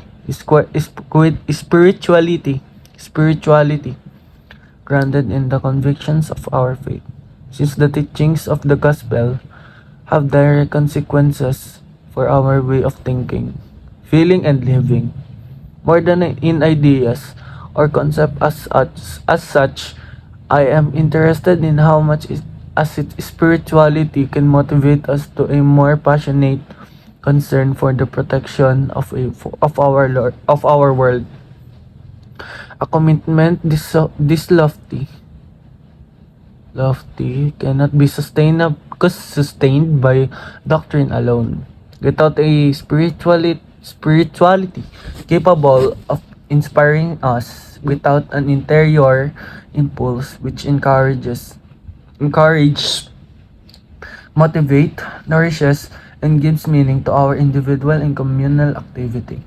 Admittedly, Christians have not always appropriated and developed the spiritual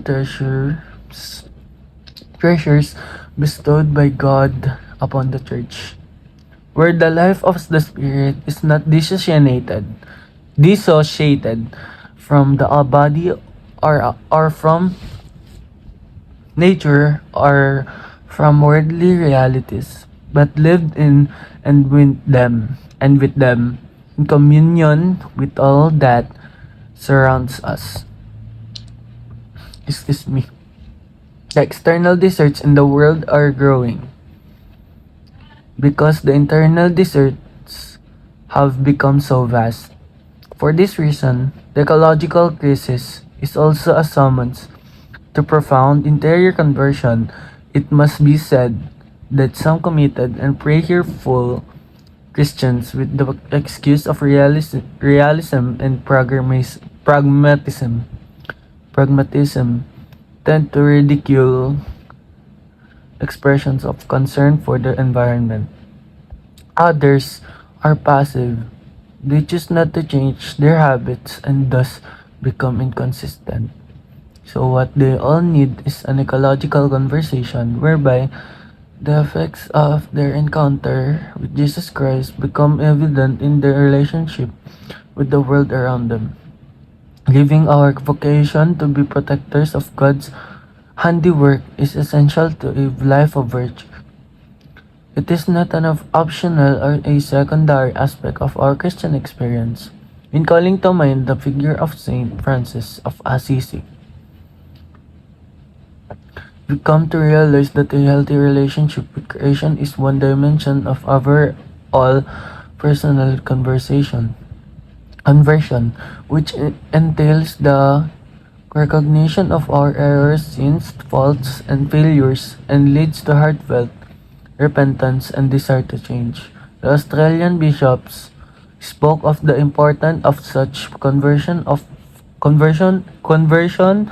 for achieving reconciliation with creation. To achieve such reconciliation, we must examine our lives and acknowledge the ways in which we have harmed God's creation through our actions and our failure to act. We need to experience a conversion or change of hearts. Nevertheless, self-improvement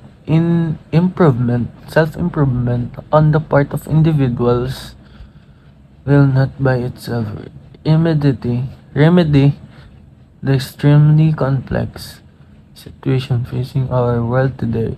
Isolated individuals can lose their ability and freedom to escape the utilitarian mindset and operate on unethical consumerism bereft social or ecological awareness. Social problems must be addressed by community networks and not simply by the sum of individual good deeds.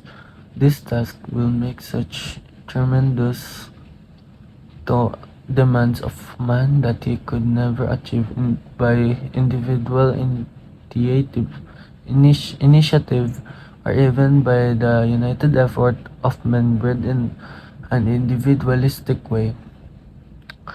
The work of dominating the world calls for a union of skills and a unity of achievement that can only grow from quite a different attitude. The ecological conversion needed to bring about lasting change is also a community conversion. This conversion calls for a number of attitudes which together foster a spirit of generous care, full of tenderness. First, it entails gratitude and graciousness, a recognition that world is God's loving gift, and that we are called quietly to imitate His generosity in self-sacrifice and good works. Do not let your left hand know what your right hand is doing, and your Father who sees in secret will reward you.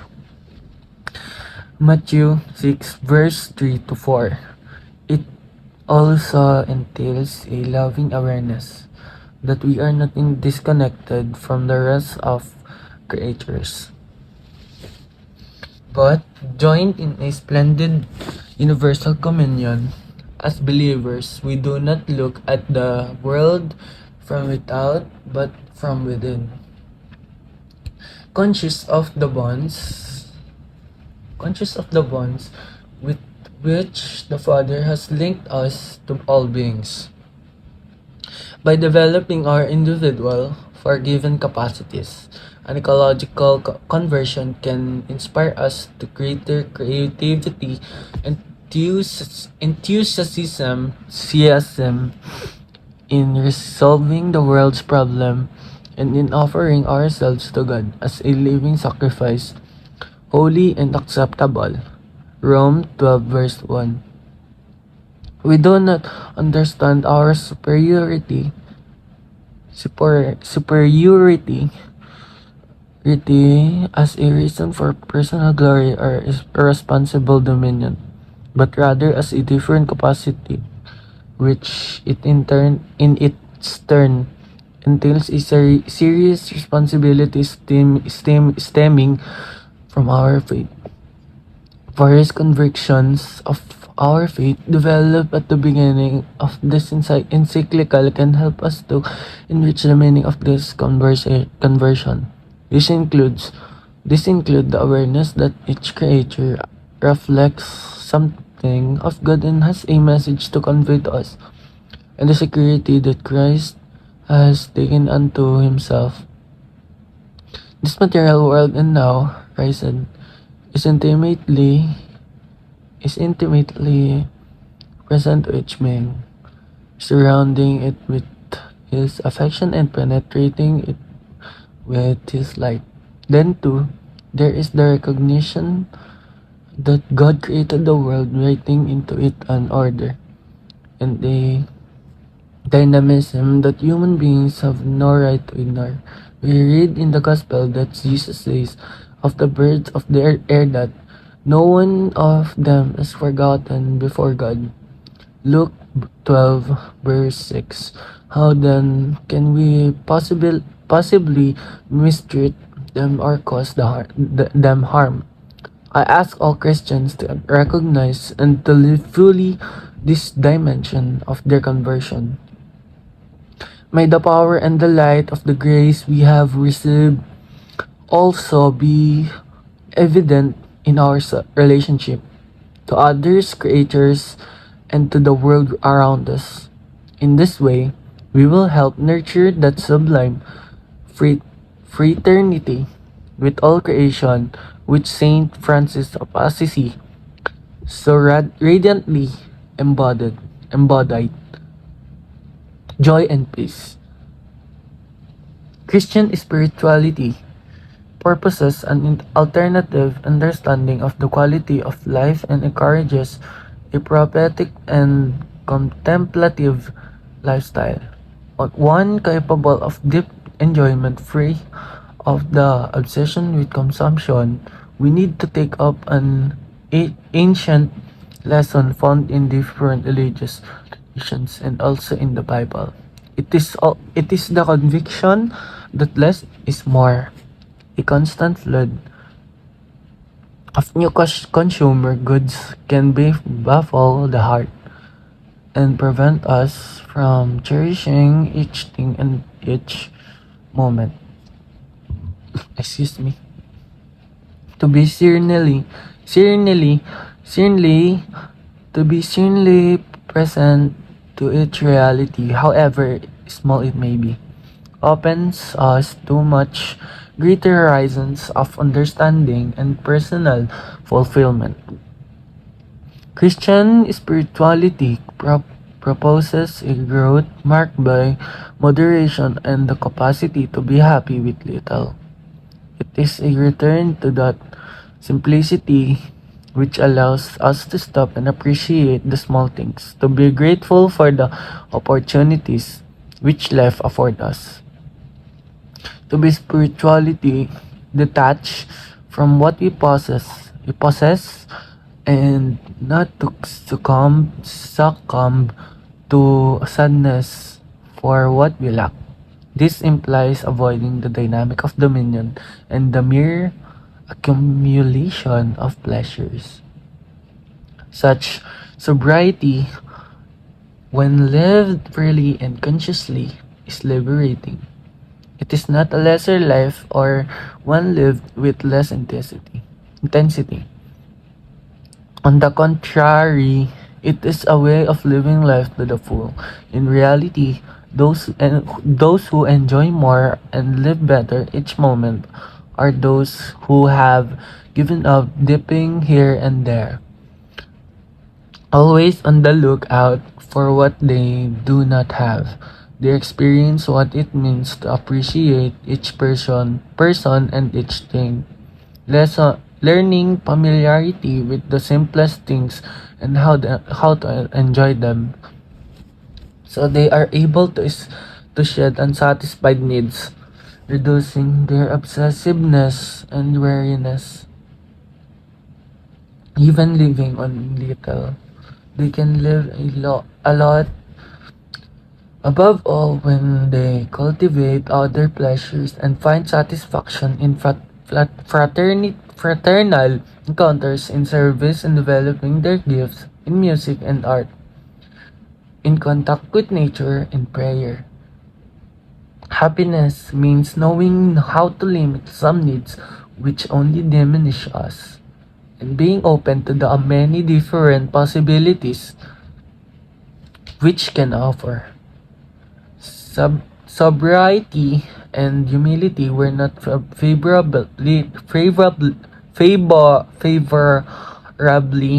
regarded in the last century, and yet when there is a general breakdown in the exercise of a certain virtue in personal and social life, it ends up causing a number of imbalances, including environmental ones. That is why it is no longer enough to speak only of the integrity of ecosystems. We have to dare to speak of the integrity of human life, of the need to promote and unify all the great values. Once we lose our humility and become entrailed with the possibility of limitless mastery over everything, we inevitably end up harming society and the environment. It is not easy to promote this kind of healthy humility or happy sobriety when we consider ourselves autonomous, when we exclude ego and think that our subjective feelings can define what is right and what is wrong. On the other hand, no one can cultivate a sober and satisfying life without being at peace with him or herself. An adequate understanding of spirituality consists in filling out what we mean by peace, which is much more than the absence of war. Inner peace is closely related to care for ecology and for the common good because lived out authentically. It is reflected in a balanced lifestyle together with a capacity for wonder which takes us to a deeper understanding of life. Nature is filled with words of love, but how can we listen to them amid constant noise, interminable and racking distractions for the cult of appearances? Many people today sense a profound imbalance which drives them to frenetic activity and makes them feel busy in a constant hurry, which in turn leads them to ride rough shod shod over everything around them. This too affects how they treat the environment. An integral ecology includes taking time to recover a serene harmony with creation, reflecting on our lifestyle and our ideals, and contemplating the Creator who lives among us and surrounds us, whose presence must not be contrived but found uncovered.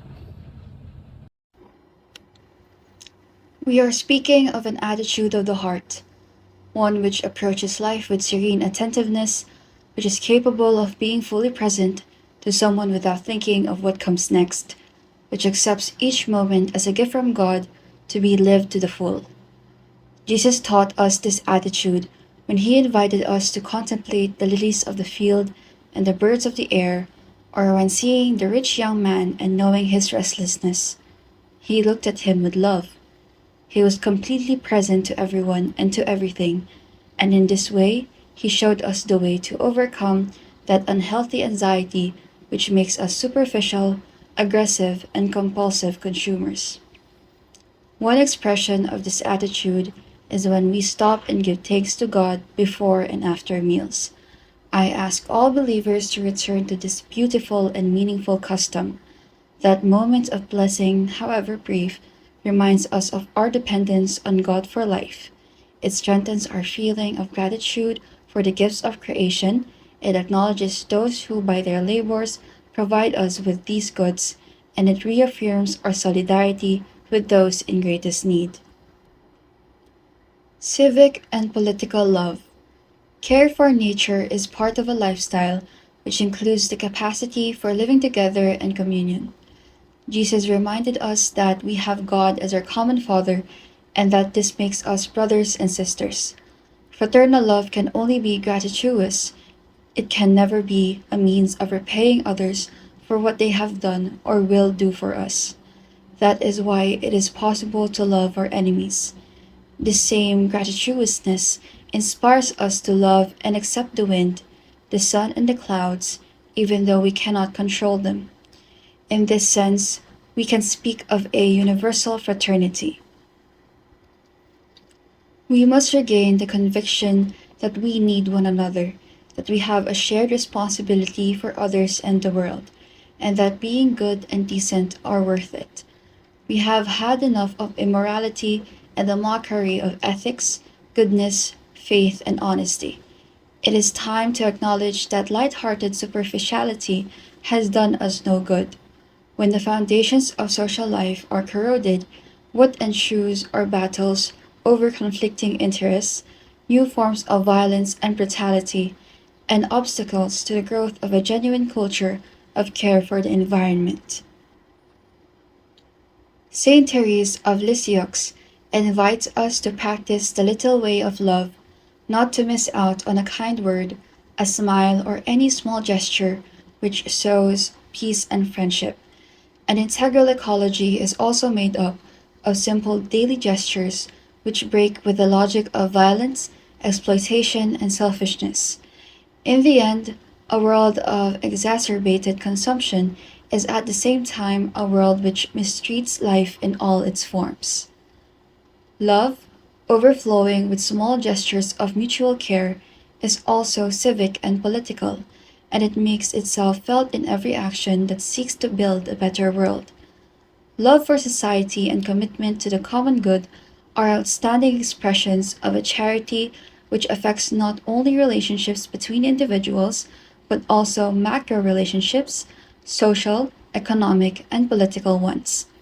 That is why the Church set before the world the ideal of a civilization of love.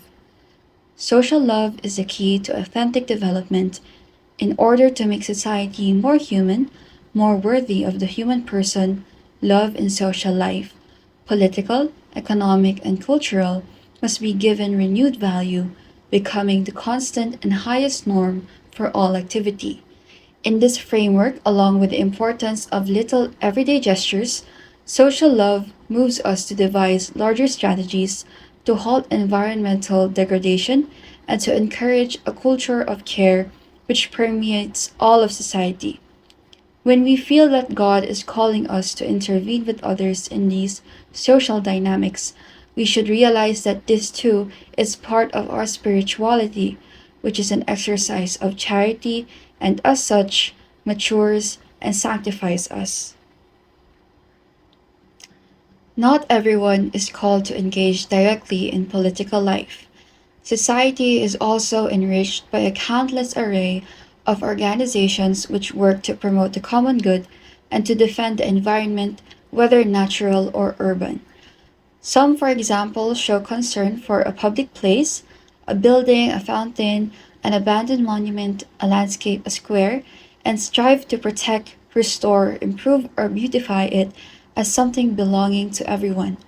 Around these community actions, relationships develop or are recovered, and a new social fabric emerges. Thus, a community can break out of the indifference induced by consumerism. These actions cultivate a shared identity, which a story which can be remembered and handed on. In this way, the world and the quality of life of the poorest are cared for with a sense of solidarity which is at the same time aware that we live in a common home which God has entrusted to us. These community actions, when they express self-giving love, can also become intense spiritual experiences. Sacramental signs and the celebration of rest. The universe unfolds in God, who fills it completely. Hence, there is a mystical meaning to be found in a new leaf, in a mountain trail, in a dewdrop, in a poor person's face. The ideal is not only to pass from the exterior to the interior, to discover the action of God in the soul, but also to discover God in all things.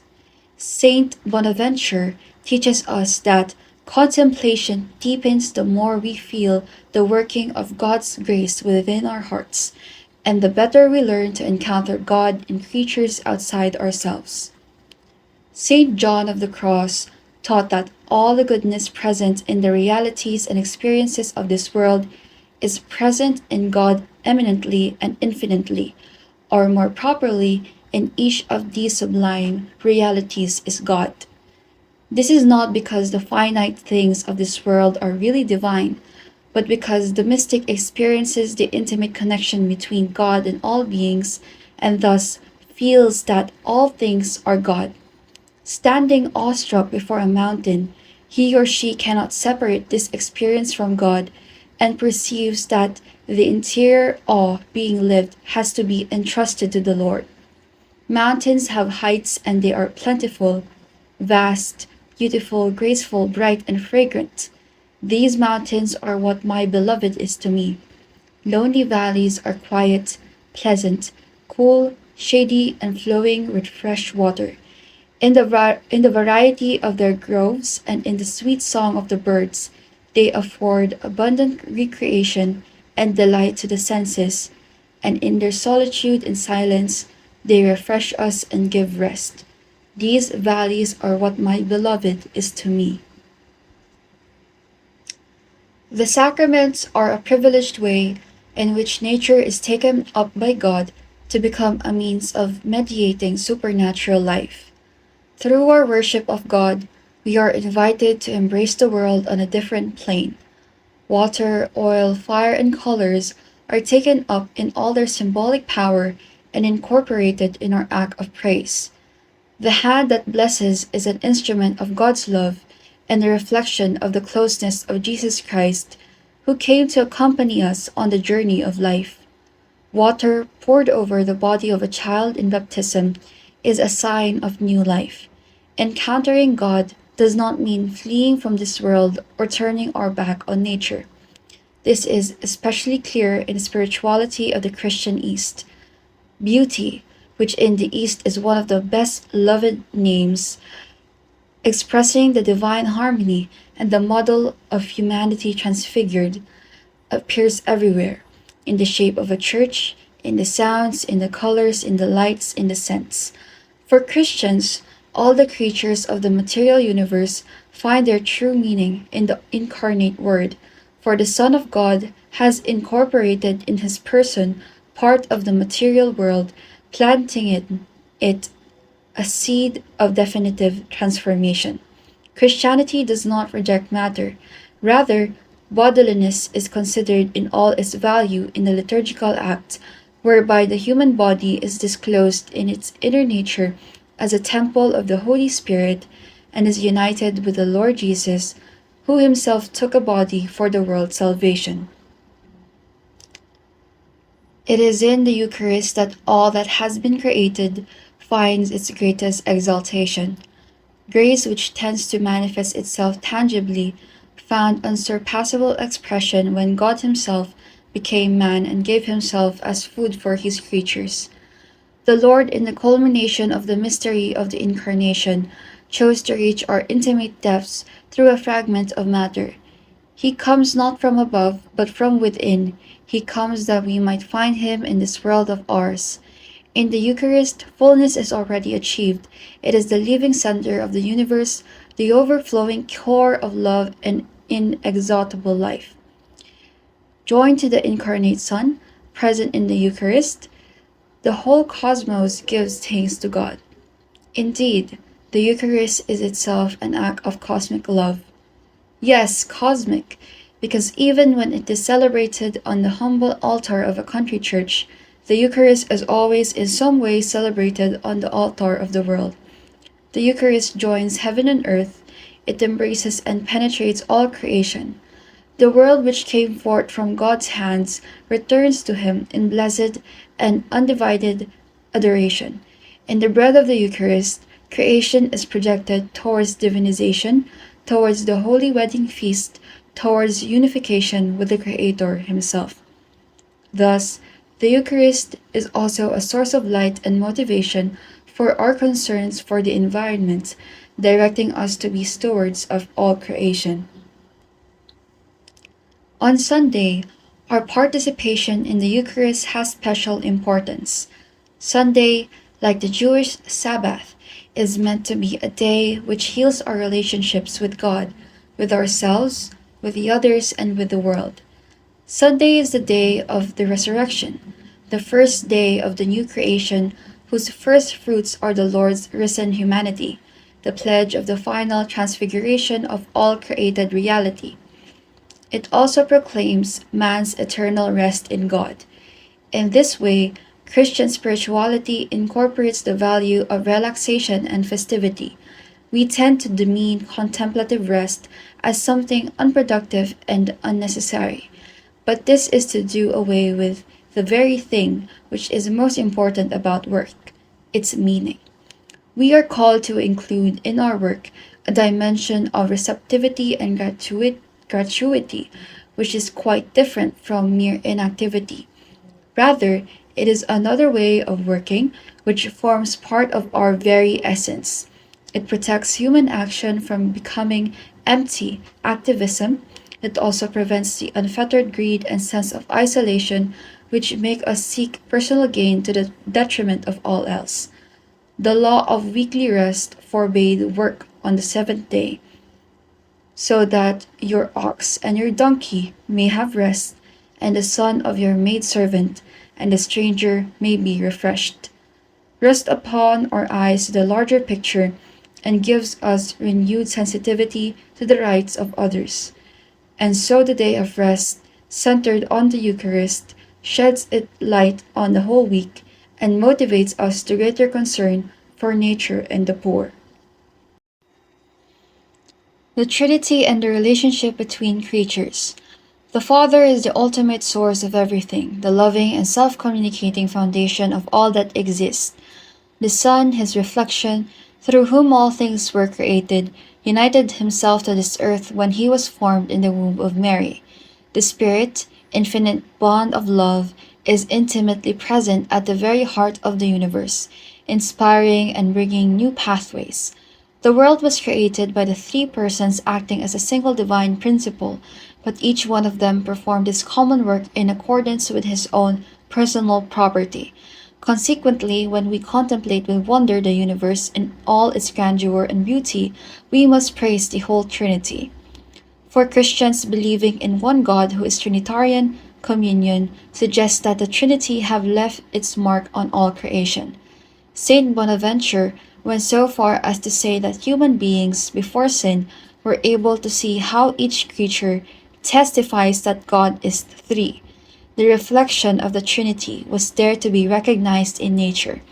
When that book was opened to man and our eyes had not yet become darkened, the Franciscan saint teaches us that each creature bears in itself a specifically Trinitarian structure, so real that it could be readily contemplated if only the human gaze were not so partial, dark, and fragile. In this way, he points out to us the challenge of trying to read reality in a Trinitarian key. The divine persons are subsistent relations, and the world, created according to the divine model, is a web of relationships. Creatures tend towards God, and in turn, it is proper to every living being to tend towards other things, so that throughout the universe we can find any number of constant and secretly interwoven relationships. This leads us not only to marvel at the manifold connections existing among creatures, but also to discover a key to our own fulfillment. The human person grows more matures, more and is sanctified, more to the extent that he or she enters into relationships, going out from themselves to live in communion with God, with others, and with all creatures. In this way, they make their own that Trinitarian dynamism which God imprinted in them when they were created. Everything is interconnected, and this invites us to develop a spirituality of that global solidarity which flows from the mystery of the Trinity. Queen of all creation. Mary, the mother who cared for Jesus, now cares with maternal affection and pain for this wounded world. Just as her pierced heart mourned the death of Jesus, so now she grieves for the sufferings of the crucified poor and for the creatures of this world laid waste by human power. Completely transfigured, she now lives with Jesus, and all creatures sing of her fairness. She is the woman, clothed in the sun, with the moon under her feet, and on her head a crown of 12 stars. Carried up into heaven, she is the mother and queen of all creation. In her glorified body, together with the risen Christ, part of creation has reached the fullness of its beauty. She treasures the entire life of Jesus in her heart, and now understands the meaning of all things. Hence, we can ask her to enable us to look at this world with eyes of wisdom. At her side in the Holy Family of Nazareth stands the figure of Saint Joseph. Through his work and generous presence, he cared for and defended Mary and Jesus, delivering them from the violence of the unjust by bringing them to Egypt. The Gospel presents Joseph as a just man, hardworking and strong, but he also shows great tenderness, which is not a mark of the weak, but of those who are genuinely strong, fully aware of reality and ready to love and serve in humility. That is why he was proclaimed custodian of the universal church. He too can teach us how to show care. He can inspire us to work with generosity and tenderness in protecting this world which God has entrusted to us. Beyond the sun. At the end, we will find ourselves face to face with the infinite beauty of God and be able to read with admiration and happiness the mystery of the universe, which with us will share in unending plenitude. Even now we are journeying towards the Sabbath of eternity, the New Jerusalem, towards our common home in heaven. Jesus says, I make all things new. Eternal life will be a shared experience of awe in which each creature, resplendently transfigured, will take its rightful place and have something to give those poor men and women who will have been liberated once and for all. In the meantime, we come together to take charge of this home which has been entrusted to us, knowing that all the good which exists here will be taken up into heavenly feast. In union with all creatures, we journey through this land seeking God. For if the world has a beginning, and if it has been created, we must inquire who gave it this beginning and who was its creator. Let us sing as we go. May our struggles and our concern for this planet never take away the joy of our hope. God, who calls us to generous commitment and to give Him all, offers us the light and the strength needed to continue on our way. In the heart of this world, the Lord of life, who loves us so much, is always present.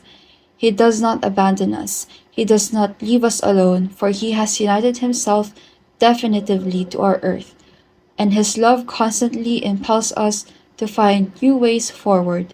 Praise be to Him. At the conclusion of this lengthy reflection, which has been both joyful and troubling, I propose that we offer two prayers. The first we can share with all who believe in a God who is the all-powerful Creator, while in the other we Christians ask for inspiration to take up the commitment to creation set before us by the gospel of Jesus. A prayer for our earth. All-powerful God, you are present in the whole universe and in the smallest of your creatures. You embrace with your tenderness all that exists. Pour out upon us the power of your love, that we may protect life and beauty. Fill us with peace, that we may live as brothers and sisters, harming no one. O God of the poor, help us to rescue the abandoned and forgotten of this earth, so precious in your eyes. Bring healing to our lives, that we may protect the world and not prey on it, that we may sow beauty, not pollution and destruction. Touch the hearts of those who look only for gain at the expense of the poor and the earth. Teach us to discover the worth of each thing, to be filled with awe and contemplation, to recognize that we are profoundly united with every creature as we journey towards your infinite light. We thank you for being with us each day. Encourage us, we pray, in our struggle for justice, love, and peace. A Christian prayer in union with the creation.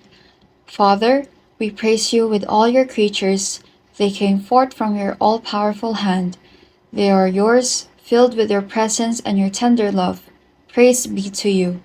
Son of God, Jesus, through you all things were made. You were formed in the womb of Mary our mother. You became part of this earth, and you gazed upon this world with human eyes. Today you are alive in every creature, in your risen glory. Praise be to you. Holy Spirit, by your light, you guide this world towards the Father's love and accompany creation as it groans in travail. You also dwell in our hearts, and you inspire us to do what is good. Praise be to you. Triune Lord, wondrous community of infinite love, teach us to contemplate you in the beauty of the universe, for all things speak of you. Awaken our praise and thankfulness for every being that you have made. Give us the grace to feel profoundly joined to everything that is. God of love, show us our place in this world as channels of your love for all the creatures of this earth, for not one of them is forgotten in your sight. Enlighten those who possess power and money, that they may avoid the sin of indifference, that they may love the common good, advance the weak, and care for this world in which we live. The poor and the earth are crying out. O Lord, seize us with your power and light. Help us to protect all life, to prepare for a better future, for the coming of your kingdom of justice, peace, love, and beauty. Praise be to you. Amen. Given in Rome at St. Peter's on 24th of May, the solemnity of Pentecost in the year 2015, the third of my pontificate.